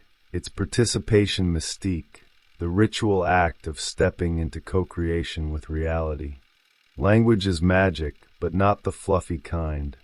It's the magic of intentional naming, of choosing to speak what matters instead of staying mute in your own story. The emperor's voice doesn't need to be loud, but it must be clear. And clarity is what sharpens the sword of consciousness. Through words, the emperor carves out civilization from wilderness. But just like any blade, the power of language has its dark edge. Authority can turn rigid. Logos can become dogma. And when naming turns into controlling, the shadow of the emperor begins to rise. The shadow of authority and the danger of rigidity. Every light casts a shadow, and the emperor, for all his power and clarity, is no exception. When structure becomes control and law becomes oppression, the golden eagle of divine order turns into the rapacious predator of tyranny. Authority without soul becomes hollow. The emperor's shadow shows up in rigid thinking, emotional repression, and the obsession with certainty. It's that voice inside that says, do it my way or else, and outside it becomes systems that crush instead of uplift. This is where Logos loses touch with love. Carl Jung warned that identification with the archetype can be dangerous. When someone believes they are the emperor, rather than embodying his qualities when needed, they become inflated, disconnected from the self. This happens in politics, religion, families, even within personal development. The moment you refuse to question your own authority, you've slipped into the shadow. Divine right becomes entitlement. Order becomes dogma. And what was meant to build now begins to dominate. The emperor becomes a wall, not a bridge. But here's the paradox. The shadow isn't something to eliminate, it's something to integrate. Jung called it shadow work for a reason. If you ignore your inner tyrant, it doesn't go away, it just rules you from the dark. The emperor's shadow holds insight into your fears of chaos, your hunger for control, your struggle with vulnerability. Facing this doesn't weaken your authority, it deepens it. The ruler who knows their capacity for tyranny is far safer than the one who pretends they have none. Try this.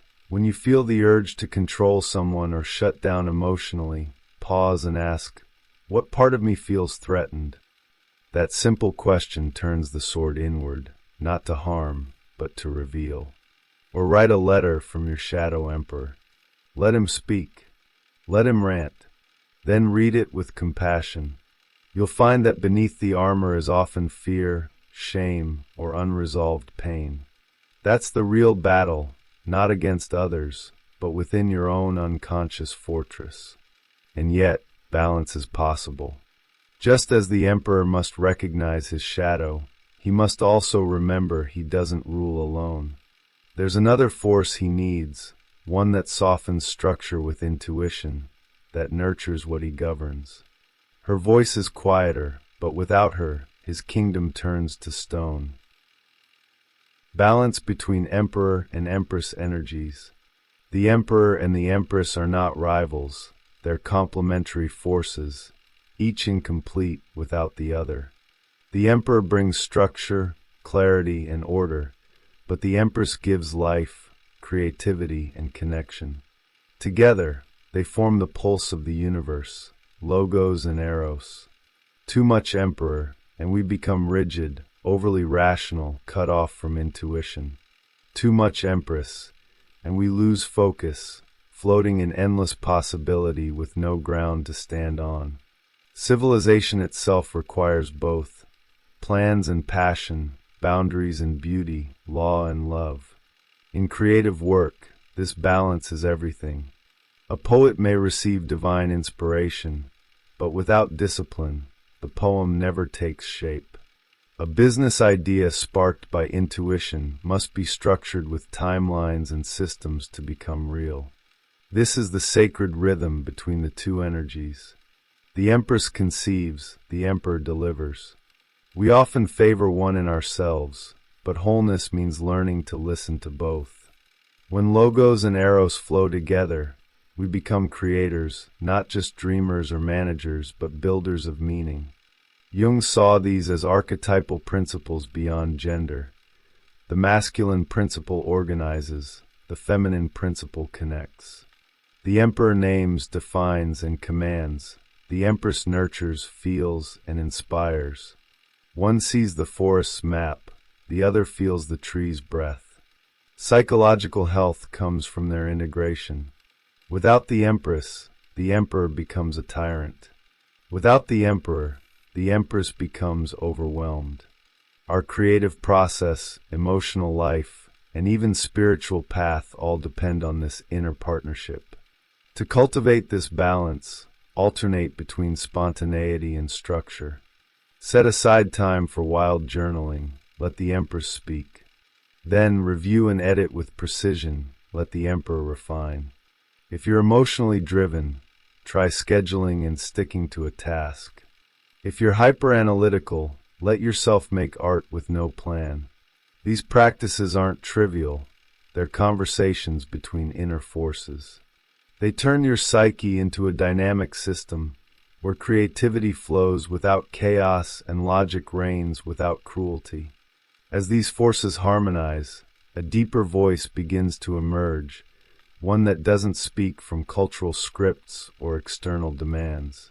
It's the voice of your own inner authority, shaped by the union of heart and mind. But to truly hear it, you must look back at the myths that built your world and ask, where did this image of the ruler even come from? Cultural and personal reflections on inner authority. The image of the emperor isn't just a tarot symbol, it's baked into our culture, history, and even childhood memories. From kings in fairy tales to stern fathers in movies, we're constantly absorbing ideas of what authority looks and feels like. But here's the real question. Who gave you your first emperor? Was it a teacher? A parent? A system? And do you still carry that voice inside you today? Many of us live by inherited laws we never chose.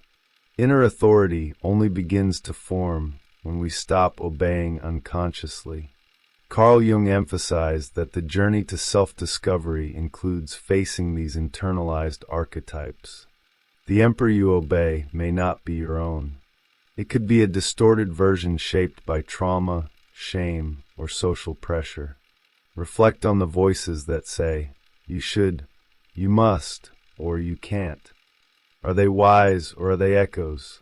One way to approach this is to write down your top 5 life rules. Then ask, where did each one come from? This is how we begin to sort the sacred from the inherited.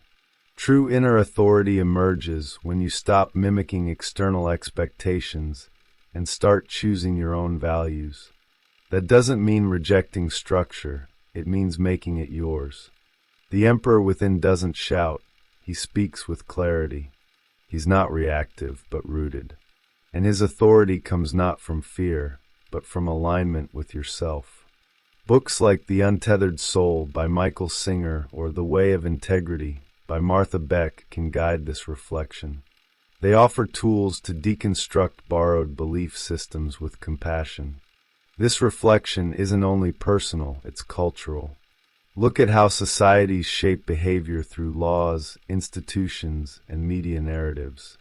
Much of what we call normal is simply structured repetition.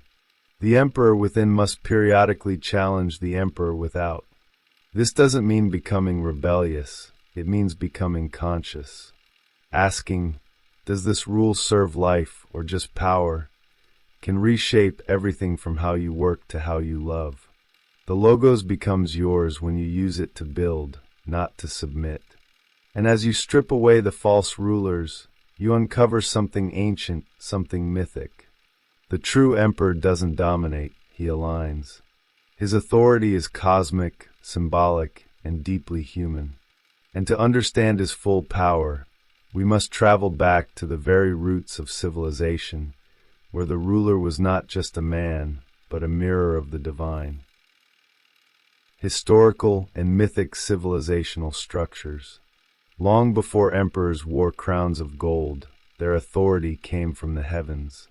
Ancient kings weren't just political leaders, they were spiritual symbols, standing at the center of the world as living bridges between earth and cosmos. In Egypt, the pharaoh wasn't merely a man, he was Horus made flesh. In Mesopotamia, kings ruled by divine decree. These civilizational structures weren't random, they reflected an inner architecture. The emperor in tarot echoes this ancient image. Not just ruler, but axis mundi, the central point between the human and the divine. This mythic role was about more than control, it was about harmony. The emperor's power was tied to cosmic balance, ensuring the land prospered when he lived in truth. If he fell into corruption or forgot the sacred, the entire kingdom suffered. These myths weren't just symbolic, they taught that the inner state of the ruler shaped outer reality. Carl Jung saw civilization as an outward projection of the collective unconscious. When societies fall out of alignment with truth, it's often because the inner emperor, individually and collectively, has lost his way. Even today, we still unconsciously replicate these mythic structures. Presidents, leaders, influencers, they all carry fragments of that ancient archetype. But when this authority becomes disconnected from inner meaning, it turns hollow. Think of bureaucracies that serve no real purpose, or leaders who crave power but lack wisdom. Without spiritual authority, the emperor becomes a shell. To restore balance, we must reroute leadership in consciousness. That's why tarot, myth, and depth psychology matter. They help us remember the original blueprint. You can apply this in your own life by noticing where you've placed rulers externally. Do you wait for permission to act? Do you feel you need someone else's blessing to pursue your path? That's an echo of the outer emperor. Try this. Visualize yourself as the ruler of your own symbolic kingdom. What kind of laws would you write? How would your culture look? What values would you defend? This exercise isn't fantasy, it's archetypal training, a way to bring mythic consciousness back into your choices. And in reclaiming that mythic lens, we're not escaping reality, we're deepening it. The Emperor shows us that civilization, when aligned with inner truth, becomes sacred again. And as we move toward higher integration, we realize that the logos itself isn't just a tool of control, it's a path to self-realization, a sort of clarity forged in silence and intention. Logos as a path to self-knowledge and spiritual clarity. The logos isn't just about logic, it's about illumination. It's the flame that reveals what was once hidden, the word that shapes thought into meaning. The Emperor doesn't wield the logos to dominate, he uses it to understand. This principle, older than any philosophy, speaks through intuition dressed in clarity. The logos isn't dry rationality, it's living intelligence, the divine thread that connects mind, language, and soul. In tarot, the Emperor becomes the guardian of this sacred force, the one who builds inner temples from the materials of the psyche. Carl Jung believed that words, when aligned with inner truth, have the power to transmute the unconscious. Naming a complex or archetype brings it into awareness. The logos acts like a mirror, reflecting not only what we are, but what we might become. In therapy, speech becomes a tool for individuation. In prayer or mantra, language becomes vibration that reorders perception. Whether we're journaling, dialoguing, or meditating, we are shaping the soul with words. The Emperor's mastery lies not in talking, but in naming what truly is. You can use this today by consciously choosing your language. Instead of saying, "I'm lost," try "I'm exploring." Instead of "I failed," try "I learned." These aren't affirmations, they're acts of authorship. Your words reframe your identity and open new psychic paths. Try keeping a logos journal, where you write only what you deeply know to be true. This practice sharpens your clarity and cuts through self-deception. The Emperor within learns to speak from a place of stillness, not reaction but recognition. The logos also reveals the divine order behind duality. It shows how seeming opposites, masculine and feminine, shadow and light, chaos and form, aren't enemies but parts of a larger symmetry. Language, when used consciously, becomes a tool of unity. It bridges inner splitness. This is why sacred texts, myths, and poetry endure. They offer structures that reflect the deeper harmonies of the soul. The Emperor archetype carries this potential to restore meaning not through rules but through coherence. And as the Emperor sets down his sword and looks inward, the logos whispers, not in commands, but in invitations. It says, remember who you are, not as a title, but as a presence. And so the journey continues, not outward into more conquest, but inward into stillness, where the word becomes light and the self becomes whole.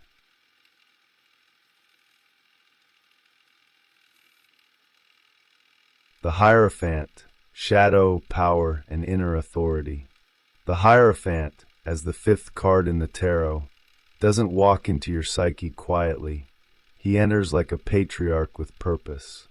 Draped in sacred symbolism, he sits at the intersection of heaven and earth, acting as a bridge between mysticism and religious institution.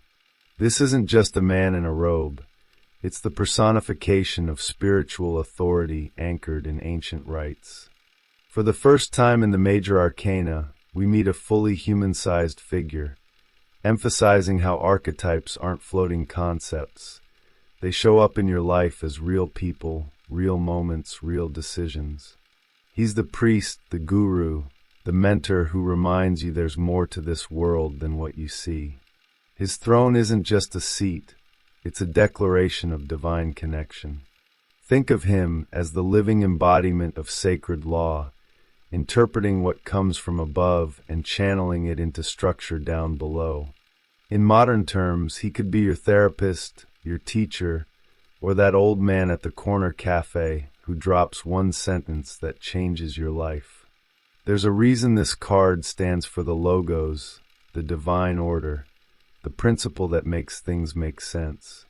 And just like in Jungian psychology, where the animus represents the inner guide in women, the Hierophant becomes a spiritual compass in both genders, pointing not north but upward. Now here's the twist. The Hierophant's authority isn't about domination, it's about transmission. He doesn't claim to be God.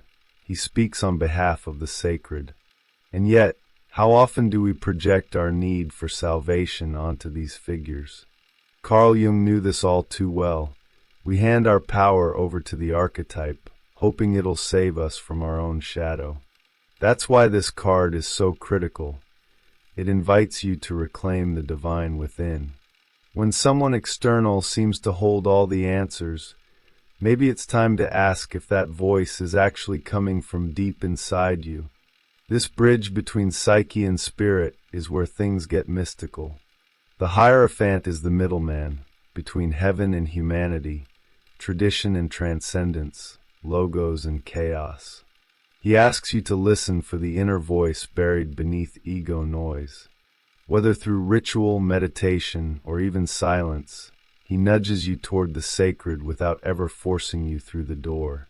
Just like a wise guide, he reminds you that the key has always been in your pocket. He just points to where you dropped it. And if you're wondering why this matters now, in a world drowning in digital opinions and fractured beliefs, it's because we're starved for meaning. The Hierophant emerges when your soul is craving structure that doesn't imprison. He becomes the archetype of sacred wisdom in a time of spiritual amnesia. But as with every light, a shadow follows, and that shadow is where our journey heads next. Symbolism of the number 5. The number 5 isn't just an odd number in the middle of a sequence. It's the first true disruption, the one that breaks symmetry. In the tarot, it holds that same tension. It's the number of the Hierophant, and for good reason. It represents humanity in its full complexity, not divine perfection, not raw materiality, but the messy, glorious fusion of both. With 5 fingers, 5 senses, and a 5-pointed star within us, we stand at the crossroads of earth and spirit. The pentagram becomes our personal symbol of this paradox, one foot in the soil, one hand reaching for the divine. But let's not pretend the pentagram is just spiritual fluff. Across cultures, it's been a symbol of both sacred protection and feared sorcery, a perfect metaphor for the duality within us. At its best, it channels sacred law, like the Hierophant decoding divine order. At its worst, it becomes a symbol of control and illusion. Think of humanity's history. We've used the same instincts to build cathedrals and start inquisitions. 5 is that dangerous freedom, the choice to rise or fall, to project or integrate, to seek salvation or manipulate it. In Jungian terms, 5 is where individuation gets real. It's not enough to chase wholeness in theory. You've got to embody it. You'll feel it when your inner voice whispers through chaos. That moment when your ego wants to lash out, but you pause and listen to something higher. That's the five at work, the synthesis of instincts, intellect, spirit, and emotion converging in consciousness. The Hierophant becomes the guide here, not with rules, but with resonance. He doesn't say obey, he says understand. Let's take a practical look. When you're stuck in a moral dilemma, maybe you're torn between following a belief or honoring your intuition, you're in the domain of the five. You're confronting your pentagram, head, arms, legs, heart. That's the shape Da Vinci drew, the human body aligned with universal order. Try sketching that symbol and journaling around it. What part of you is leading right now? What's out of balance? This simple act can reconnect you to that ancient, sacred geometry that lives in your own skin. So when five shows up in your life as conflict, doubt, or breakthrough, don't run from it. It's not here to break you. It's here to test if you're ready to integrate all that you are. The Hierophant knows this. He sits calmly with that knowledge, waiting for you to notice the cosmic riddle carved into your own shape. But as we'll soon see, this path toward meaning has deeper roots in the very instincts of the human psyche. Jungian interpretation of the religious impulse. Carl Jung didn't see religion as a neurosis to be cured. He saw it as a need of the soul, a compass planted deep in the subconscious. Unlike Freud, who reduced religion to wishful thinking and repressed desire, Jung believed the religious instinct was autonomous, just like hunger or sex. It wasn't about believing in a man in the sky. It was about connecting to the numinous, that mysterious force that stirs awe and demands reverence. The Hierophant, in this view, is less a preacher and more a mirror, reflecting the psyche's yearning for spiritual wholeness. When people kneel before a religious figure, they're often kneeling before their own anima or animus, projected outward in robes and ritual. That's the catch. Projection is part of the path. We need that figure to begin the journey, because the ego can't bear to look directly at the infinite. The Hierophant steps in as a safe container, a sacred stand-in for something too vast to name. Over time, that outer figure becomes a portal inward, guiding the psyche toward integration with the higher self, the logos encoded in our bones. It's why even the most rebellious souls often feel a pull toward mysticism. They're not running from religion, they're running from institutions. But the instinct remains. Think of how many people today seek meaning in astrology, tarot, psychedelics, or even breathwork retreats. They're trying to feed the same impulse, just without the architecture of a church. The Hierophant archetype persists, it just wears different clothes. It's your inner call to order the chaos, to find meaning in the madness.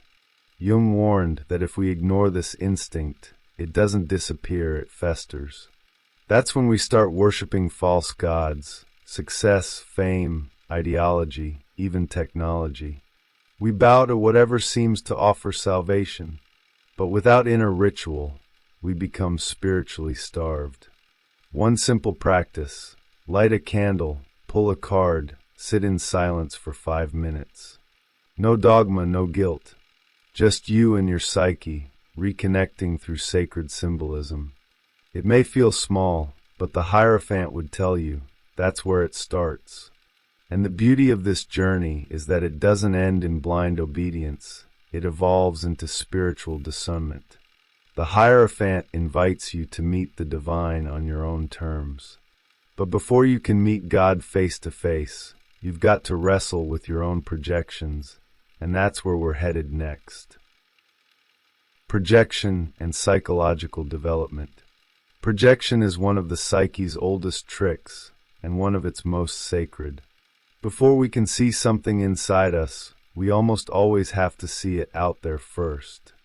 That's why we fall in love with teachers, idolize gurus, and fear leaders. We project our own unclaimed power, our divine connection, onto someone who looks like they've got it all figured out. The Hierophant, as a tarot archetype, embodies this exact function, the spiritual father onto whom we pin our deepest longings and unspoken truths. But here's where things get interesting. Jung teaches that what we project is never random. It's precisely what we have the potential to integrate. When someone inspires awe, chances are they're mirroring a part of your soul you've yet to embody. The Hierophant's role, then, is not to hold on to that projection forever, but to become transparent enough that you eventually see yourself through him. That's the bridge between ego and self, between blind obedience and conscious individuation. Think about a time you put someone on a pedestal, maybe a mentor, a partner, or even a celebrity. Now ask, what quality did they seem to possess that felt out of reach for you? Was it wisdom, calm, conviction? That's your Hierophant. Your psyche is saying, this belongs to you too, claim it. One powerful exercise. List 3 people you deeply admire and identify what you envy or idealize in them. Those are clues. The archetype is alive in you. It's just waiting to be invited home. Projection isn't bad, it's a stage. It's like training wheels for the soul. But if we don't move past it, we remain spiritually dependent, always looking outward for validation. The Hierophant's shadow becomes apparent here. When we mistake the symbol for the source, we lose ourselves in dogma. That's when we need to step back and ask, am I worshiping this figure or the part of me they awaken? That's the key to psychological development, reclaiming the sacred within. Eventually, projection gives way to possession, not in the spooky sense, but in the empowering one. You realize that what once looked divine in others has been part of your psyche all along. The Hierophant hands you the keys, but it's your job to walk through the door. And that door, it often leads straight into the heart of history and into the powerful institution that grew around this archetype. Historical and psychological role of the Church. The Church didn't rise in a vacuum. It rose to meet a deep psychological need. As humanity evolved beyond tribes and oral traditions, we craved structure to handle something much bigger, moral conflict. The Hierophant, seated at the center of this sacred machinery, offered more than rituals. He offered spiritual containment. When the world felt chaotic, the Church provided sacred order, mapping the soul's longing for salvation onto stone cathedrals and incense-filled aisles. It wasn't just religion, it was architecture for the psyche. On a psychological level, the Church became a surrogate parent, guiding people through existential confusion. Confession wasn't just about sin, it was about integration. People brought their shadow to light, whispered secrets behind the veil, and sought absolution through sacred law. Jung saw this as a crucial function, giving form to the inner drama of guilt, desire, and transcendence. And the Hierophant? He stood there as the bridge, not the source of grace, but the interpreter of divine justice, acting as mediator between logos and the fractured soul. Think about how institutions still serve this function today: therapy rooms, support groups, coaching circles. We may have traded pews for podcasts, but the need remains, to be seen, forgiven, and guided. In a world of endless choices and digital overload, many long for a modern Hierophant, someone to say, "You're on the right path," or "Here's what your suffering means." That hunger for sacred reflection is real. And the institutions that offer it, when done with integrity, become psychological sanctuaries. But here's where the shadow creeps in. When the Church began to prioritize control over connection, dogma over direct experience, the Hierophant's archetype twisted into something else: the gatekeeper of salvation. That shift mirrored a deep psychic split, the belief that the divine is out there, far from reach, accessible only through a middleman. And as we'll see soon, that distortion births fanaticism, repression, and spiritual abuse. Yet even this descent holds insight for our evolution, because if the Church once held the world's spiritual conscience, then the individual today must learn to hold their own. The Hierophant isn't gone, he's just gone inward. But before we can fully embrace this inner guidance, we need to face the polarities it contains, the battle between blessing and curse, light and shadow, holiness and heresy. Spiritual duality and moral authority. The Hierophant in the tarot isn't just a wise old man giving blessings. He's a gatekeeper of polarities. He knows that to guide humanity, you don't just hand out halos. Sometimes you have to confront the devil within. As the interpreter of sacred law, the Hierophant embodies the tension between salvation and condemnation, illumination and ignorance. That's what makes him powerful and dangerous. He sits at the axis of duality, interpreting divine while holding the authority to name what is sacred and what is sinful. Moral authority, when wielded consciously, brings clarity and protection.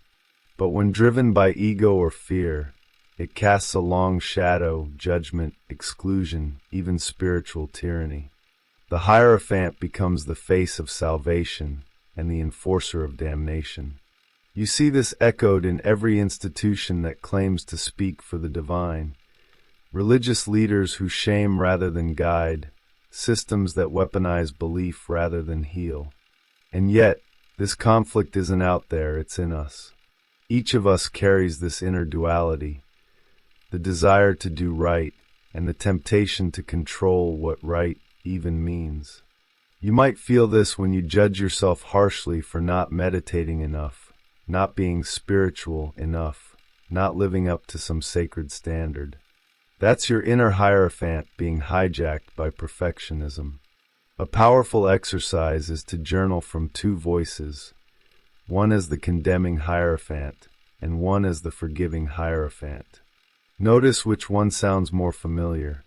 That inner dialogue reveals how moral authority is playing out in your psyche and how to bring it back into balance.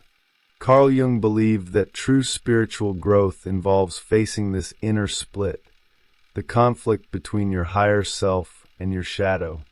The Hierophant card teaches that to evolve, you must learn to bless your darkness without being devoured by it.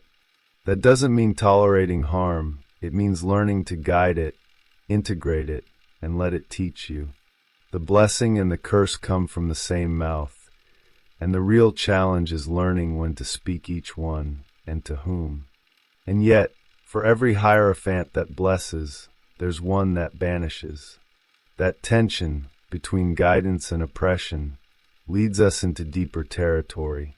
Because if every archetype contains its opposite, then the Hierophant must also carry within him the very darkness he warns us about.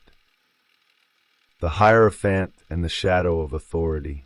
Every great light casts a shadow, and the brighter the light, the darker the shadow it creates. The Hierophant, for all his sacred robes and divine speech, is no exception. Behind the mask of spiritual authority often lurks something far more complex, the temptation to dominate rather than guide. When the Hierophant archetype falls into shadow, it doesn't look like wisdom, it looks like tyranny disguised as truth. That's when the voice of conscience turns into the voice of control, and divine guidance becomes spiritual imprisonment. This shadow isn't exclusive to popes or priests, it lives in each of us. You've probably felt it when someone weaponized morality to shame you. Maybe it was a parent, a teacher, or even your own inner critic, echoing with the language of shoulds and musts. That's the shadow Hierophant speaking, the one who clings to order so tightly that he suffocates the soul. And yet, this isn't about demonizing authority. It's about recognizing when sacred law has stopped serving evolution and started serving ego. In psychological terms, the Hierophant's shadow emerges when we cling to spiritual identity instead of spiritual truth. It's the guru who manipulates followers, the influencer who preaches healing, but hasn't done their own shadow work, the well-meaning friend who quotes mysticism but avoids vulnerability. Projection plays a role again here. We project perfection onto authority figures, then feel betrayed when they reveal their flaws. But the real betrayal is thinking anyone could hold the divine for us in the first place. Want to spot your own shadow, Hierophant? Pay attention to the rules you impose on others in the name of truth. Notice when you feel superior for being more aware, more conscious, more spiritual. That's your inner tyrant cloaked in virtue. One way to balance this is by integrating humility into your practice, not false modesty, but real, grounded acknowledgement that no one holds absolute truth. The moment you stop trying to be the Hierophant, ironically, you begin to embody him with authenticity. This is where the tarot doesn't flinch. It shows us the whole picture. The Hierophant is a symbol of salvation, yes, but also a warning. Spiritual authority must always be tempered with self-awareness. And as we dig deeper into the archetype, we'll find that this shadow isn't just collective. It also shows up in our personal evolution, especially in how women relate to the animus within. The evolution of the animus in women. Emma Jung, Carl's brilliant partner in both life and psyche, mapped the animus as the inner masculine figure within a woman's unconscious, not just a concept, but a living force. And like any living thing, it evolves. She described 4 stages of this evolution: the man of physical power, the man of action, the man of word, and finally, the man of meaning, the Hierophant. In this final form, the animus no longer dominates or dazzles. He teaches. He guides. He helps the feminine connect to universal order without needing to submit to it. But let's be real. In a world where religious institutions often left women out of the conversation, the Hierophant archetype can feel complicated. For many women, it evokes centuries of exclusion, silencing, even excommunication.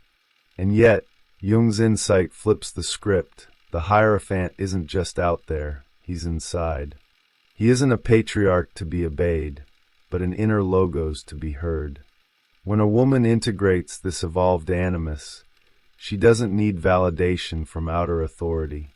She becomes her own bridge to the divine. This plays out in everyday life more than we realize. Think of a woman who feels the urge to speak a truth in a room full of doubt, not to dominate, but to offer meaning. Or one who follows a quiet inner calling that makes no sense to anyone else, yet feels utterly sacred. That's the inner Hierophant speaking. It's not about preaching or controlling. It's about embodying clarity, conviction, and purpose. Practices like dream journaling, meditation on the 5th tarot card, or engaging with sacred texts through a Jungian lens can awaken this voice. But the evolution of the animus isn't always smooth. Before the Hierophant emerges, the earlier stages can bring conflict, projecting onto men, seeking meaning in external authority, confusing intellect with wisdom. That's part of the journey. Each failed projection becomes compost for inner growth. The key is not to reject the masculine, but to refine it. To invite the Hierophant not as a ruler, but as a partner in inner alchemy. And this inner work isn't just personal, it's cultural. As more women embody the Hierophant archetype, they help rewire the collective psyche. They become mystics, guides, interpreters of sacred law on their own terms. But they also signal something deeper, that society itself is shifting toward a hunger for meaning beyond power, image, or empty ritual. Cultural evolution toward meaning.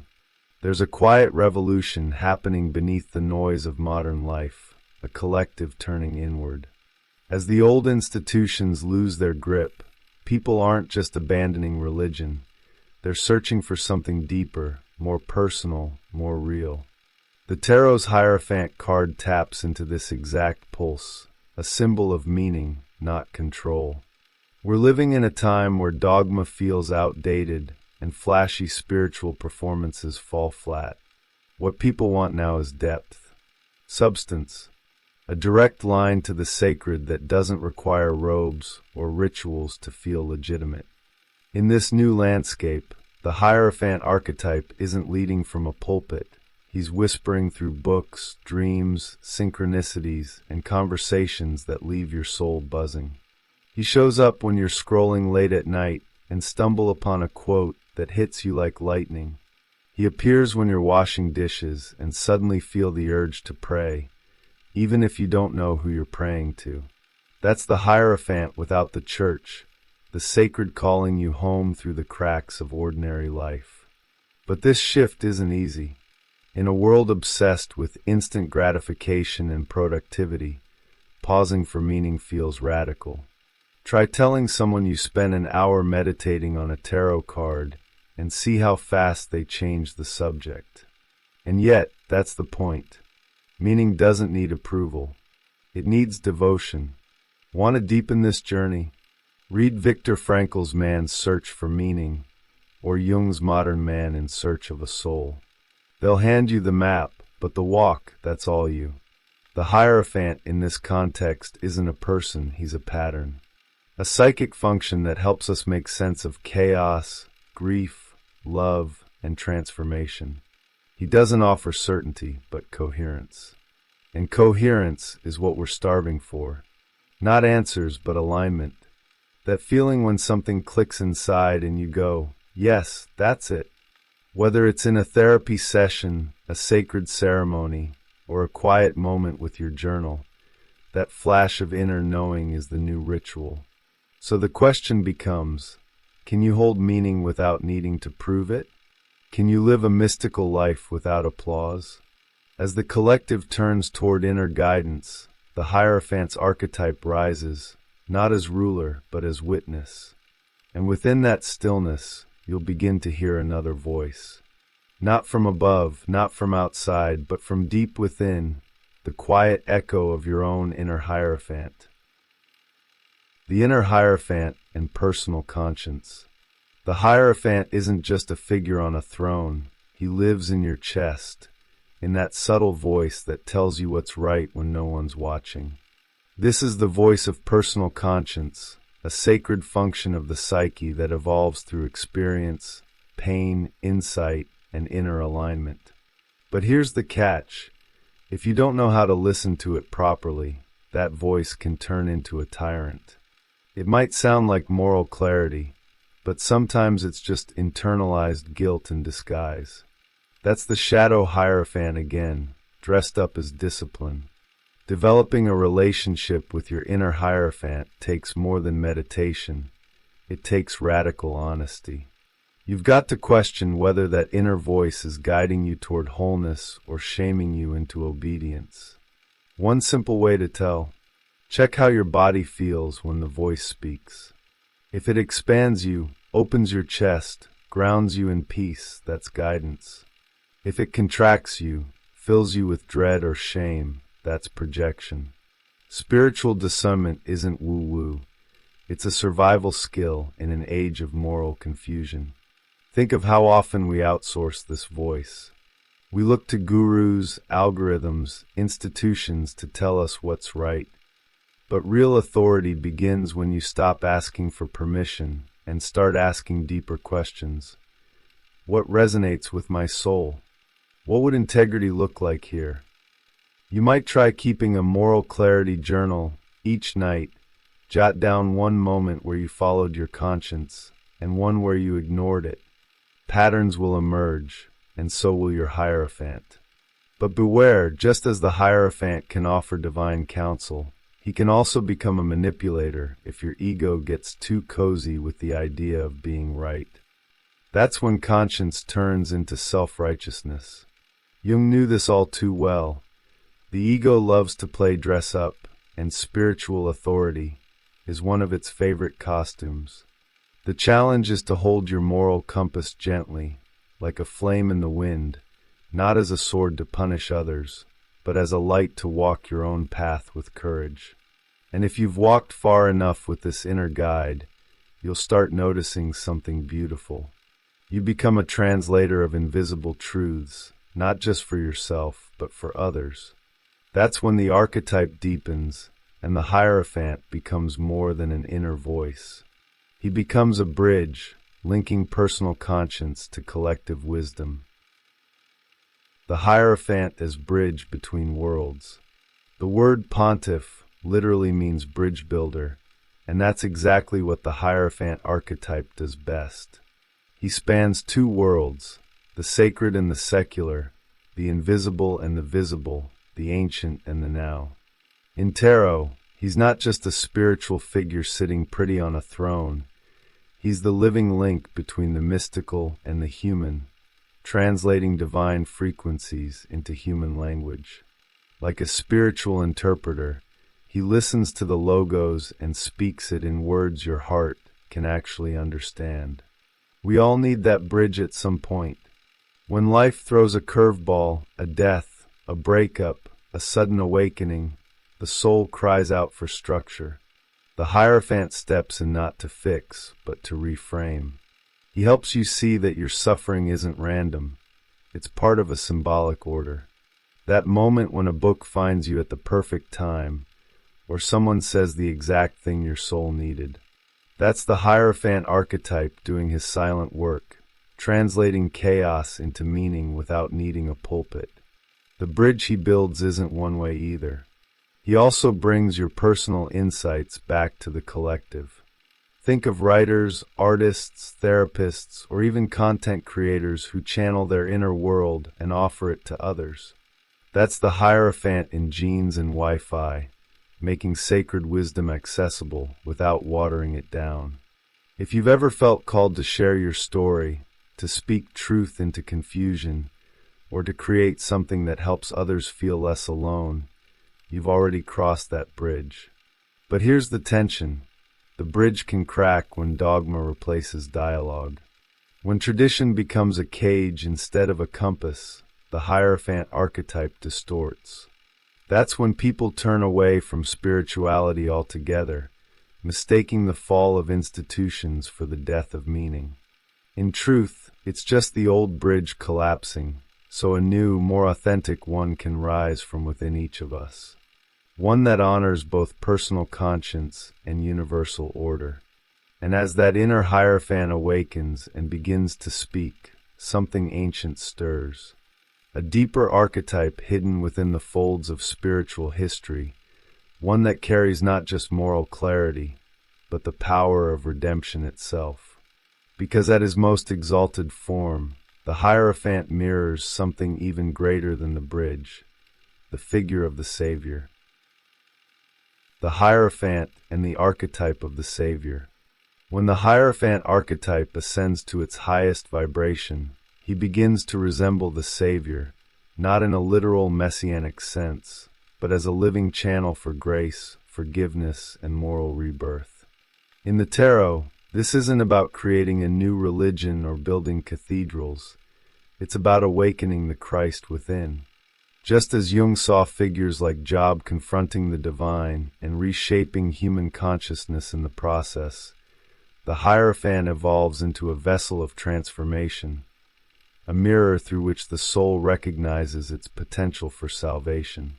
But don't be fooled, this isn't about perfection. The Savior energy carried by the Hierophant is forged in the fire of suffering. He knows what it's like to lose faith, to question the order of things, to wrestle with the logos. That's why he doesn't just offer absolution, he embodies it. He doesn't just say you're forgiven. He lives the process of forgiveness within himself and in the presence of others. In therapy, this may look like holding space for someone's shame without flinching. In daily life, it could be as simple as choosing compassion when anger would be easier. Think of someone in your life who offered you a kind word when you least deserved it. That was the Hierophant in Savior mode. Or reflect on a time you forgave yourself for a mistake that haunted you. That was you channeling this archetype from within. This is where mysticism and psychology dance together. The Savior isn't some unreachable ideal. It's a psychic blueprint that activates when you become radically human and unshakably loving at the same time. Of course, this role isn't without danger. The line between the savior and the martyr can blur fast. The Hierophant must know when to guide and when to step back, when to offer redemption, and when to let someone walk their own path. Without that discernment, he becomes the enabler or the egotist. That's why deep inner work is essential. Shadow integration, humility practices, and rituals of grounding keep the archetype sacred rather than inflated. And so the Hierophant completes his arc, from outer authority to inner conscience, from projection to presence, from bridge builder to savior. The Lovers, the hidden psychology of love and choice. When you look at the Lover's card in the tarot, it's easy to get caught in the surface image, a man between two women, an angel above, and a dreamy background. But there's fire behind that softness. This isn't just about romance. It's the turning point in someone's inner story, where desire meets destiny, and the ego starts to whisper, "Maybe I can choose for myself now." In that moment, we're not just looking at love. We're witnessing the birth of spiritual responsibility, where free will becomes more than a privilege. It becomes a burden of the soul. And believe me, most people don't even notice when that shift happens in real life. Imagine this card as a scene out of your own life, maybe a moment where you had to choose between comfort and growth, between what was safe and what pulled your soul forward. That's what's really going on here. The Lover's archetype throws you into the fire of individuation, asking you to make a choice that separates you from the herd. One woman whispers motherly safety, the other holds the wild mirror of your anima, chaotic, soul-stirring, impossible to ignore. And you're the one torn between instinct and awakening, craving both the known and the unknown. This archetype is loaded with eros, that wild spark that turns decisions into spiritual initiations. What might look like just another love triangle is actually the soul's initiation ritual. The triangle here isn't about drama, it's geometry for transformation. It's where unconscious impulses, ego desires, and the call of destiny all crash into one another. The Lover's card holds that chaos in place so we can see it, and if we're brave enough, feel it without running.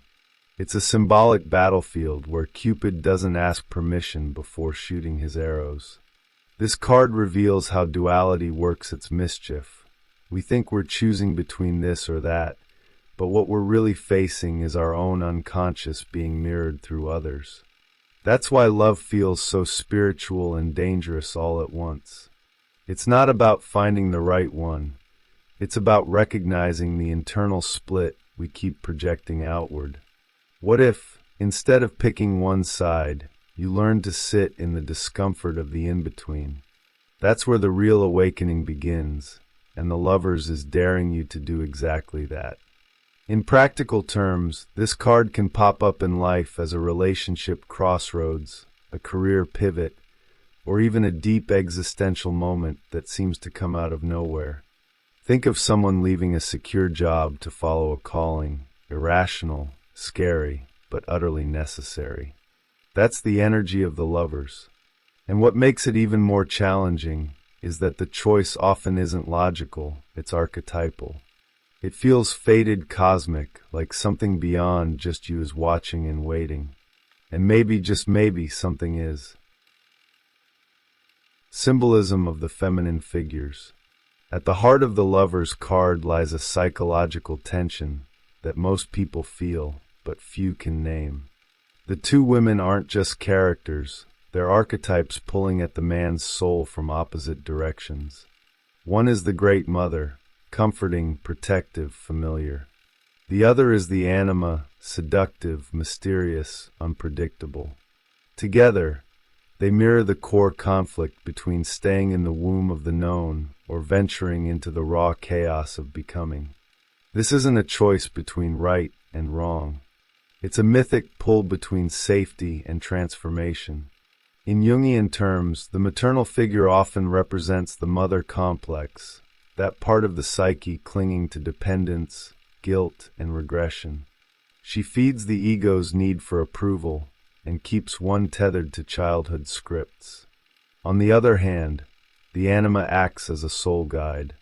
She stirs the unconscious, bringing dreams, desires, and longings that make no rational sense. When a man meets a woman who triggers his anima, it feels like love, but what's really happening is a collision with his own soul image. That's why it's so disorienting, and why most people confuse it with destiny. This inner split plays out in real life constantly. Think of someone stuck in a relationship that feels nurturing but stagnant, while being haunted by fantasies of a passionate, ungrounded affair. Or someone choosing between a secure job and an artistic calling that barely pays the bills. These aren't just decisions, they're reflections of the inner feminine at war within. That's what tarot reveals so powerfully, not predictions, but patterns. And those patterns are where the real work begins. The feminine figures also represent the dual nature of love itself. One form nurtures the body, the other ignites the soul. But what happens when both archetypes are projected onto actual women? Chaos, projection, obsession. That's when the triangle becomes torment. Learning to recognize the inner source of those pulls is essential. A good starting point: begin journaling your emotional reactions to others. Notice when someone feels too perfect or too threatening. That's your unconscious speaking. Books like The Sacred Prostitute by Nancy Qualls Corbett or The Heroine's Journey by Maureen Murdoch can help you decode this inner landscape. Ultimately, these two women aren't there to be chosen. They exist to awaken. They force the ego to feel its limitations and point toward a deeper integration. Neither regression nor projection leads to wholeness. And yet, both are necessary stages. The Lover's card isn't saying pick one. It's whispering, see them both, and what they reflect in you. And once you see that, the real heat starts to rise, because that's when Eros enters the scene. The role of Eros and Cupid.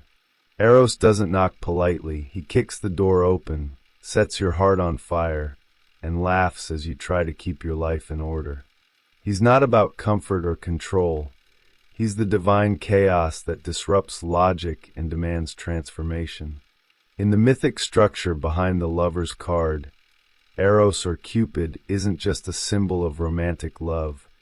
He's a metaphysical force of awakening. He represents the primal matter, the divine fire that burns through repression and brings unconscious desires to the surface. And once he's in play, there's no going back to sleep. Let's talk myth. In the Judgment of Paris, a mortal man is forced to choose the most beautiful goddess, Hera, Athena, or Aphrodite.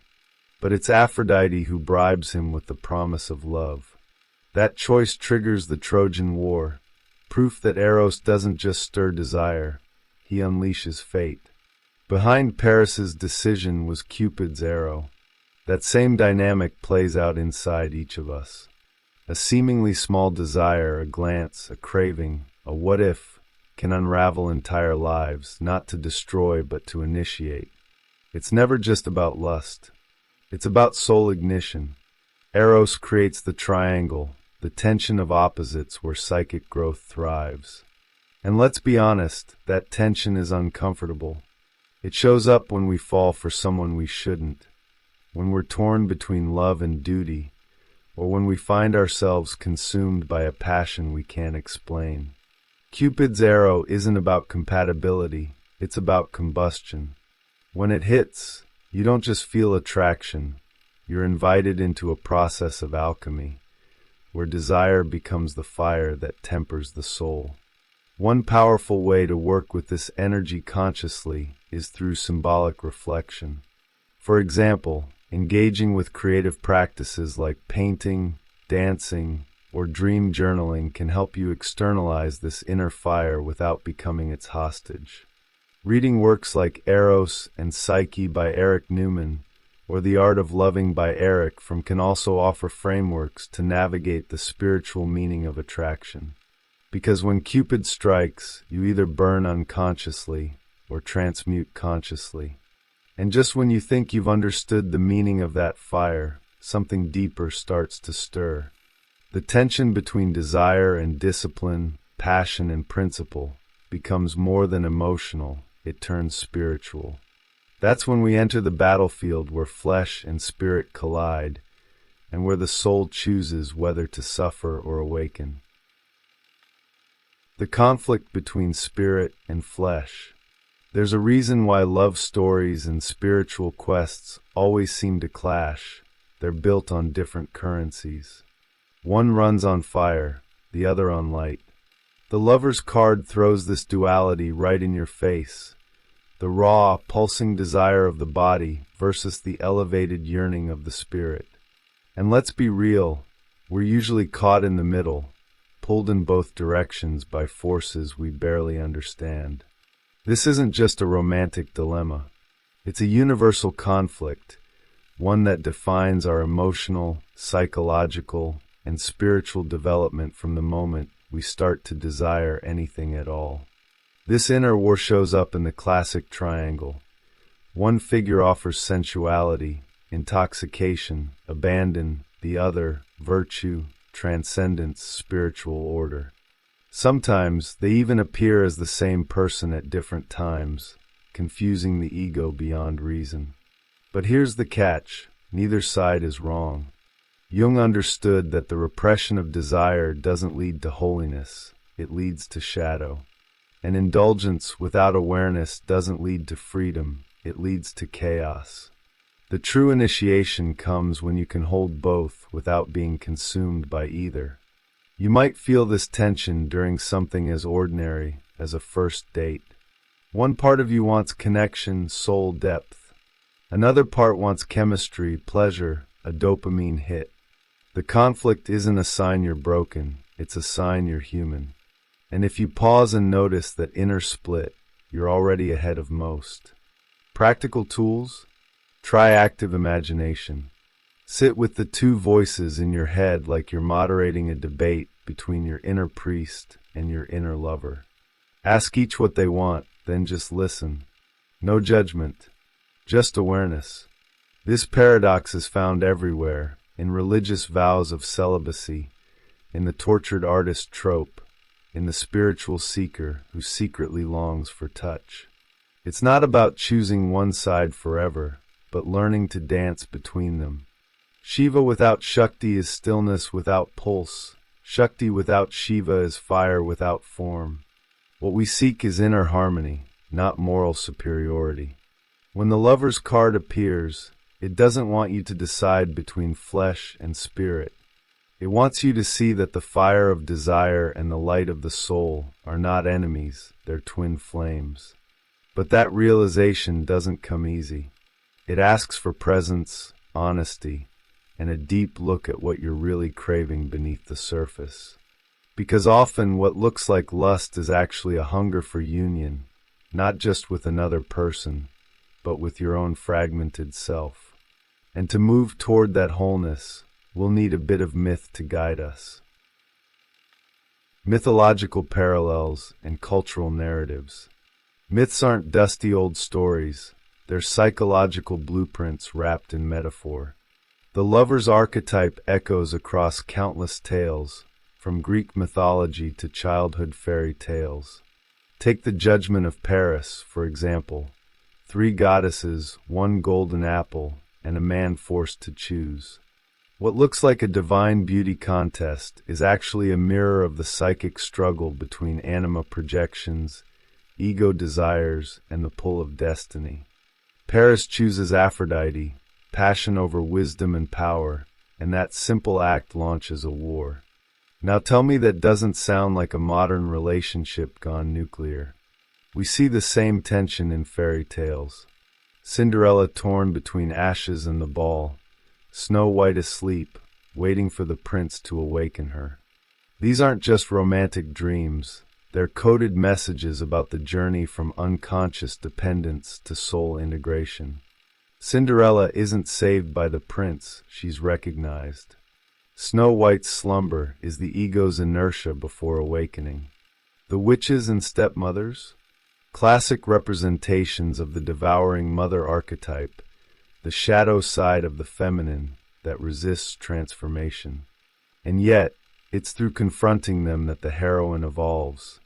These stories persist because they mirror what's happening inside us. Every time we face a choice between comfort and growth, every time we're seduced by illusion or haunted by longing, we reenact those mythic scripts. And just like Paris, we often don't know what we're setting in motion when we choose. That's why reading myth isn't just academic, it's spiritual training. Joseph Campbell's The Hero with 1,000 Faces or Clarissa Pinkola Estate's Women Who Run with the Wolves can help you see the myth beneath your own life's messiness. Our culture tends to flatten these narratives, turning them into sanitized love stories or power fantasies. But underneath, the archetypes are still alive, still whispering. The masculine caught between anima and mother, the feminine between lover and savior. These figures evolve with us, but their core energy remains. Even in movies today, from The Matrix to Black Swan, we see characters battling inner archetypes under the surface of plot. And when we watch them, we're really watching parts of ourselves play out in symbolic form. So the next time you feel pulled in two directions, or find yourself trapped in a familiar story with a new cast of characters, pause. Ask yourself, what myth am I living? Because until we name the pattern, we repeat it. But once we see it, we get to choose how the story ends or begins. And that's when deeper forces, like alchemy and ancient symbols, begin to reveal the map forward. The alchemical and Jungian perspective. In the language of alchemy and Jungian psychology, the lover's card isn't about choosing a partner, it's about choosing the self. That triangle you see? It's a symbol of tension, transformation, and the fusion of opposites. Just like fire refines metal, inner conflict refines the soul. Jung called this process individuation, the integration of unconscious material into consciousness. Alchemists called it the union of soul and luna. Either way, it's a path paved with paradox, masculine and feminine, desire and detachment, light and shadow. And the lovers? They stand right at the gateway. Let's break down the geometry for a moment. The triangle with its 3 points represents the dynamic relationship between ego, unconscious, and the higher self. Add to that the number 6, the number of the card, and you get the Star of David, 2 interlocking triangles, symbolizing the union of heaven and earth, spirit and matter. This isn't just pretty symbolism. It's a working model for psychic evolution. Every time we feel torn between two options, what's really being asked is, can you contain the tension long enough for something new to emerge? Think of it like emotional alchemy. You're holding the fire of passion, Eros, the pull of security, mother complex, and the whisper of the soul, anima or animus. Most people want relief. They choose quickly, numb out, or rationalize. But the alchemist waits. In daily life, this looks like meditating instead of reacting, journaling through the discomfort, or sitting with the urge to escape. A brilliant companion for this kind of work is Jung's The Red Book or Marie-Louise von Franz's Alchemy, an introduction to the symbolism and the psychology. Alchemy doesn't promise comfort. It promises transformation. The primal matter, your raw instincts, repressed desires, unfinished stories, has to be burned, dissolved, reconfigured. It's messy, it's intimate, and it's sacred. When the lovers show up, they're not handing you a soulmate, they're handing you a mirror and a crucible. Will you use your desire as a doorway to awakening, or as a distraction from your real work? That's the choice. That's the fire. And just when you think you've nailed the symbolism, the world shifts around you. Modern life, with its shifting values and endless distractions, begins to distort these deep patterns. Which brings us to the next twist in the spiral: how culture itself reshapes and often dilutes the sacred meaning behind the triangle. Modern interpretations and cultural shifts. In today's world, the lover's card has been reduced to hashtags and heart emojis. Swipe left, swipe right, and just like that, the sacred triangle turns into entertainment. But here's the problem. When you strip away the archetypal depth, you also lose the spiritual gravity. What used to be a moment of inner initiation becomes just another episode in someone's dating history. The symbolic fire gets watered down, and we start mistaking emotional distraction for soul connection. The triangle isn't gone, it's just playing dress-up in modern clothes. Take the concept of the situationship. It's a perfect example of unresolved inner polarity. No clear choice, no conscious direction, just floating in a fog of passive desire. That's not freedom, it's avoidance. And while modern culture celebrates non-commitment as self-care, Jung would have called it repression in disguise. When the tension between desire and direction is dismissed, the individuation process stalls.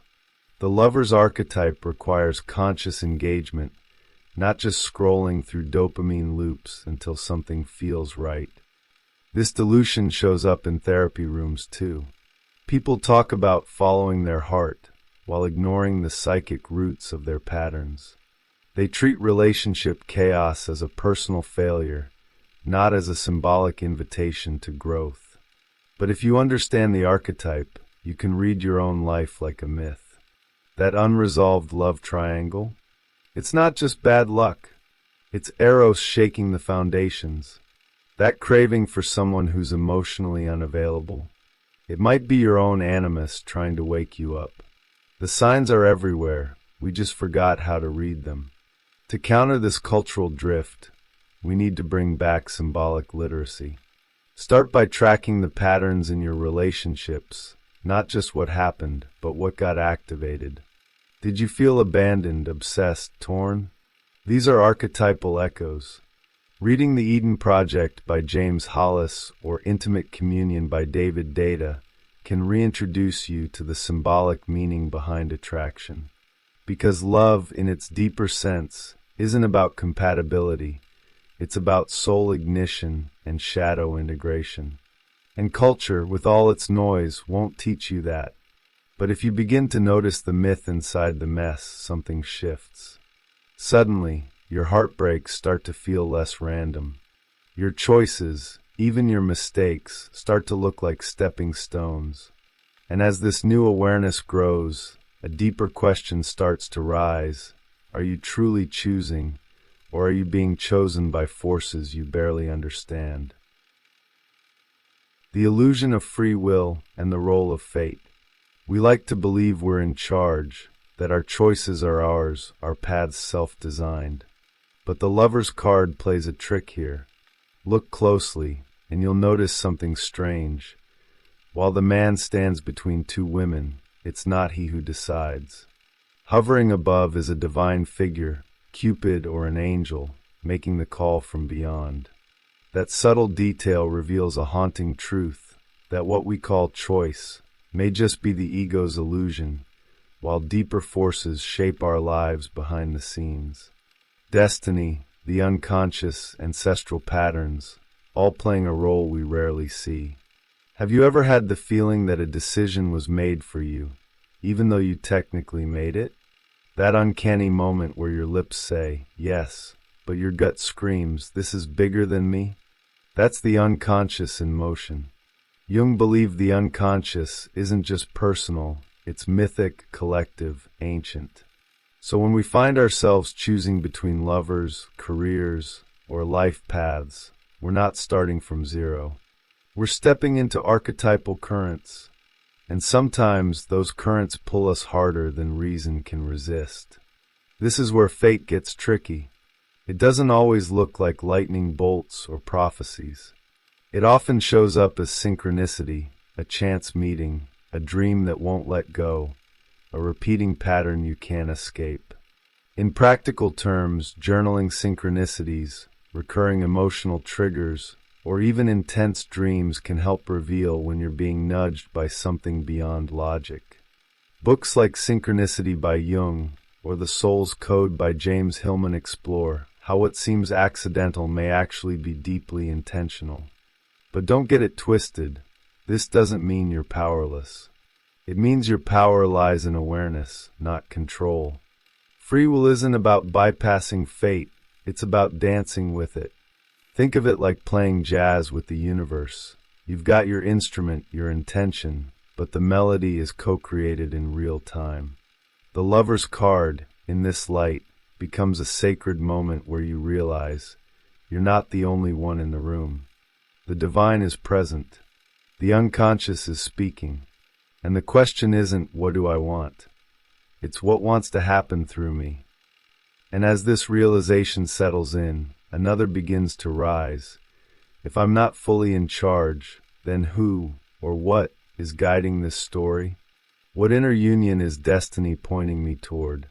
What opposite am I being asked to embrace, not avoid? The integration of inner opposites and self-realization. At the core of the Lover's card lies the real treasure, not the thrill of romance or the drama of decision, but the union of opposites within. The man's dilemma isn't about the women outside of him. It's about the polarities inside him, ego and soul, desire and discipline, anima and mother complex, shadow and light.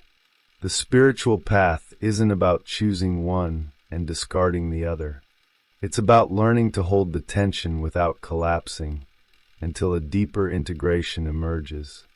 That's what Jung called individuation. That's where the real gold is. Integration doesn't mean eliminating desire or silencing doubt. It means recognizing each voice within you as part of the whole. The inner child who craves safety, the rebel who wants wild freedom, the mystic who longs for transcendence, all of them have a seat at your inner table. And when you stop trying to fix yourself and start listening, something shifts. Suddenly, life stops feeling like a constant tug of war and starts feeling like a sacred dialogue. Wholeness isn't about being perfect. It's about being complete, contradictions and all. In practice, this work is deeply intimate. It might look like shadow journaling, where you write down every uncomfortable emotion and trace its roots. Or dream work, where recurring figures offer clues about which archetypes are demanding integration. Reading Jung's Man and His Symbols or Robert A. Johnson's inner work can offer practical tools to navigate this terrain. Meditation, too, not to escape thought, but to witness the dance of inner voices, becomes a daily act of sacred observation. The Lover's card points toward this internal sacred marriage, the alchemical union of masculine and feminine, logic and emotion, conscious and unconscious.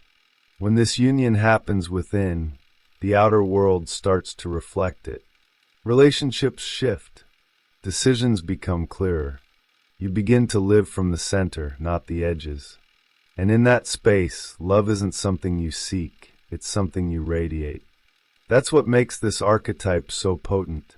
It's not just a card about choosing love. It's a card about becoming love. And just when you think the journey ends here, something higher begins to call, a voice that says this inner union is not the destination, but the foundation. Because now that you've seen your inner myth, the question becomes, what will you build with it? The Chariot, a masterclass in psychological growth. When someone looks at the Chariot in the tarot deck, it's easy to fixate on the majestic armor, the crown, or those wild, opposing horses. But this card isn't just about moving forward. It's about how we move, why we move, and what's driving that motion from within. That Chariot, it's not just a war machine. It's a symbolic vehicle for the psyche. a metaphor for our inner journey toward individuation, where ego and spirit meet, clash, and ultimately seek alignment. Picture a young king at the wheel, not a tyrant, but a seeker, learning the ropes of power, purpose, and direction. Now, what kind of chariot would you build if you were crafting one from your life experiences? Would it be a sleek sports car fueled by ambition, or a clunky wagon weighed down by other people's expectations? The beauty of this archetype is that it invites you to take the reins, not just of your outer life, but of the inner wild ride happening behind your thoughts. The chariot reminds us that true direction doesn't come from GPS or mentors shouting from the sidelines.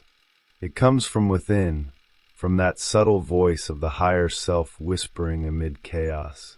But let's not get ahead of ourselves. There's a reason the driver is still young.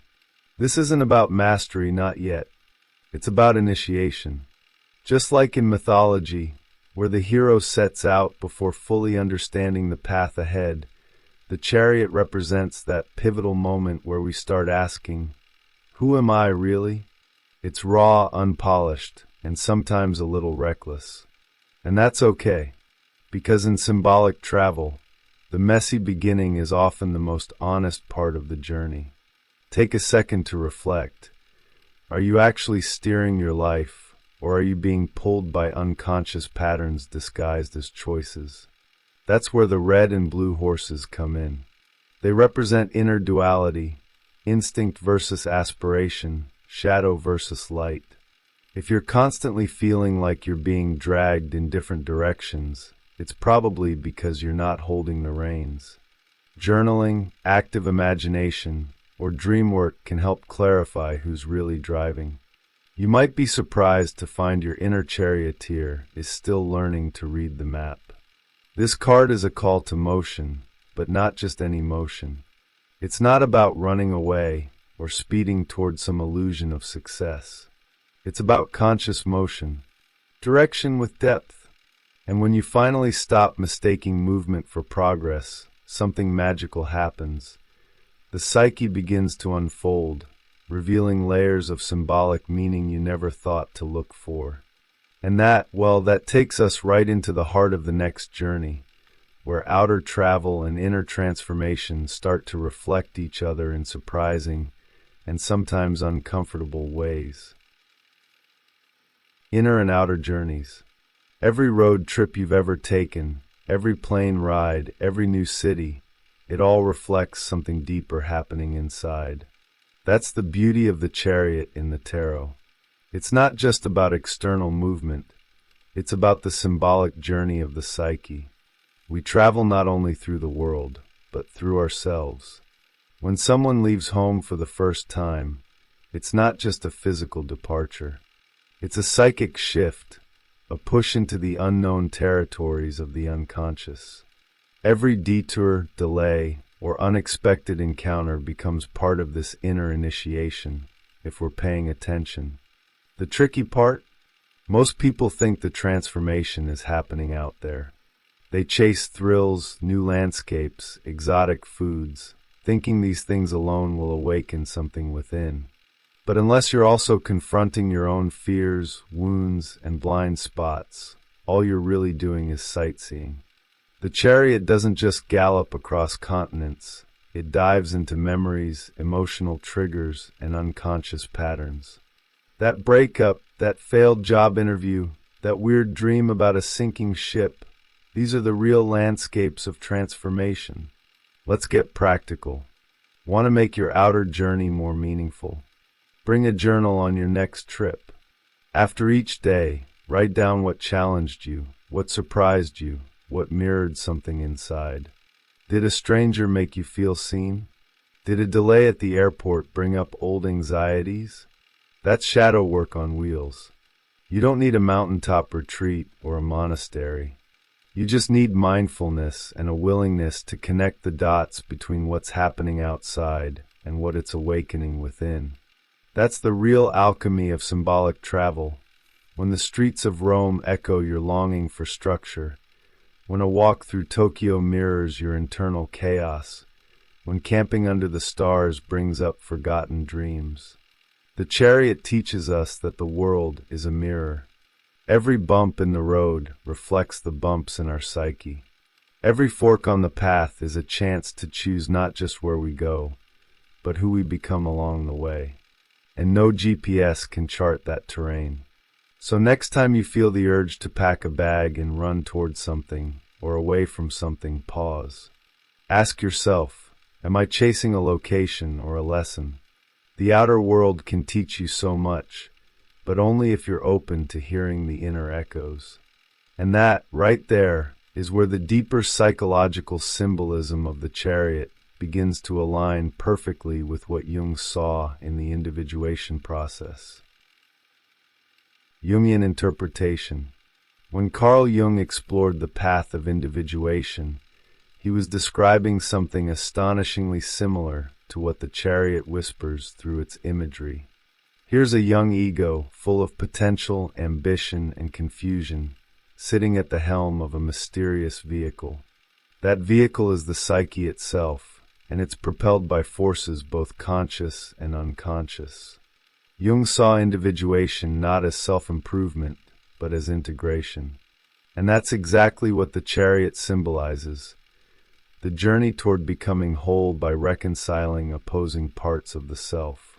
What most people don't realize is that the horses pulling this chariot aren't just cool-looking symbols, they're raw forces within us. Think of one as your higher aspirations, and the other as your instincts. One pulls toward spiritual growth, the other toward immediate gratification. Without inner guidance, the chariot crashes. Jung would call this a clash between ego and shadow. And trust me, trying to steer through life without acknowledging the unconscious is like driving blindfolded on a highway. It's not going to end well. Jung believed that the unconscious isn't some dark basement. It's a vast, rich field full of untapped wisdom. The chariot represents the moment we start to tap into that field. Meditation, dream analysis, and even synchronicities start to feel less random and more like messages from the self, Jung's term for the totality of the psyche. The key here is learning to listen. Instead of resisting inner chaos, what if you sat with it? Instead of drowning out discomfort, what if you asked what it's trying to show you? One useful practice? Write down your dreams for 7 nights straight. You don't even have to interpret them at first. Just collect. Patterns will emerge. Symbols will repeat. That's your unconscious reaching out, your inner horses trying to tell you where the real terrain lies. This is the chariot in motion, not through physical space, but through the deep corridors of inner experience. And the more conscious you become of what's really driving you, the less power those unseen forces hold. But there's a catch, and it's a big one. As soon as the ego starts identifying with this inner power, things can go sideways fast. Jung warned that when the ego mistakes itself for the self, we enter dangerous territory. Inflation, arrogance, hubris. And that's when the chariot, once a symbol of integration, starts veering into a cautionary tale. But we'll get to that very soon, as we explore the rich tapestry of symbolic myths that echo through the architecture of the soul. Symbolic architecture and mythic parallels. Now let's zoom out, because the chariot isn't just a tarot card, it's a recurring symbol that's echoed across myth, religion, and mystical tradition. Ever heard of Ezekiel's chariot in the Old Testament? It wasn't just wheels within wheels and flaming visions for show. That celestial vehicle represented divine movement, guided by inner wheels, wheels of perception, transformation, and ascent. The chariot card taps into this exact same current. It's not about horsepower, it's about spiritual propulsion. In Buddhism, there's the Mahayana, the great vehicle, a path meant to carry beings toward enlightenment with compassion. Again, vehicle. Again, inner motion.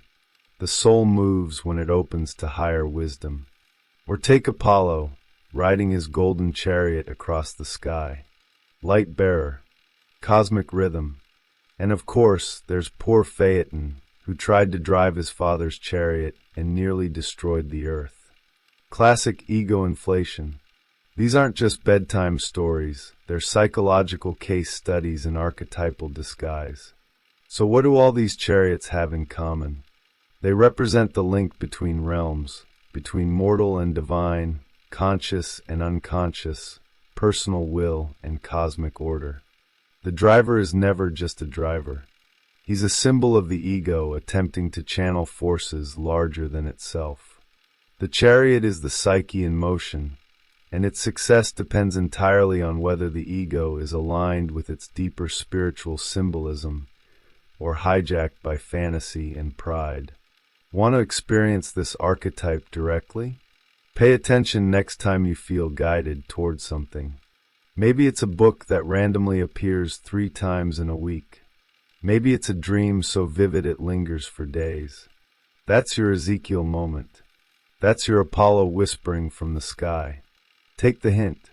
Follow the lead, but stay grounded. Use tools like tarot journaling or meditative visualizations to translate myth into movement, not just metaphor.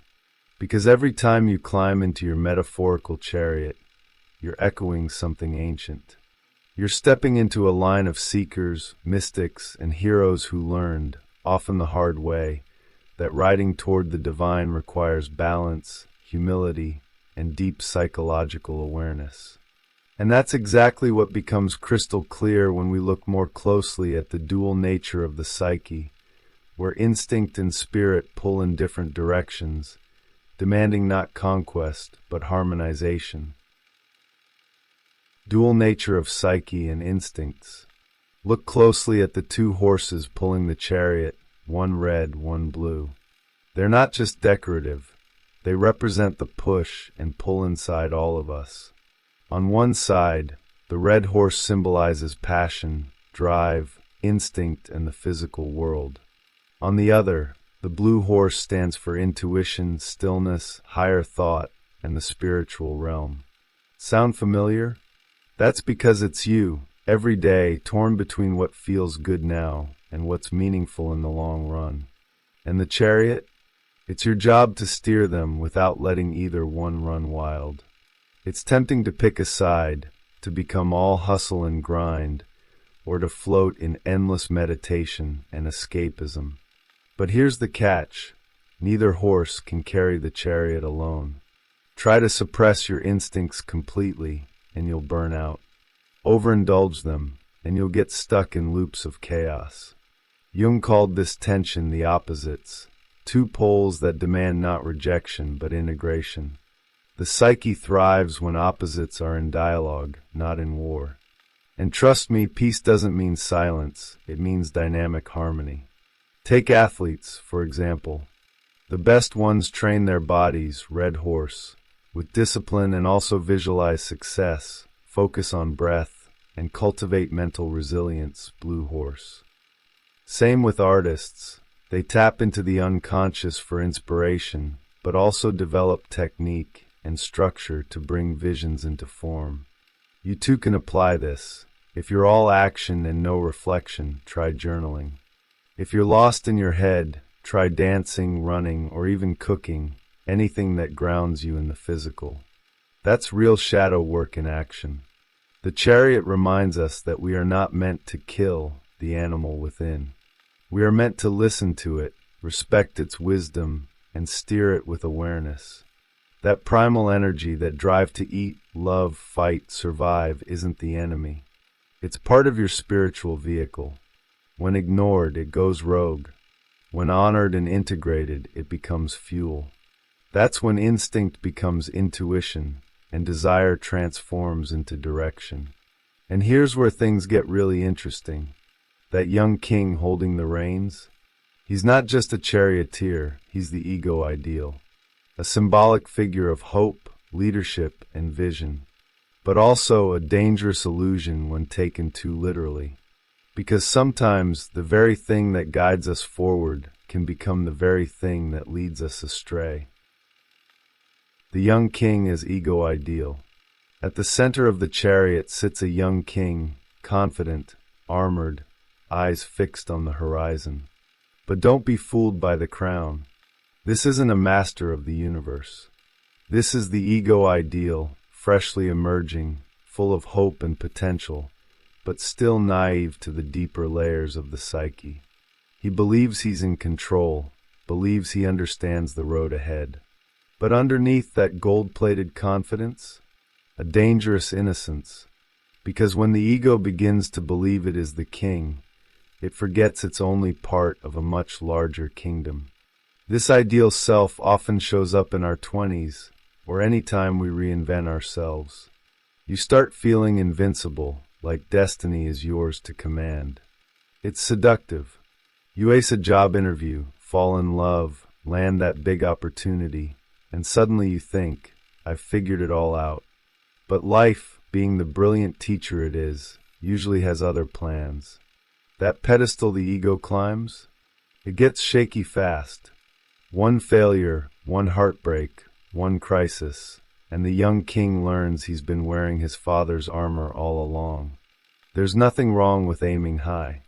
The ego needs ideals to strive toward. But the chariot warns, don't confuse the image of success with the substance of wisdom. In the inner journey, it's easy to armor up with spiritual language, rituals, and self-help slogans while secretly staying disconnected from the instinctual self. Real leadership doesn't come from posture, it comes from integration. You can't lead your psyche without knowing the terrain. And that terrain includes vulnerability, confusion, and the wild instincts beneath the throne. One powerful exercise: write a letter from your ego to your inner child.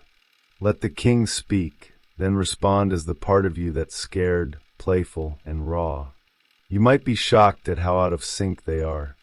That gap is where inflation hides. Bridging it, that's where growth begins. Jung called this kind of inner dialogue essential for individuation. Because when the ego stops pretending it knows everything, it can finally start learning from the unconscious, and that's when true transformation begins. But until that humility kicks in, the young king walks a fine line. One foot in potential, the other in delusion. And when the ego starts mistaking divine guidance for personal superiority, the chariot veers into dangerous terrain. One ancient culture's warned us about again and again through the tragic downfall of those consumed by hubris. Ego inflation and hubris. There's a fine line between confidence and delusion, and the chariot walks it like a tightrope. When the ego starts to believe it is the self, when the young king thinks he's not just driving the vehicle, but embodying divine authority, we step straight into the dangerous realm of hubris. Jung called this ego inflation, and this shows up in real life more often than you'd think. That friend who starts a meditation practice and 2 weeks later is telling everyone how awakened they are. Ego inflation.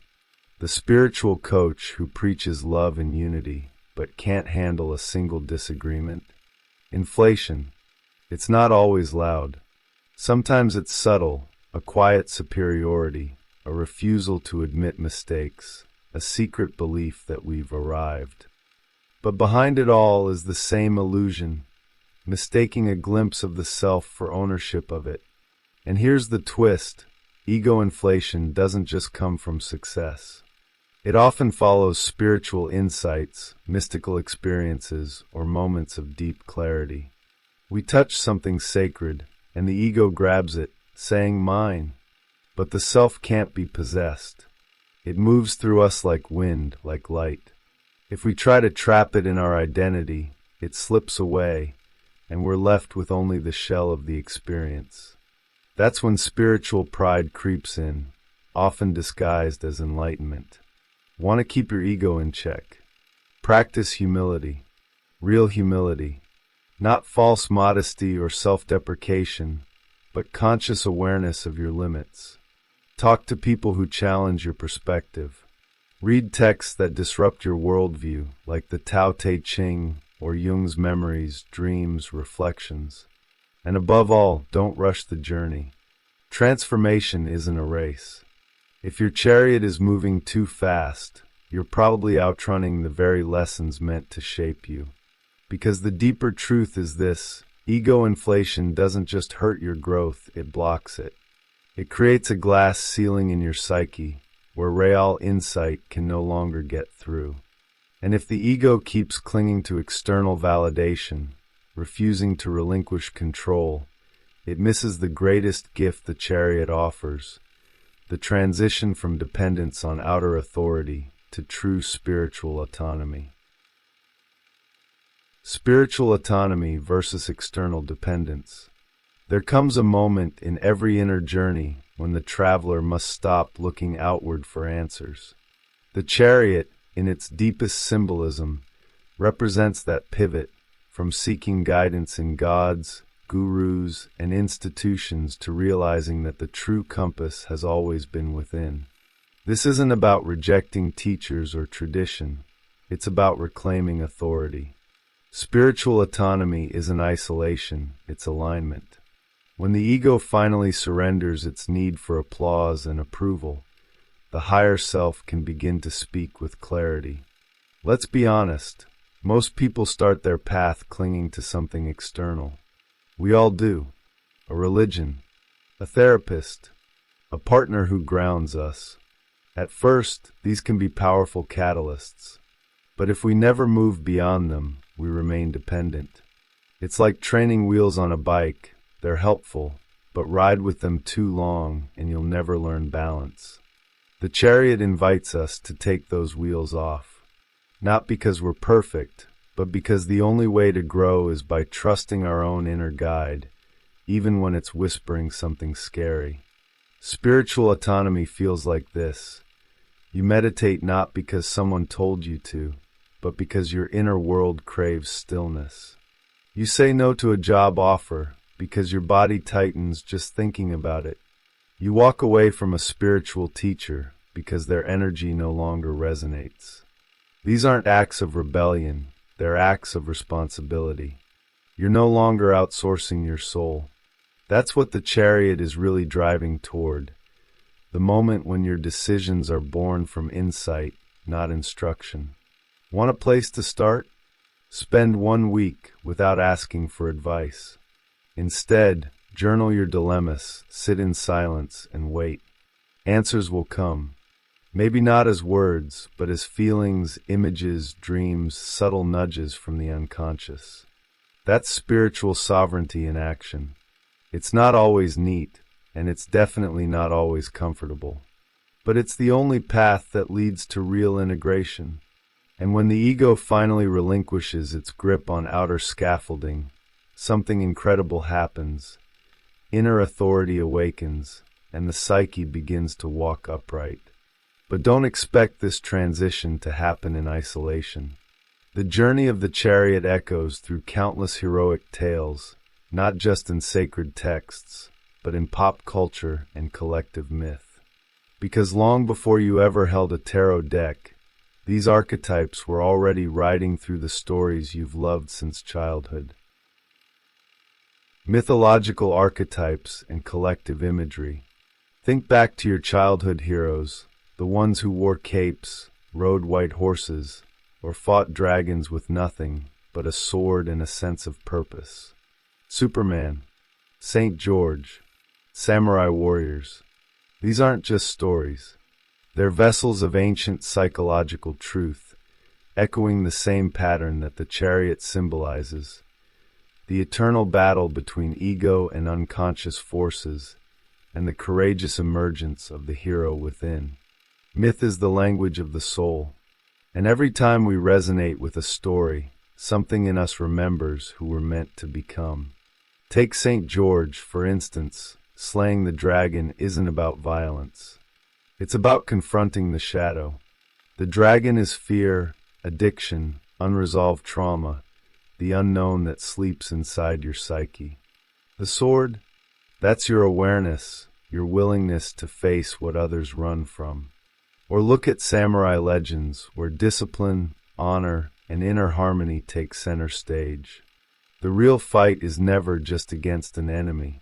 It's against imbalance, chaos, and the seduction of ego inflation. Pop culture picks up this thread too.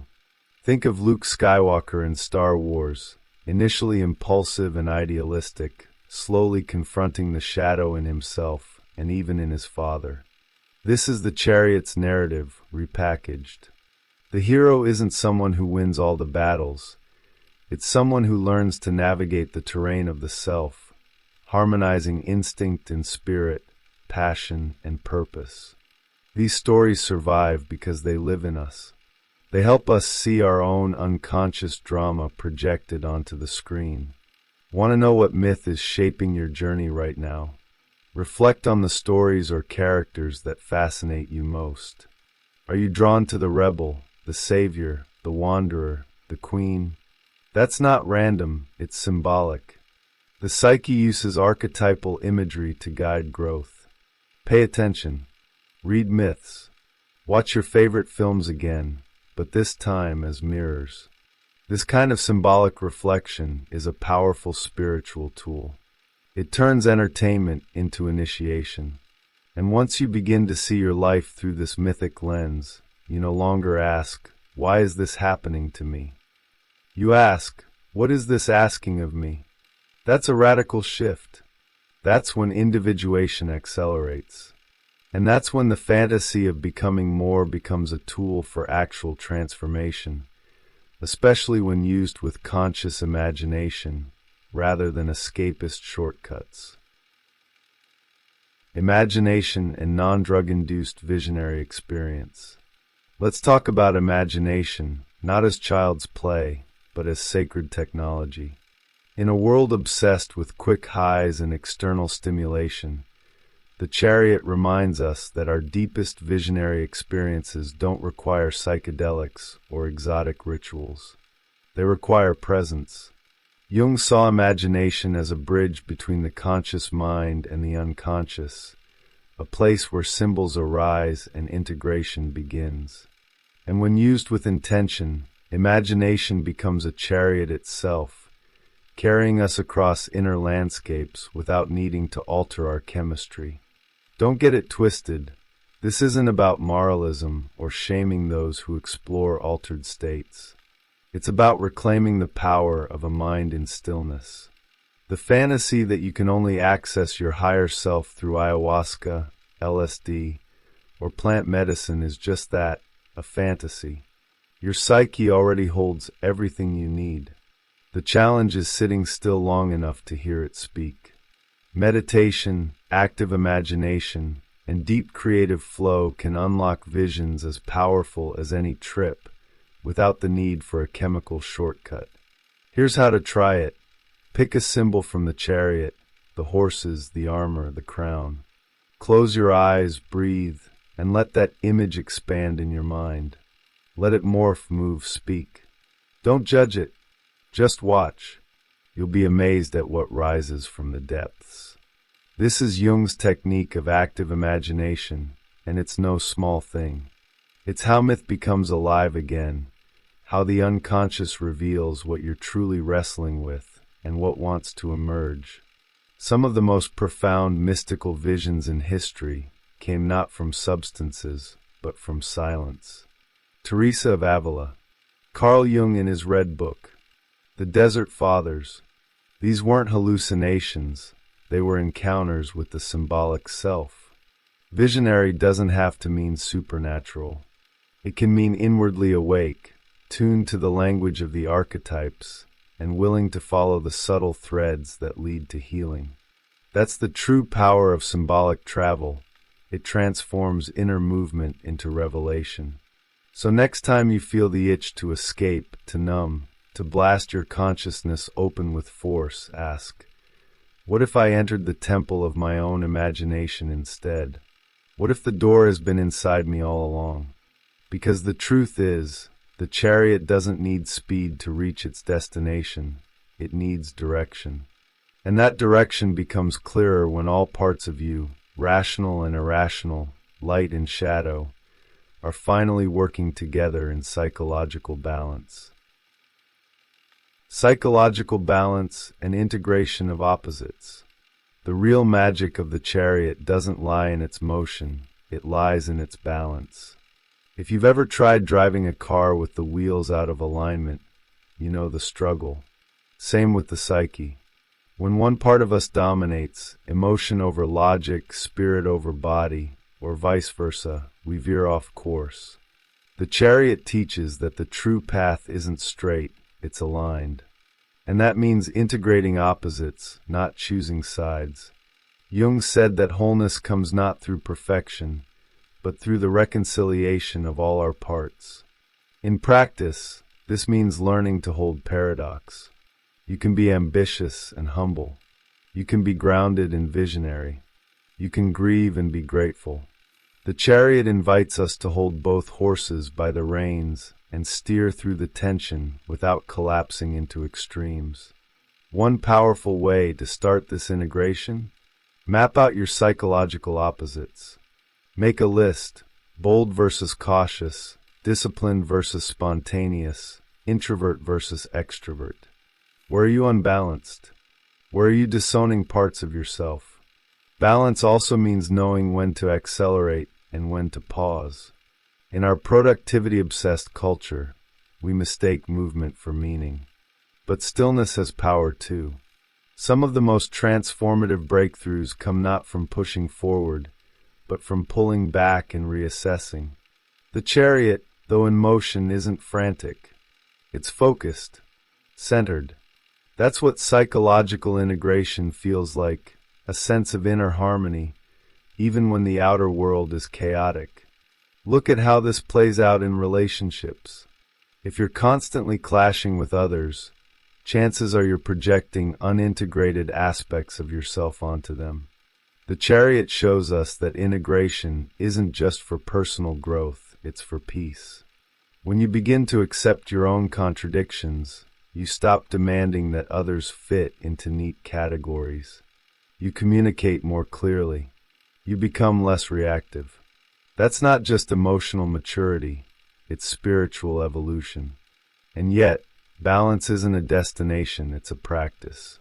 The moment you think you've arrived, life throws a new polarity your way.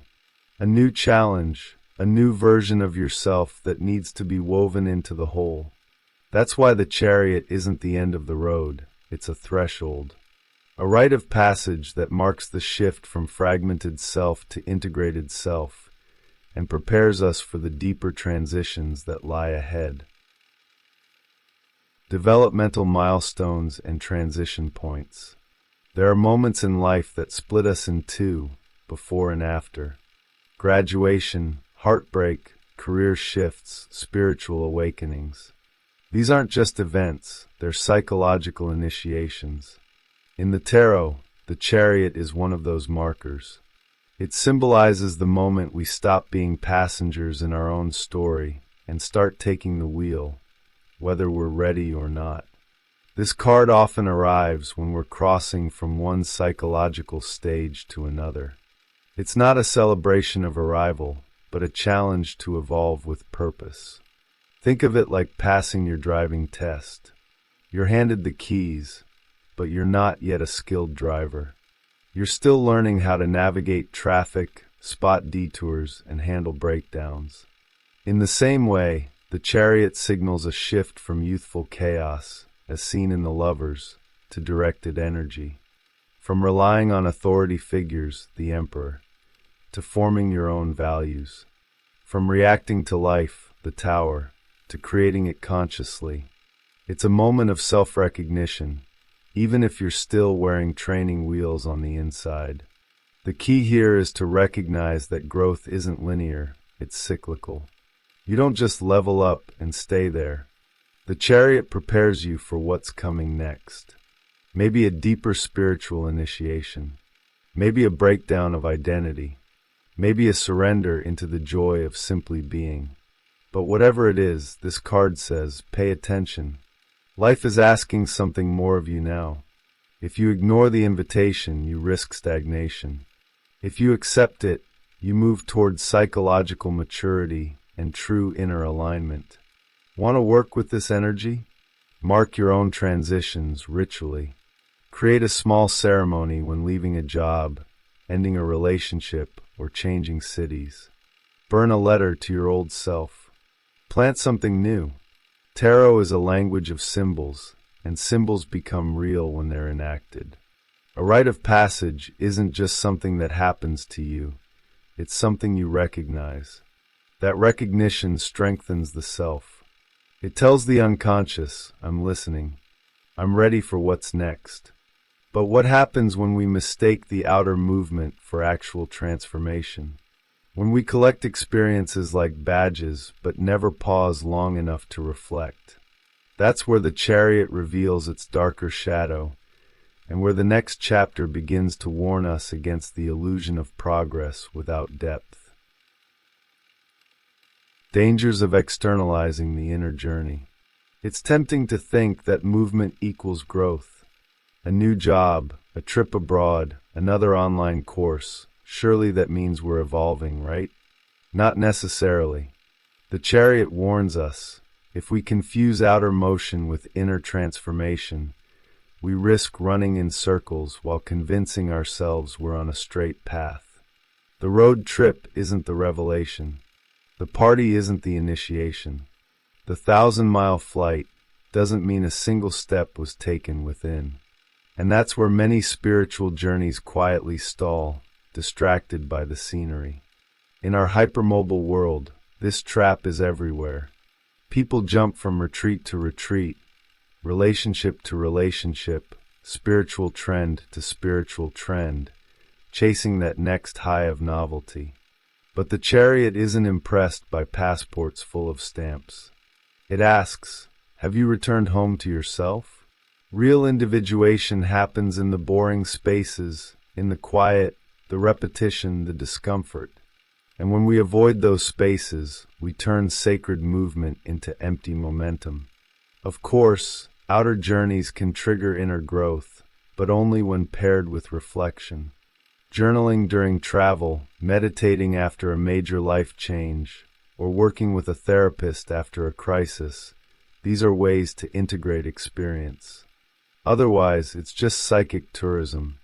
We become addicted to motion, mistaking speed for purpose. That's how spiritual bypassing sneaks in. We avoid the hard questions by staying perpetually on the move. Always arriving, never landing.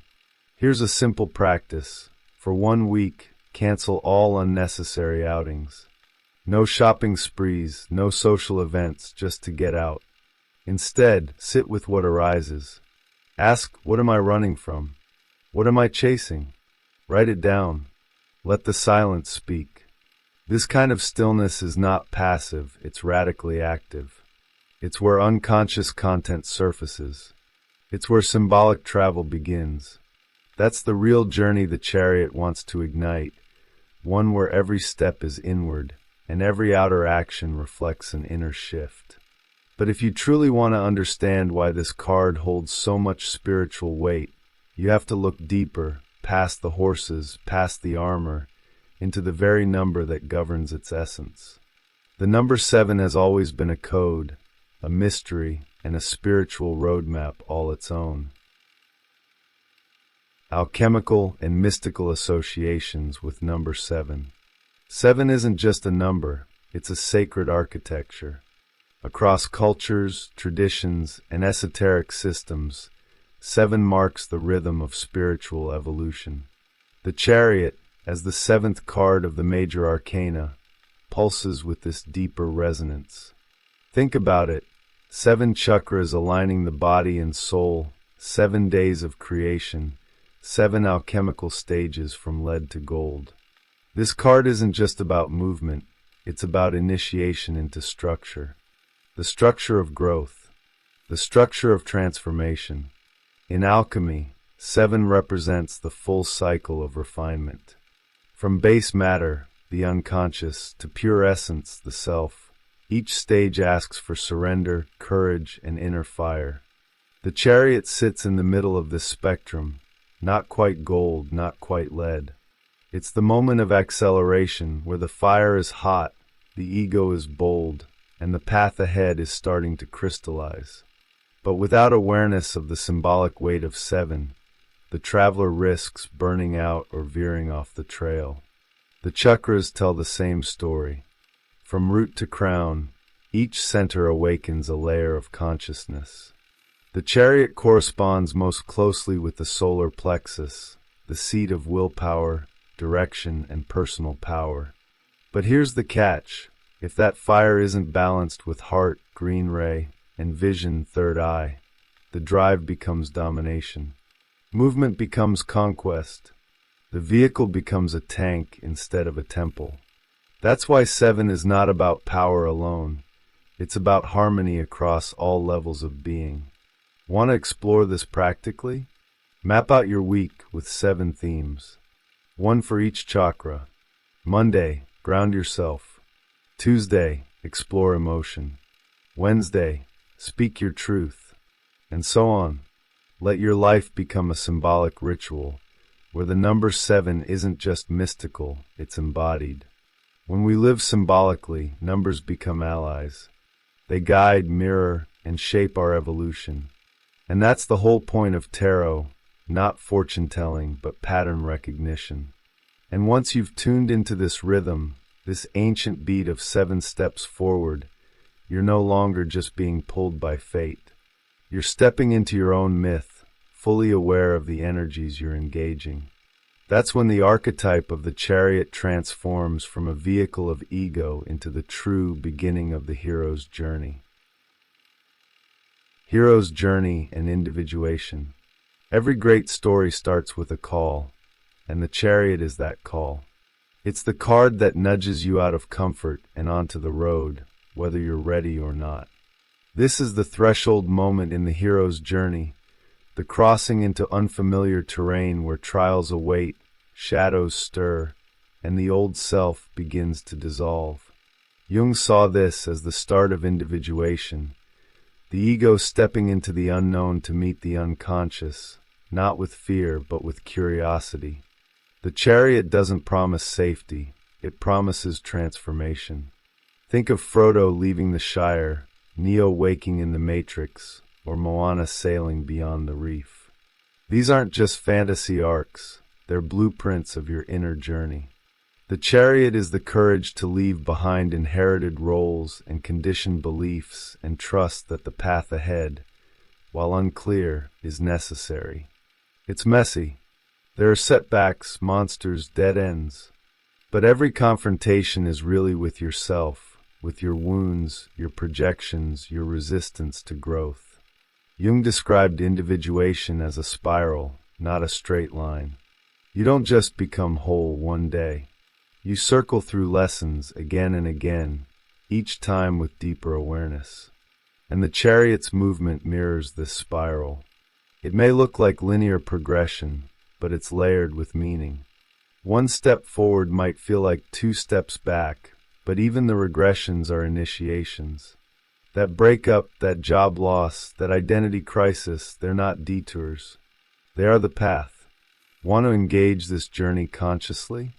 Start tracking your symbolic trials. What keeps repeating in your life? Abandonment? Conflict? The need for control? These are your dragons. The chariot is built to face them, not avoid them. And each time you ride into the storm instead of retreating, you earn a deeper piece of yourself. That's not poetic fluff, it's hard-won self-knowledge. And over time, it builds the kind of inner resilience no outer achievement can replace. But be warned, the closer you ride toward the self, the more tempting it becomes to think you are the self. That's where many heroes fall, mistaking insight for identity, power for purpose. And this is exactly why the chariot must teach us the difference between ego and essence, steering us into the most delicate dance of all, the evolving relationship between the part of us that wants to lead and the deeper force that knows the way. The ego-self relationship. Here lies the heart of the journey, the dynamic tension between ego and self. The ego is the driver of the chariot, young, ambitious, and eager to arrive. The self, on the other hand, is the vast terrain itself, mystical, ancient, and infinitely wise. Jung taught that individuation is the process of bringing the ego into alignment with the self, without fusing them. But the danger is real. When the ego begins to think it is the self, we fall into illusion. That's where inflation takes root, and the inner journey gets hijacked by fantasy. The ego is necessary. It gives us identity, structure, and the ability to choose. But it's not meant to rule alone.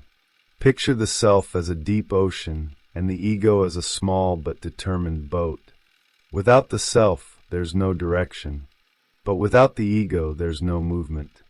The problem begins when the boat thinks it is the ocean. That confusion leads to arrogance, spiritual bypassing, and a sense of superiority that blocks real growth. The Chariot, in its symbolic form, exists to mediate this relationship, to teach humility through experience. You've probably seen this imbalance in action. A leader who starts believing they're divinely infallible. A spiritual influencer who uses sacred language to control others. Or maybe you've caught it in yourself, those moments when insight turns into identity, when you grasp a truth so tightly you forget to stay open. The solution isn't to kill the ego. It's to relate to it consciously, with humor, with love, with curiosity. The ego isn't the enemy. It's just not the king. One way to navigate this? Develop an ongoing conversation between these two parts. Try this. Each morning, ask your ego what it wants, and ask yourself what it knows. Write both answers without judgment. Over time, a dialogue will form, one grounded in honesty and rooted in symbolic insight. This practice builds internal trust. The more the ego learns to listen, the less it needs to dominate. The more the self is acknowledged, the more it begins to guide, not through force, but through alignment. Because ultimately, the chariot doesn't reach its true power until this relationship stabilizes. Until the ego stops pretending to be divine and starts becoming a servant of the divine.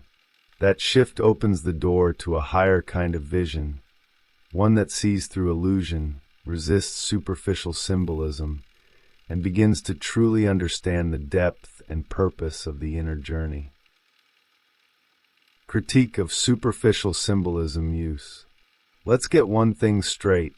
The Chariot isn't about aesthetics. It's not about posting a tarot spread with dramatic lighting or wearing spiritual jewelry as a badge of depth. Symbolism isn't decoration, it's activation.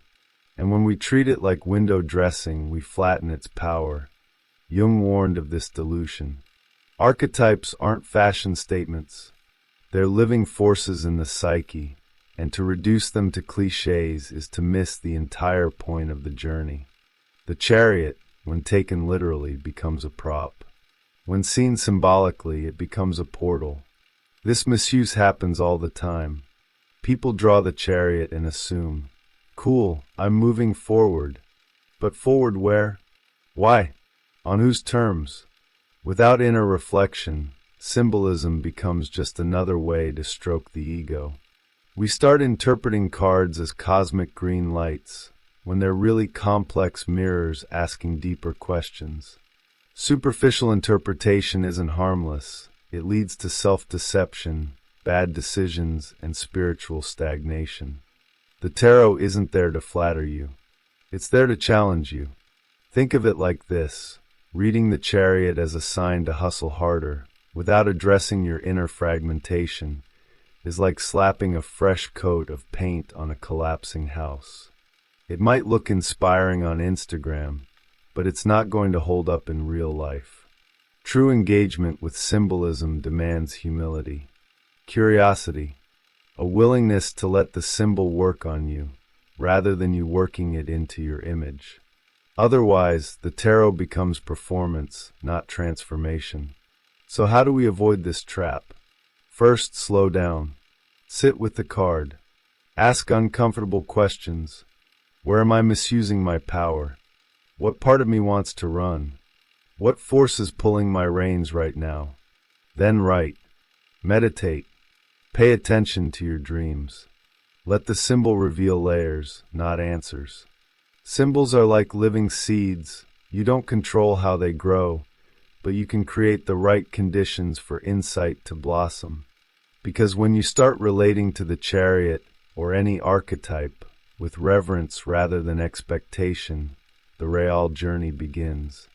The horses start to move, not because you push them, but because your inner world aligns. And in that movement, your imagination awakens, not as an escape, but as a visionary tool for integration, healing, and psychological evolution. Visionary psychology and the role of fantasy. Fantasy isn't an escape, it's a function of the psyche. Jung believed that imagination, when consciously engaged, opens the doorway to transformation. And in the Chariot, this becomes crystal clear. The journey forward isn't always literal. Sometimes it happens in visions, in inner images, in dreams. Fantasy, when rooted in awareness, becomes a legitimate vehicle for individuation. The problem is never the imagination itself. It's when we lose our grip on reality and start mistaking symbols for facts. Healthy fantasy is like symbolic travel. You enter the scene, explore the emotional terrain, interact with the archetypes, then return with insight. It's not about staying in La La Land. It's about going deep enough to retrieve something real. Jung's active imagination was built on this principle. Let the unconscious express itself creatively, and then reflect on what it shows you. These inner stories aren't random.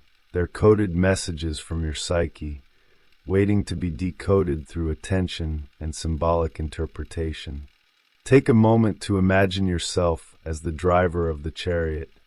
What landscape unfolds? Are the horses wild or calm? Are you armored or naked? What obstacles lie ahead? These images aren't just daydreams, they're mirrors. They reveal how aligned you are with your will, how fragmented or integrated your psyche is, and where you may be stuck or inflated. This kind of visionary psychology gives your unconscious a voice without turning it into chaos. Want a practical tool? Set aside 10 minutes each morning for symbolic visualization. Pick a tarot card, start with the Chariot, and enter its scene in your mind's eye. Notice what you feel, what changes, what resists you. Then journal what you experienced. Over time, you'll begin to see patterns, messages, and even guidance that's more personal than any book could offer. This is psychic literacy, learning to speak the language of the soul through fantasy, myth, and symbol. And when you learn to ride these inner visions with awareness, the Chariot no longer represents motion for motion's sake. It becomes a dynamic dance between structure and mystery, between choice and surrender. Your psyche isn't static, it's always in motion. And when you realize that, you start to feel the deeper truth behind this archetype. The Chariot isn't something you drive, it's something you become. Metaphor of the Chariot as the psyche in motion. Picture the psyche not as a static structure, but as a flowing process, constantly adapting, shifting, evolving. That's what the Chariot truly symbolizes, the psyche in motion. It's not a fixed identity, not a frozen self-image, but a living, breathing system of thoughts, instincts, desires, dreams, and archetypes. The Chariot itself is your psychological vehicle, built from your habits, your beliefs, your wounds, and your intentions. And like any vehicle, it can either carry you towards self-discovery or drive you straight into a wall. What's powerful about this metaphor is its flexibility. You can tune it, upgrade it, redesign it. Your psyche is not a prison, it's a craft. If your life feels directionless, maybe your wheels are stuck in outdated narratives. If you're overwhelmed, maybe your horses are pulling in opposite directions. Awareness is the fuel. Reflection is the steering. Without those, you're just drifting. But with conscious effort, the Chariot becomes a tool of profound transformation, one that turns survival into evolution. Let's ground this in reality. Imagine your psyche like a chariot driven by daily rituals. What you consume, how you speak to yourself, who you surround yourself with, these are the reins. You don't need to overhaul everything overnight. Start small. Switch one reactive habit for a conscious one. Replace endless scrolling with journaling. Replace judgment with curiosity. Each shift turns your chariot slightly toward more wholeness, more presence, more self-alignment. That's what motion with meaning looks like. The Chariot teaches us that psyche is never still. Even when you feel stuck, something inside you is shifting. Thoughts are forming. Emotions are being processed. Archetypes are stirring. The key is learning to ride that movement instead of resisting it. When you partner with your inner momentum instead of fighting it, you stop feeling like life is happening to you. You begin to co-create your direction, intuitively, symbolically, and intentionally. And as this motion becomes more conscious, a new quality starts to emerge: courage. Not the reckless kind, but the quiet, steady courage required to look inward, to self-examine, and to live a life shaped by meaning instead of momentum. Because ultimately, the true destination of this chariot ride isn't out there. It's in the choice to examine your life before it races past. Courage and self-examination. Here's the truth: most people avoid themselves. They distract, deflect, and deny. Not because they're lazy, but because self-examination takes real courage, the kind the chariot demands. This archetype isn't just about motion or mastery. It's a call to live deliberately, to stop letting life push you around and start steering with clarity. And clarity only comes when you're willing to look inward and ask the hard questions. Who's driving?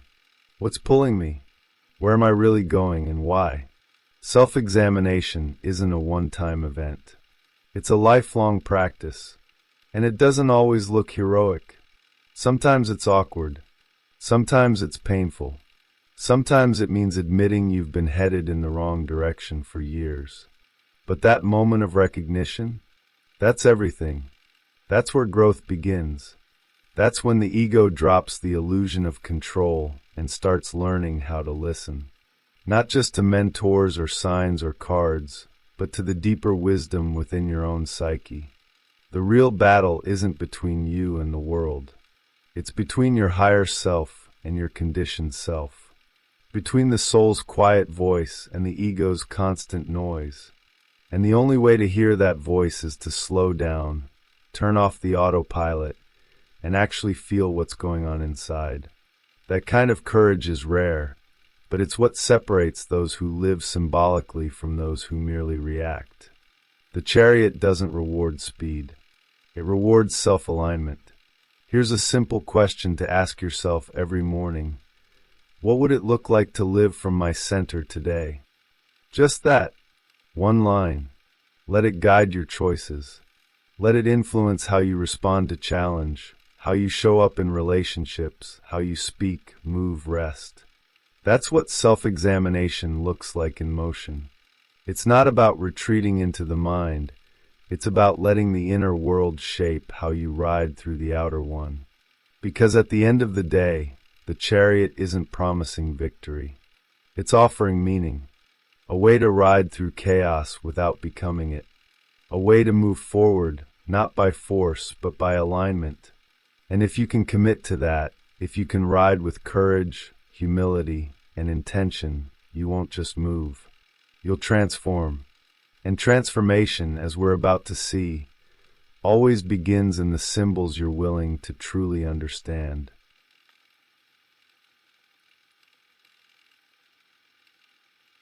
The strength, the role of strength in the hero's journey. There comes a moment in every true hero's journey when brute force, clever strategy, and all the tools of the outer world just aren't enough. That's where the strength card steps in, not as a shout, but as a whisper. Up until now, the hero's been wrestling dragons, climbing mountains, trying to outsmart fate with sheer will. But this card turns the mirror inward. Here, courage isn't about killing the beast. It's about sitting with it, listening to it breathe, maybe even petting its mane. This is the sacred pause that demands inner power, not domination. It's the first step into the realm of self-awareness. When the Strength card appears, it signals that it's time to stop fighting and start feeling. Think about that. The very instincts that used to be dangerous are now the key to transformation. We're no longer talking about conquering kingdoms. We're talking about taming lions inside the psyche. The ego starts to realize it's not the king of the jungle after all. Something deeper is calling. Something ancient. It smells like instinct, but it speaks the language of the divine feminine. And the only way through? Relating to that inner wilderness with compassion, not control. The traditional hero's path, so often fueled by logos, now bows to the power of Eros. That doesn't mean romance, but the life force itself, the wild, sensual current that animates the body and the dream. In this stage, the feminine principle becomes the guide. Not weak, not passive, but wise enough to know that true self-mastery begins where the noise ends. That's why the woman in the Strength card doesn't wear armor. She wears softness, and yet she subdues what steel never could. Through presence alone, she redirects psychic energy. This part of the journey can feel like confusion at first. You've trained for battle, and now life asks for surrender? But don't mistake surrender for defeat. This is the initiation into psychic integration. You're not suppressing fear or rage anymore. You're learning their names. You're finding the balance between instinct and intuition, between the animal and the angel within. Start by journaling what triggers you the most this week. That's your lion. Watch how it growls. Then imagine speaking to it like a friend who's just scared. That's your practice. This is where most people turn back. It's easier to fight monsters than befriend them.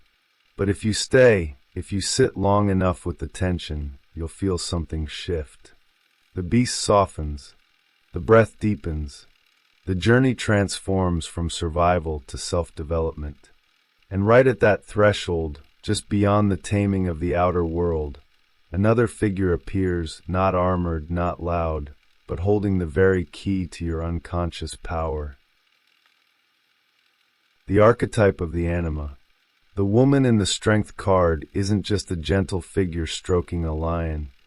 She's a symbol of the anima, the hidden feminine within the masculine psyche.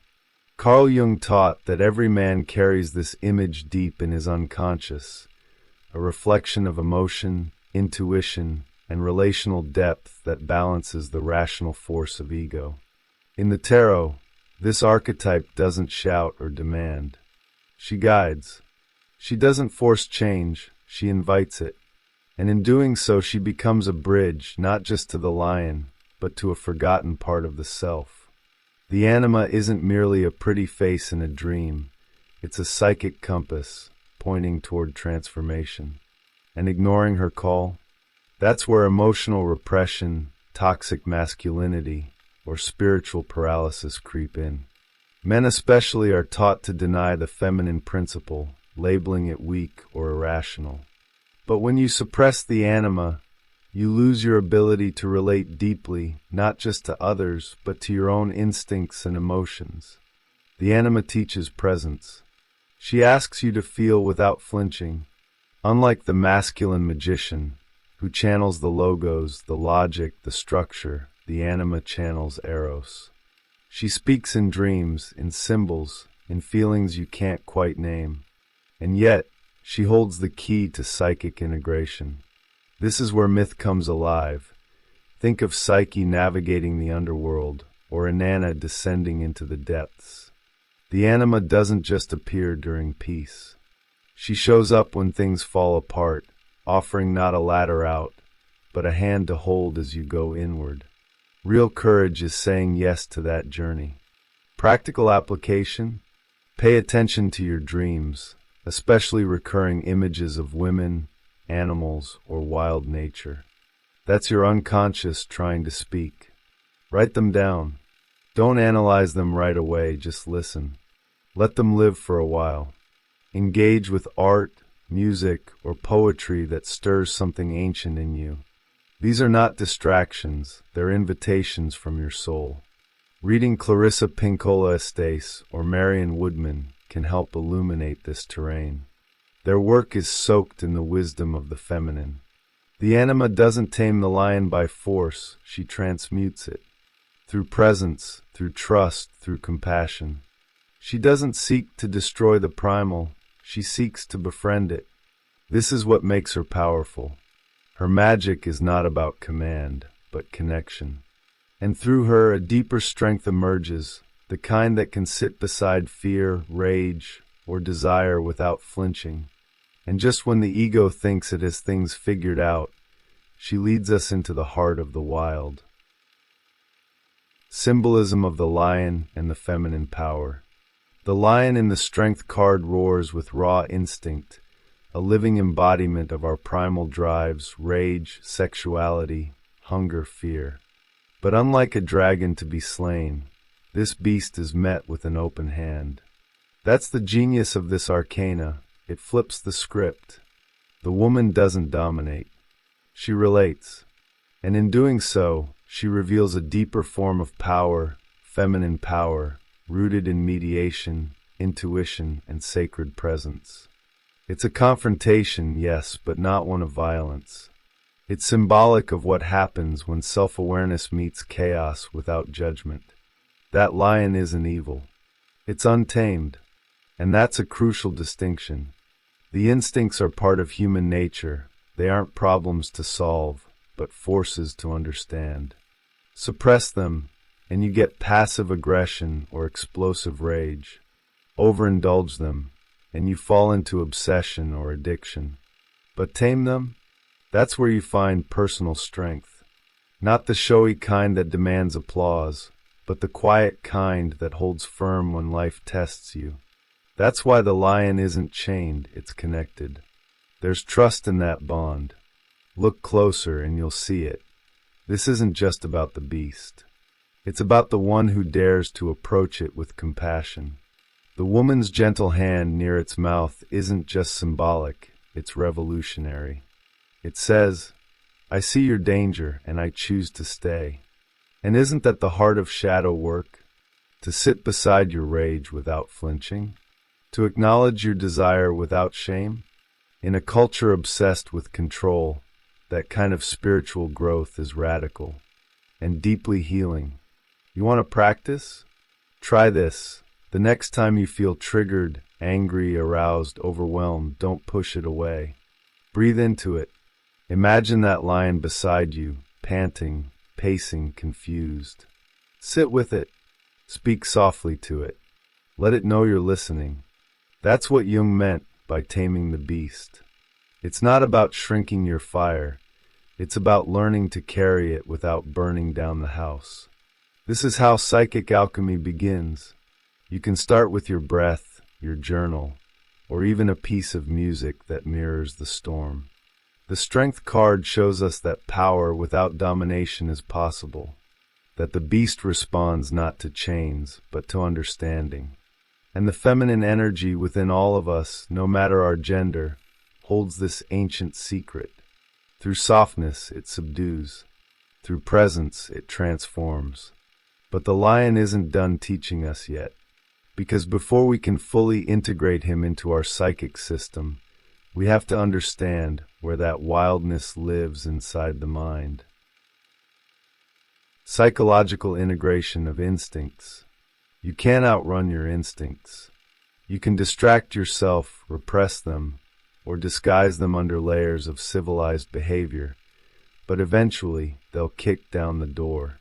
That's the warning and the wisdom of Jungian psychology.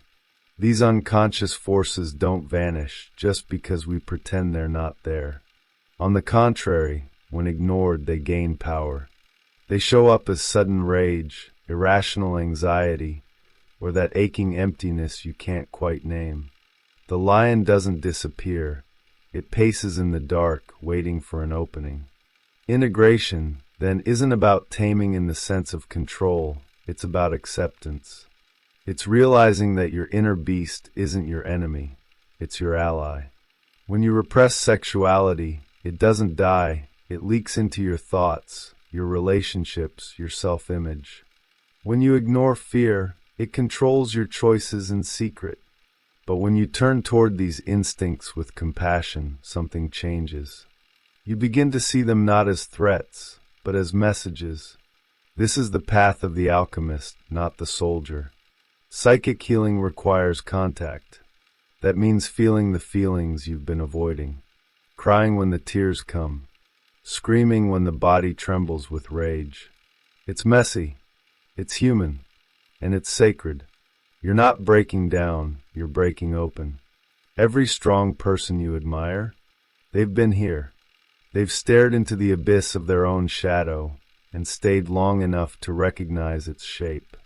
That's real self-development. Not perfection, but wholeness. Not power over, but power with. Want to practice this integration? Pay attention to your body. It speaks before the mind can catch up. Where does tension live in you? Your jaw, your gut, your fists? That's the lion growling.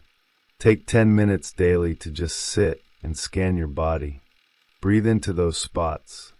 Let whatever emotion arises just be there. Don't fix it, just witness it. This practice alone can unlock psychic energy you didn't know you were wasting on suppression. It's a form of inner dialogue, a new language between you and your wild self. Psychological integration doesn't make you less human, it makes you fully human. It takes the fragmented pieces of your psyche and pulls them into harmony. That doesn't mean you're never triggered again. It means you know what to do when it happens. And this is only the beginning, because once you've opened the gate to the lion, you'll find you're not alone in this inner world. There are ancient stories, mythical patterns, and goddesses whispering in the shadows. Mythical parallels and the power of the feminine. Myths don't just entertain, they encode truths the conscious mind can't grasp on its own. When we look at tales like Beauty and the Beast, Leda and the Swan, or Europa and the Bull, we're not just seeing fantasy, we're watching the psyche unfold through archetype. The feminine doesn't just encounter the animal or divine masculine, she engages it, transforms it. And that's the hidden magic of the Strength card. She doesn't slay the beast, she relates to it.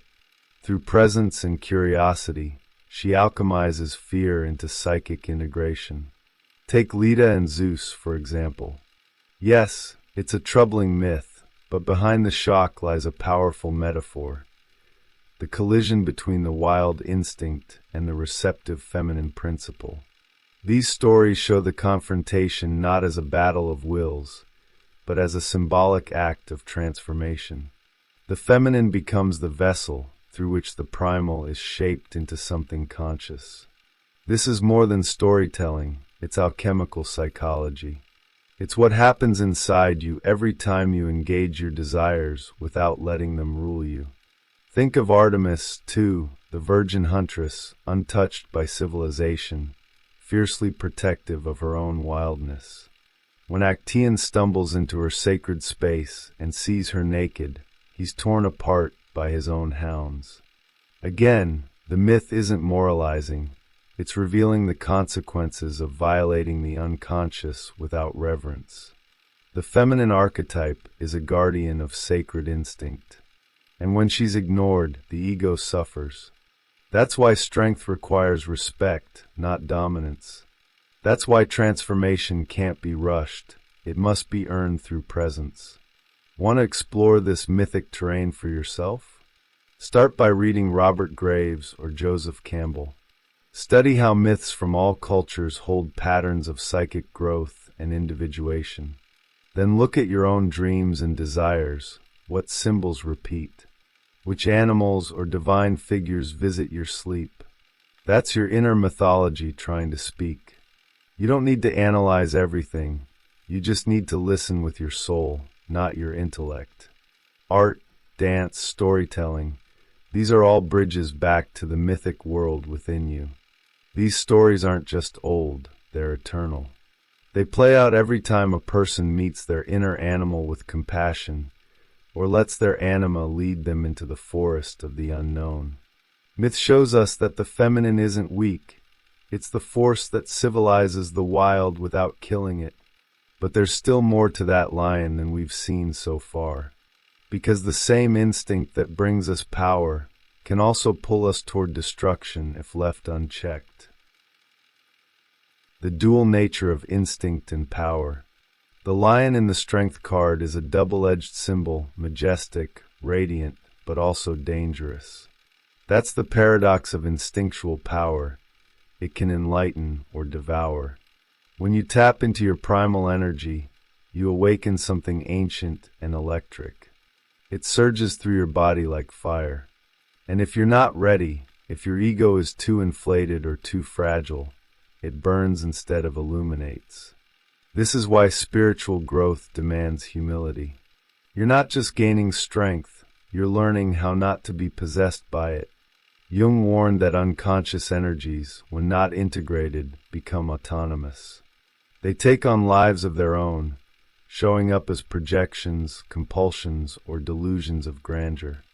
That lion can crown you or consume you. Think of religious zeal that turns to fanaticism, or leaders who start with vision and end with tyranny. That's instinct divorced from self-awareness. The same fire that fuels transformation also threatens to engulf the psyche if not balanced by the feminine, by compassion, intuition, and reflection. That's why mystics across cultures stress taming the beast, not unleashing it. Even the alchemical lion, often depicted devouring the sun, represents this inner duality, the way unconscious forces can either dissolve false personality or inflate the shadow. This is serious terrain. If you play with power without anchoring in humility, you're not just dabbling in energy, you're dancing with dragons. That's why the woman in the card holds the lion's jaws gently. Her control isn't force, it's relationship. To work with this power, start simple. Monitor your reactions in moments of emotional intensity.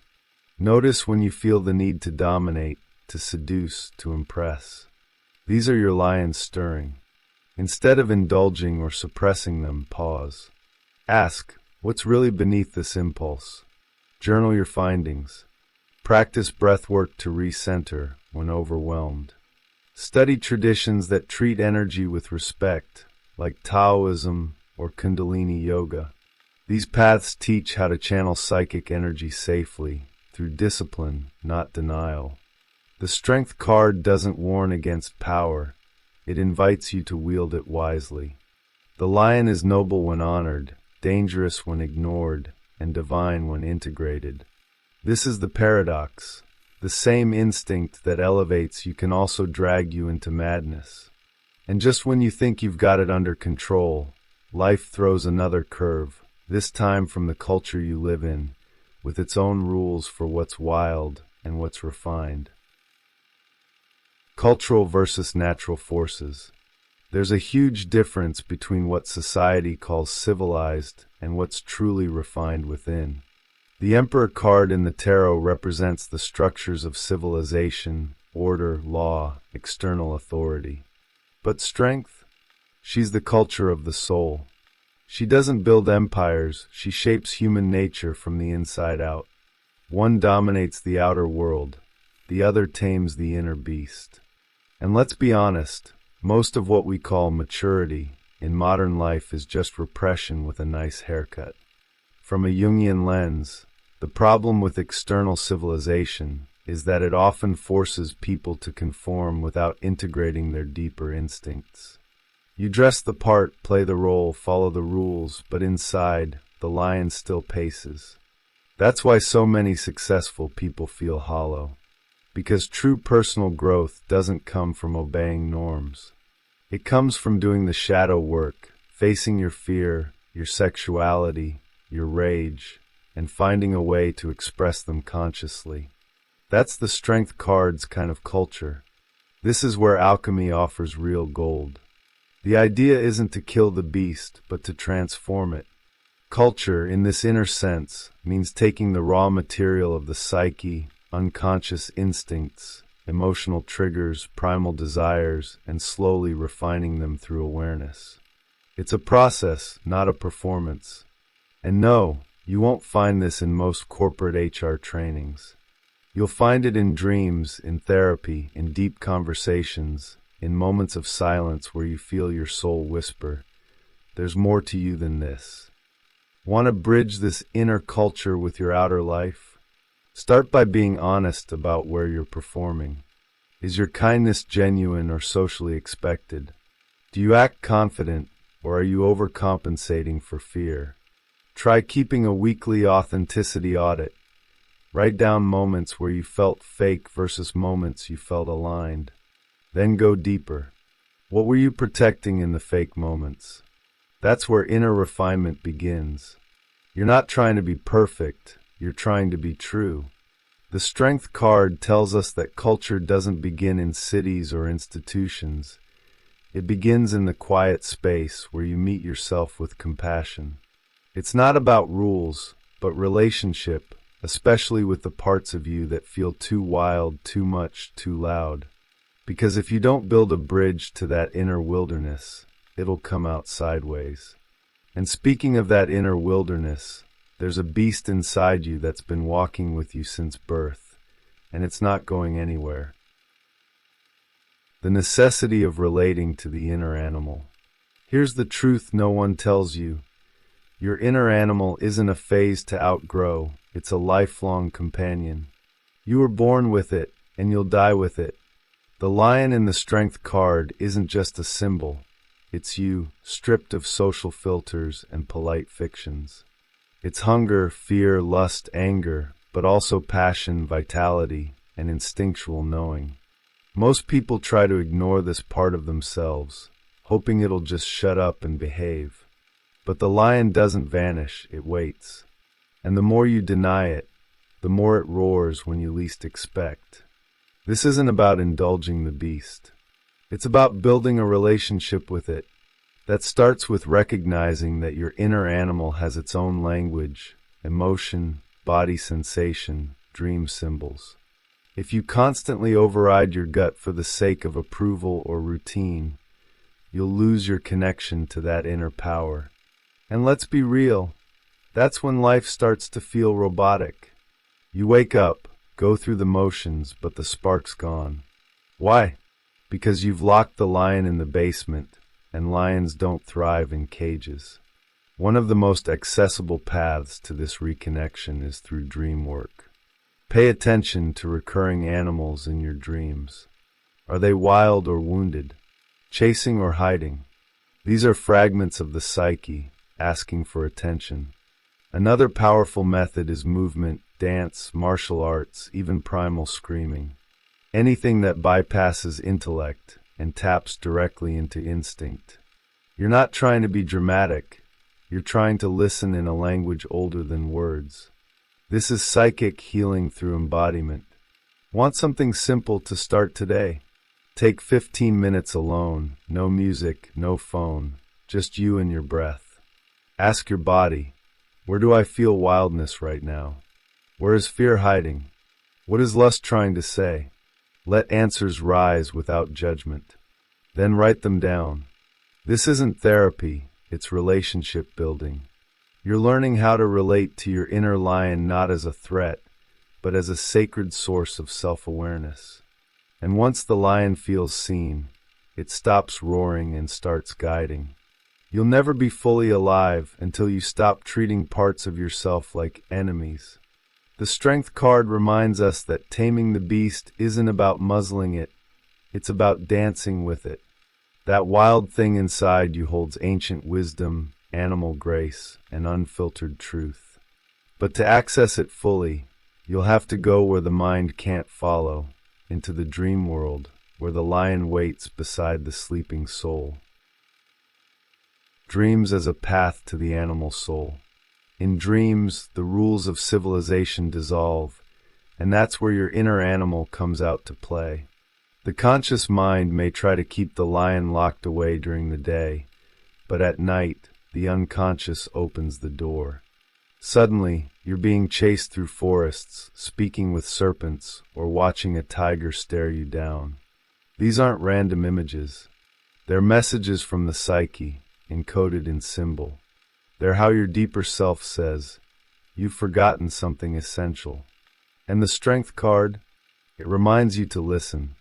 Think of Rousseau's Sleeping Gypsy, a peaceful figure resting under the moon while a lion silently watches. It's not a threat, it's a guardian, a reminder that even in rest, your instincts are with you. Dreaming is one of the few states where the ego softens enough to let the animal soul speak. This is where psychic energy reorganizes itself. That's why Jung insisted on dream interpretation, not as fortune-telling, but as a method of self-awareness and integration. The dream world is your soul's private language. Most people either dismiss their dreams or overanalyze them. The real magic happens in between, when you observe with curiosity, not control. Don't try to decode every lion or snake like a puzzle. Instead, ask, how did I feel in that moment? Was the animal wild or wounded? Did it frighten me or comfort me? That's where transformation lives, not in theory, but in felt experience. Your dreams are where the divine feminine often appears, not as lecture, but as presence. Soft, persistent, and deeply intuitive. Want to start working with your dreams? Keep a journal beside your bed. As soon as you wake, write down everything, no matter how fragmented or strange. Over time, you'll notice patterns, recurring symbols, familiar settings, animals that keep showing up. That's your personal mythology forming. You might even start dialoguing with these figures in meditation or visualization. Artists like Carl Jung did this with active imagination, allowing the dream to continue consciously. This is how you court the anima, through inner attention. Dreams aren't separate from life, they're life through another lens. They're not illusions, they're invitations. And when you learn to honor them, they reveal a layer of reality your waking mind can't access. That lion in your sleep, it's the same one from the tarot, the same one pacing behind your smile, and the woman beside it. She's there too, ready to guide you not away from your instincts, but through them into the alchemical fire of conscious transformation. The feminine as a mediator of transformation. The woman in the Strength card isn't just symbolic, she's functional. She doesn't represent an idea. She is the process. Her role as mediator isn't passive or decorative, it's alchemical. In her calm presence, we find the key to self-mastery. She doesn't tame the lion by stripping it of its power, but by inviting it into relationship. Her fingers near its jaw, her gaze unflinching. That's what it looks like when fear and instinct are met with love rather than control. That's how inner conflict becomes transformation. Without her, the lion either devours or withers. With her, it evolves. She doesn't act as the ego does, trying to dominate, suppress, or flee. Instead, she holds a space where duality can dissolve. She is the feminine principle in action, bridging opposites, healing splits, softening boundaries between the civilized and the wild. This is what Jung called psychic integration, when the unconscious isn't just managed, but welcomed. The lion doesn't vanish. It becomes an ally, and through her, inner power becomes conscious. We see this pattern in so many forms. Mary and the dragon beneath her feet, Isis reassembling Osiris, Quanine calming storms with a whisper. Across cultures, the feminine doesn't fight the chaos. It embraces it and brings it into order through relationship. That's the wisdom Strength offers. Domination may control, but only compassion transforms. And let's not forget, it takes tremendous strength to remain calm in the presence of the wild. That's not weakness. That's mastery. To work with this energy in real life, stop trying to fix your emotions. Try instead to sit with them. Set a timer for 5 minutes, breathe, and let yourself feel what's there: fear, lust, anger, sadness. Don't push it away. Don't label it. Just stay. That's what the woman in the card does. She stays. And in her staying, the lion feels seen. This is the space where mysticism, psychic healing, and emotional intelligence converge. This is where the unconscious begins to trust. The lion may roar, but the woman never flinches. Because she knows the truth. It's not about slaying the dragon. It's about walking beside it without losing your center. She is the last threshold in the strength card, the gatekeeper of real enlightenment. But she isn't the end of the journey. She's the door to something deeper still. A journey that continues far beyond the archetype, into the architecture of tarot itself. The Hermit, unlocking the power of solitude and inner light. The hermit stands alone, cloaked in silence, holding a lamp that pierces the darkness, not outside but within.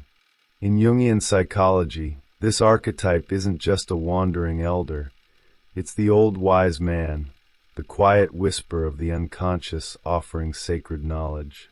Unlike the Pope, who represents external authority, or justice, who wields societal balance, the hermit doesn't demand, he invites. He shows up in dreams as the quiet grandfather or the mysterious teacher at the edge of the woods. And unlike the fool, who leaps into the unknown with naive courage, the hermit retreats from the noise, seeking truth through inner stillness and spiritual autonomy. He carries no dogmas, no holy books, just a lamp, a symbol of consciousness lit by the divine spark buried deep within. Jung saw this figure as embodying the function of spiritual insight within the psyche, not in the religious sense, but as gnosis, a knowing that transcends thought. The lamp isn't given to him.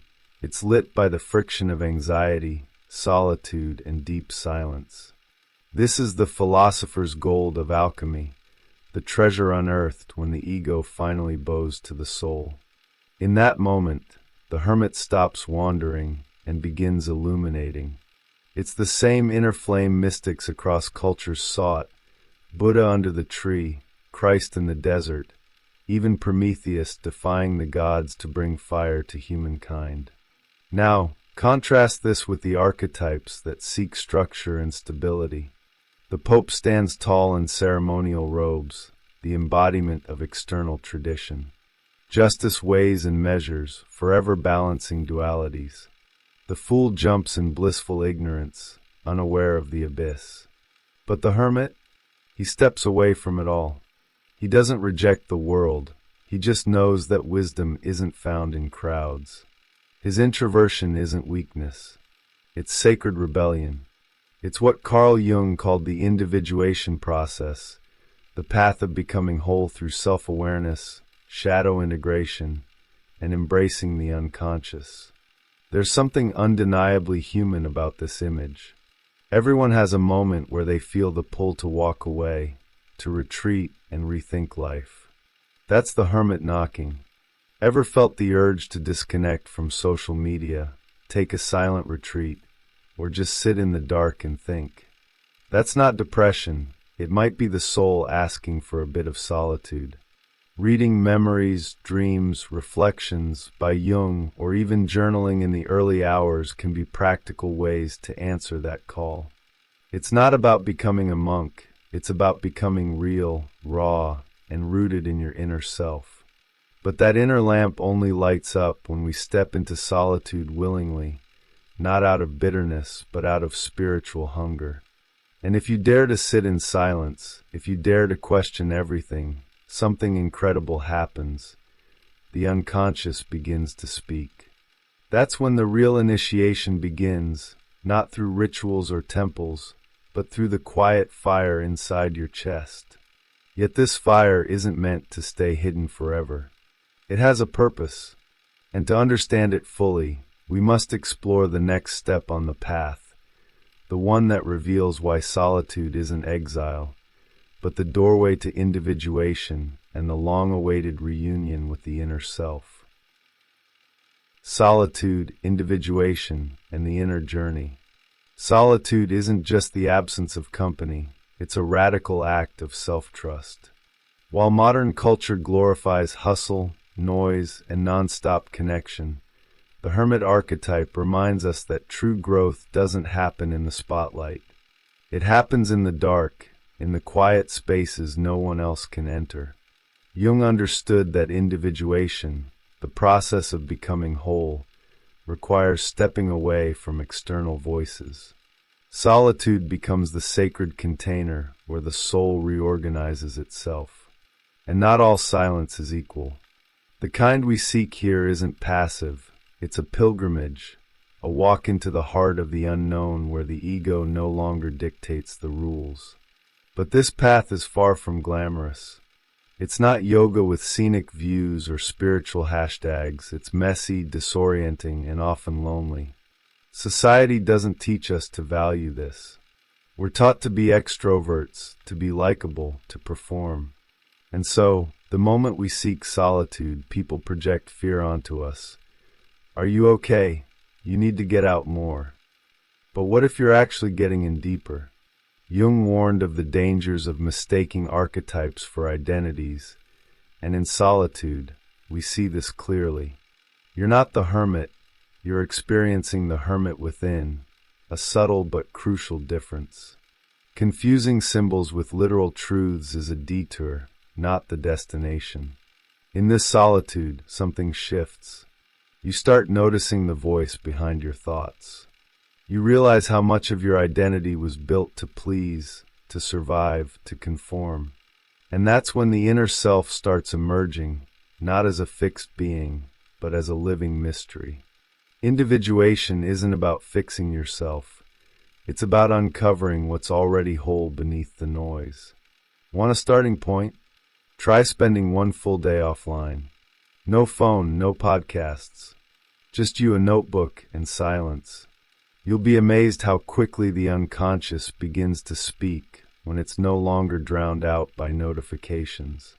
There's a reason monasteries, vision quests, and spiritual retreats exist in every tradition. They're not escapes, they're recalibrations. The hermit doesn't run from society. He returns to it different, transformed. The ego hates this process because it thrives on distraction. It tells you to scroll, to drink, to stay busy. But the soul asks you to sit, to wait, to listen. And when you do, you begin to sense a sacred rhythm beneath the chaos. That's where real insight lives, not in books or gurus, but in your willingness to sit with yourself long enough for the dust to settle. Still, solitude isn't the final destination. It's the furnace where false identities burn and truth is forged.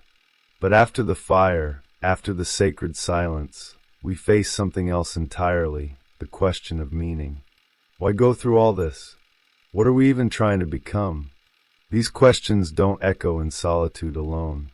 They resound across society, revealing cracks in the cultural psyche that call out for something deeper, something ancient, something sacred. Cultural crisis and the search for meaning. Modern life feels like a house built on sand, glossy on the outside, hollow at the core. The more we innovate, the more we disconnect from what makes us human. Jung saw this long before social media, before influencers and dopamine-driven economies. He sensed the spiritual vacuum forming, the loss of soul beneath the rise of modernity. And Yeats? He said it plainly, the center cannot hold. Religion, family, and tradition once gave shape to our lives, like mandalas mapping inner order. But now, in the rubble of collapsing belief systems, we grasp for something to believe in. Anything. The human psyche, however, doesn't tolerate meaninglessness for long. When sacred myths disappear, we project them. That's where things get tricky. We start seeing saviors in politicians, celebrities, or ideologies. We look for transformation in movements, parties, revolutions, places that echo the sacred but lack true gnosis. Jung warned that if we don't reconnect with the unconscious, we'll keep projecting its content onto the world, blindly worshiping what we should be integrating. That's not mysticism, it's psychological responsibility. And let's be honest, most people aren't searching for truth. They're searching for someone to tell them what to do, so they don't have to face their own darkness. This cultural disintegration isn't just a global phenomenon, it's personal. The anxiety you feel when scrolling endlessly, the numbness after a binge watch, the vague sadness that creeps in at night, that's soul hunger, not depression. It's your psyche longing for the sacred, for meaning that can't be streamed or liked. You won't solve it by buying another course or switching diets. Try reading Viktor Frankl's Man's Search for Meaning. It's not self-help, it's survival. Or go deeper and dive into the undiscovered self by Jung. It's a mirror most people aren't ready to face, but once you do, you can't unsee what's real. This hunger also explains the rise of cults, conspiracy theories, and even the obsession with manifesting and quick-fix spirituality. People want out of the void. They crave a narrative. But without inner grounding, every external answer becomes another distraction. Even well-meaning spiritual communities can fall into this trap, trading wisdom for performance, turning rituals into routines, and reducing deep truths into shallow mantras. Real meaning doesn't scream. It whispers in the silence. It appears when you stop looking outside and start asking different questions. Not what should I do, but who am I without the noise? And this brings us back to the Hermit, not as an escape, but as a revolutionary force. In a world starving for meaning, the Hermit doesn't preach. He lights a lamp. He reminds us that transformation isn't mass-produced. It's mythic. And to understand that myth, we need to explore the sacred stories that shaped our collective soul, the tales of firebringers, forest dwellers, and wanderers who held the torch of wisdom when the world turned cold. Myth, mysticism, and the role of the hermit in transformation. Every culture has its hermit. Merlin in the forest, Prometheus stealing fire, Saint Francis talking to birds. These figures aren't just historical or mythological. They're archetypes encoded in the collective unconscious, each one reflecting the soul's secret desire to awaken. They appear when the world is collapsing or the self is crumbling, holding a lamp, not to guide us forward, but inward. Jung saw these mythic presences not as fantasies, but as psychological truths. They show up in dreams, in strange synchronicities, in the sudden urge to quit everything and retreat into silence. They don't lead with logic. They whisper in symbols. The hermit doesn't fix. He initiates. And initiation always begins with a kind of death, the letting go of who you thought you were. That's why so many of these mythic figures carry the theme of fire. Prometheus gave it to humanity and suffered. But the fire isn't just literal. It's symbolic of consciousness, creativity, and transformation. In Jungian alchemy, this fire burns away the ego's illusions, revealing the inner gold, the self. That's why the hermit's lamp is sacred.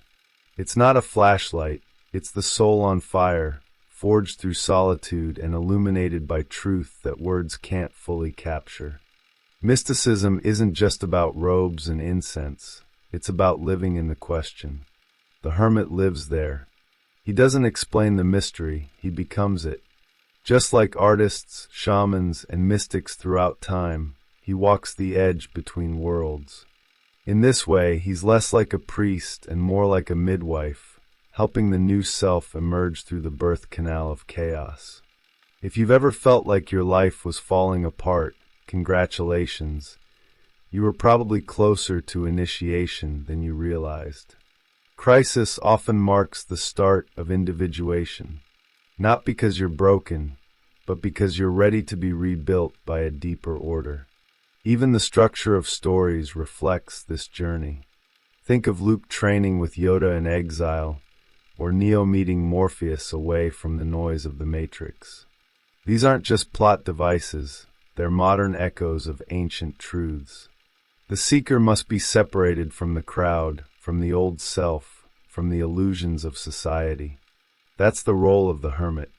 He doesn't just symbolize solitude, he embodies the sacred necessity of it. And in that solitude, one doesn't just reflect, one transforms. Real mysticism always leaves you different. Not just wiser, but more human, more whole. But the transformation doesn't end there. The hermit isn't a permanent resident of the mountains. He's a temporary guardian of the flame. Eventually, the fire must be brought back to the world. Yet something profound happens in that moment of return. A shift, a silence, and with it, the deep realization that maybe the answers were never out there to begin with. Maybe the next step isn't more knowledge, but something far subtler, an inner conversation, a healing silence, an unexpected encounter with the part of you that's been patiently waiting all along. Introversion as a healing and reintegrative process. In a world that equates silence with failure and withdrawal with weakness, choosing introversion is almost revolutionary. But the hermit knows something society forgets. Healing doesn't happen in public. It happens in stillness, in shadow, and in solitude.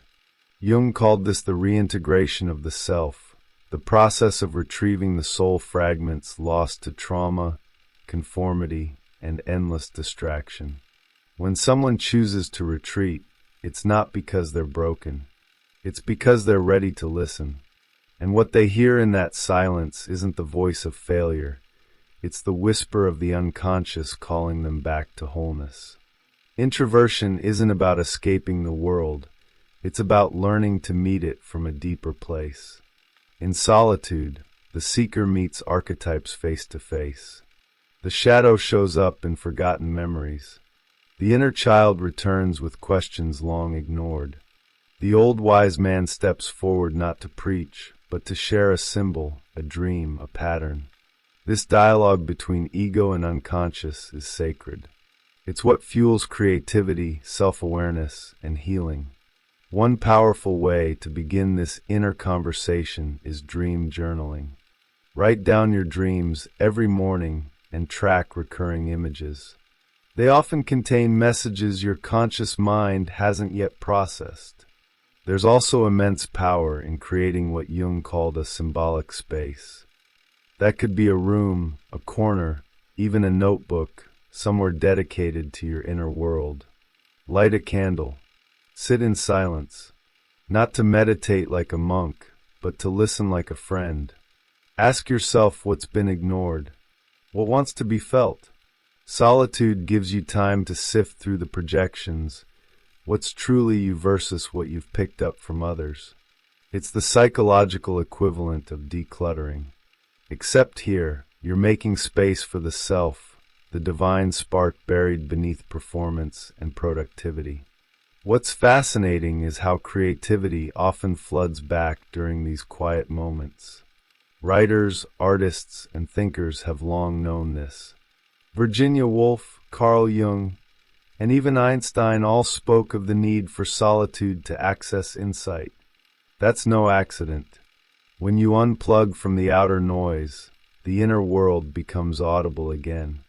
Ideas flow, symbols come alive, and often, the very thing you were trying to force out in the busy world suddenly emerges effortlessly from within. Solitude doesn't block the world. It opens a door to the timeless parts of you that modern culture has muted. But this inner dialogue isn't always gentle. Sometimes what you meet in silence isn't light, but shadow. The anxiety, the ache, the grief. Still, the hermit doesn't flinch. He knows that to become whole, We must sit with all of it, because beyond the shadow lies something even deeper, the flame. The same flame that lights the hermit's lamp, the same fire carried through myths, through symbols, through generations. And to understand the full weight of this fire, we must go even further, into the mysteries of number and symbol, where the hermit's journey meets the sacred geometry of destiny. Mystical and esoteric interpretations of the number 9. There's a reason the hermit in the tarot is linked to the number 9. It's not random. In mysticism, 9 is the number of initiation, of inner gestation, of something reaching completion in silence before it's revealed to the world. Think about it. 9 months in the womb, 9 steps before transcendence in many esoteric traditions. In numerology, 9 symbolizes the end of a cycle, yet it's also a gateway. It's the final threshold before rebirth, before the leap into something new and unknown. That's exactly where the hermit stands, between what was and what's about to be born. This number has echoed through myth and mathematics alike. The Egyptians held 9 as sacred. The Greeks spoke of the 9 muses. In Norse mythology, Odin hung for 9 nights on the world tree to gain wisdom. In math, 9 is a magical number. It always folds back into itself. Multiply it, add the digits, and you return to 9. It's like a mandala of arithmetic, reminding us that spiritual truths often hide in plain sight. Jung would have seen this as archetypal order, the unconscious using symbols to speak through numbers, guiding the seeker on a path of symbolic meaning. To truly grasp the 9, you have to experience it. It's the moment after the fire, when everything is still, but not dead. It's the breath before the decision, the silence before the answer. That's why initiates across time retreated before re-entering the world. The hermit isn't avoiding life, he's preparing for it. 9 represents that sacred pause. If you've ever felt almost ready to act on something, but something inside said, "Wait, not yet," that's the 9 speaking. It's the soul saying, "You're still gestating." And pushing through too early only births confusion, not clarity. Rituals and rites of passage often center around this numerological energy. In many indigenous traditions, the number 9 represents steps in the journey of the soul. From suffering to insight, from ego death to awakening. The hermit's lamp doesn't just light the way for himself, it reveals this hidden architecture of time. That we're not just wandering randomly. We're part of a divine sequence, a sacred spiral where even waiting has a purpose. Understanding 9 means understanding divine order, not as control, but as cosmic rhythm. The kind that leads you not forward, but inward. But here's the twist. While 9 speaks of completion, it also teases a mystery beyond. Something higher, stranger, almost otherworldly. Because just when we think we've understood the map, something unexpected appears in the sky. Something bright. Something unexplainable. And that's when another archetype emerges, one Jung studied in depth. Not from ancient texts, but from modern folklore. Not from temples, but from the stars. Yes, we're about to look at flying saucers, not as aliens, but as mirrors of the soul's cry for salvation. The UFO archetype and the projection of the Savior. When Jung turned his attention to UFOs, he wasn't chasing flying saucers, he was chasing meaning. He understood that in times of spiritual crisis, the psyche projects what it can't integrate.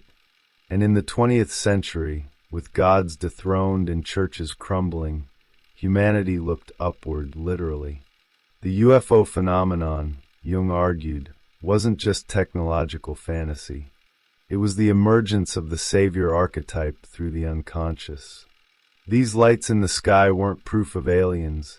They were proof of a desperate soul, longing for order, rescue, and cosmic connection in a world that felt increasingly hollow. Flying saucers, with their perfect symmetry and glowing presence, often appear in moments of social anxiety, during wars, cultural collapses, or existential dread. Jung noticed that these sightings surged not because of evidence, but because of need. The psyche was starved. And like all archetypes, the UFO came not to answer questions, but to reflect them. It's the modern mandala, a projection of wholeness in a fragmented world. And when people say they're coming to save us, what they often mean is, I don't know how to save myself. That's where the hermit returns, not to judge, but to gently turn the gaze inward. Outer space became the new heaven, and extraterrestrials the new gods.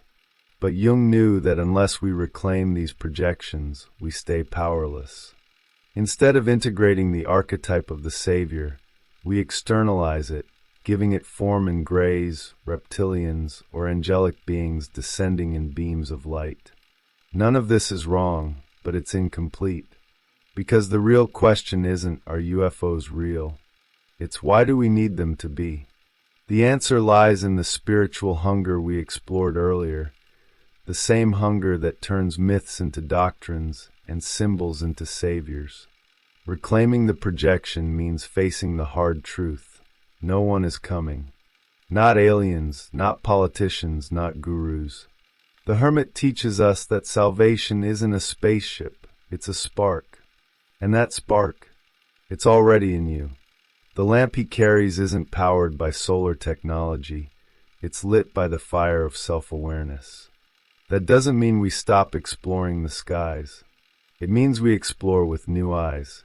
Less desperate, more awake. The UFO, like any symbol, can be a guide, but only if we stop mistaking the symbol for the thing itself. The hermit doesn't chase the light in the sky. He becomes the one who carries it. Still, what happens once you realize the savior isn't out there? You're left with one terrifying and liberating truth. The journey is yours. No shortcuts, no rescues. Just you, your lamp, and a winding road into the unknown. And on that road lies the most sacred task of all, the responsibility to nurture your own flame. To choose, again and again, the path of inner light over external escape. But to fully grasp this responsibility, we need to understand what it means to carry that light in a world still wandering in darkness. The return to the inner flame and the responsibility of self-knowledge. When the hermit descends from the mountain, he doesn't come back the same. He carries something now, not just a lamp, but a responsibility. And not to enlighten others, but to live in alignment with the light he found. That's the paradox. The deeper you go within, the more you realize the path was never about escaping the world. It was about learning how to show up in it differently. The hermit's return symbolizes the sacred task of embodying self-awareness in a society addicted to projection. It's not about preaching truth. It's about becoming it quietly, consistently, without fanfare. Self-knowledge isn't optional, it's sacred duty. When we refuse to know ourselves, we outsource our destiny. We let algorithms choose our moods, let ideologies define our beliefs, let other people's expectations shape our identity. But once you've touched the inner flame, you can't unfeel it. Jung said the privilege of a lifetime is to become who you truly are. That's not poetic fluff, it's the core of individuation. It means sitting with your shadow, understanding your projections, and living in service not to ego, but to soul. It's a lifelong initiation that never truly ends. And it's not a lonely path. It's just an honest one. The hermit doesn't isolate to escape people. He isolates to reconnect with truth.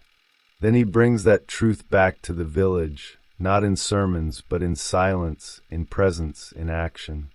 You don't need a stage to be a light. You need courage, to set boundaries, to speak with integrity, to act from your inner compass, not your social conditioning. Want something actionable? Practice daily self-inquiry. What did I do today out of truth, and what did I do out of fear? That simple question can reshape your life. But this path isn't always comfortable. It asks everything from you, your beliefs, your attachments, your illusions. That's why most avoid it. They want light without heat. But real light burns. It purifies. It demands transformation. And yet, it also redeems. Because on the other side of this sacred fire is something unshakable, spiritual autonomy. Not the kind that rejects help, but the kind that no longer needs validation to walk its truth. The hermit becomes a lighthouse not to guide ships, but to say, I made it through the storm, so can you. And so we arrive at the edge of the map, not the end, but a new threshold. Because once you accept the responsibility of your own light, the world changes. Not because it becomes easier, but because you've stopped waiting to be saved. You've become the seeker, the mystic, the one who walks with wisdom and lives with fire. But where do we go from here? What do we do when we've touched the truth and seen the illusion for what it is? That answer lies in how we integrate this flame into the living fabric of our lives. And that is a question only the soul can answer.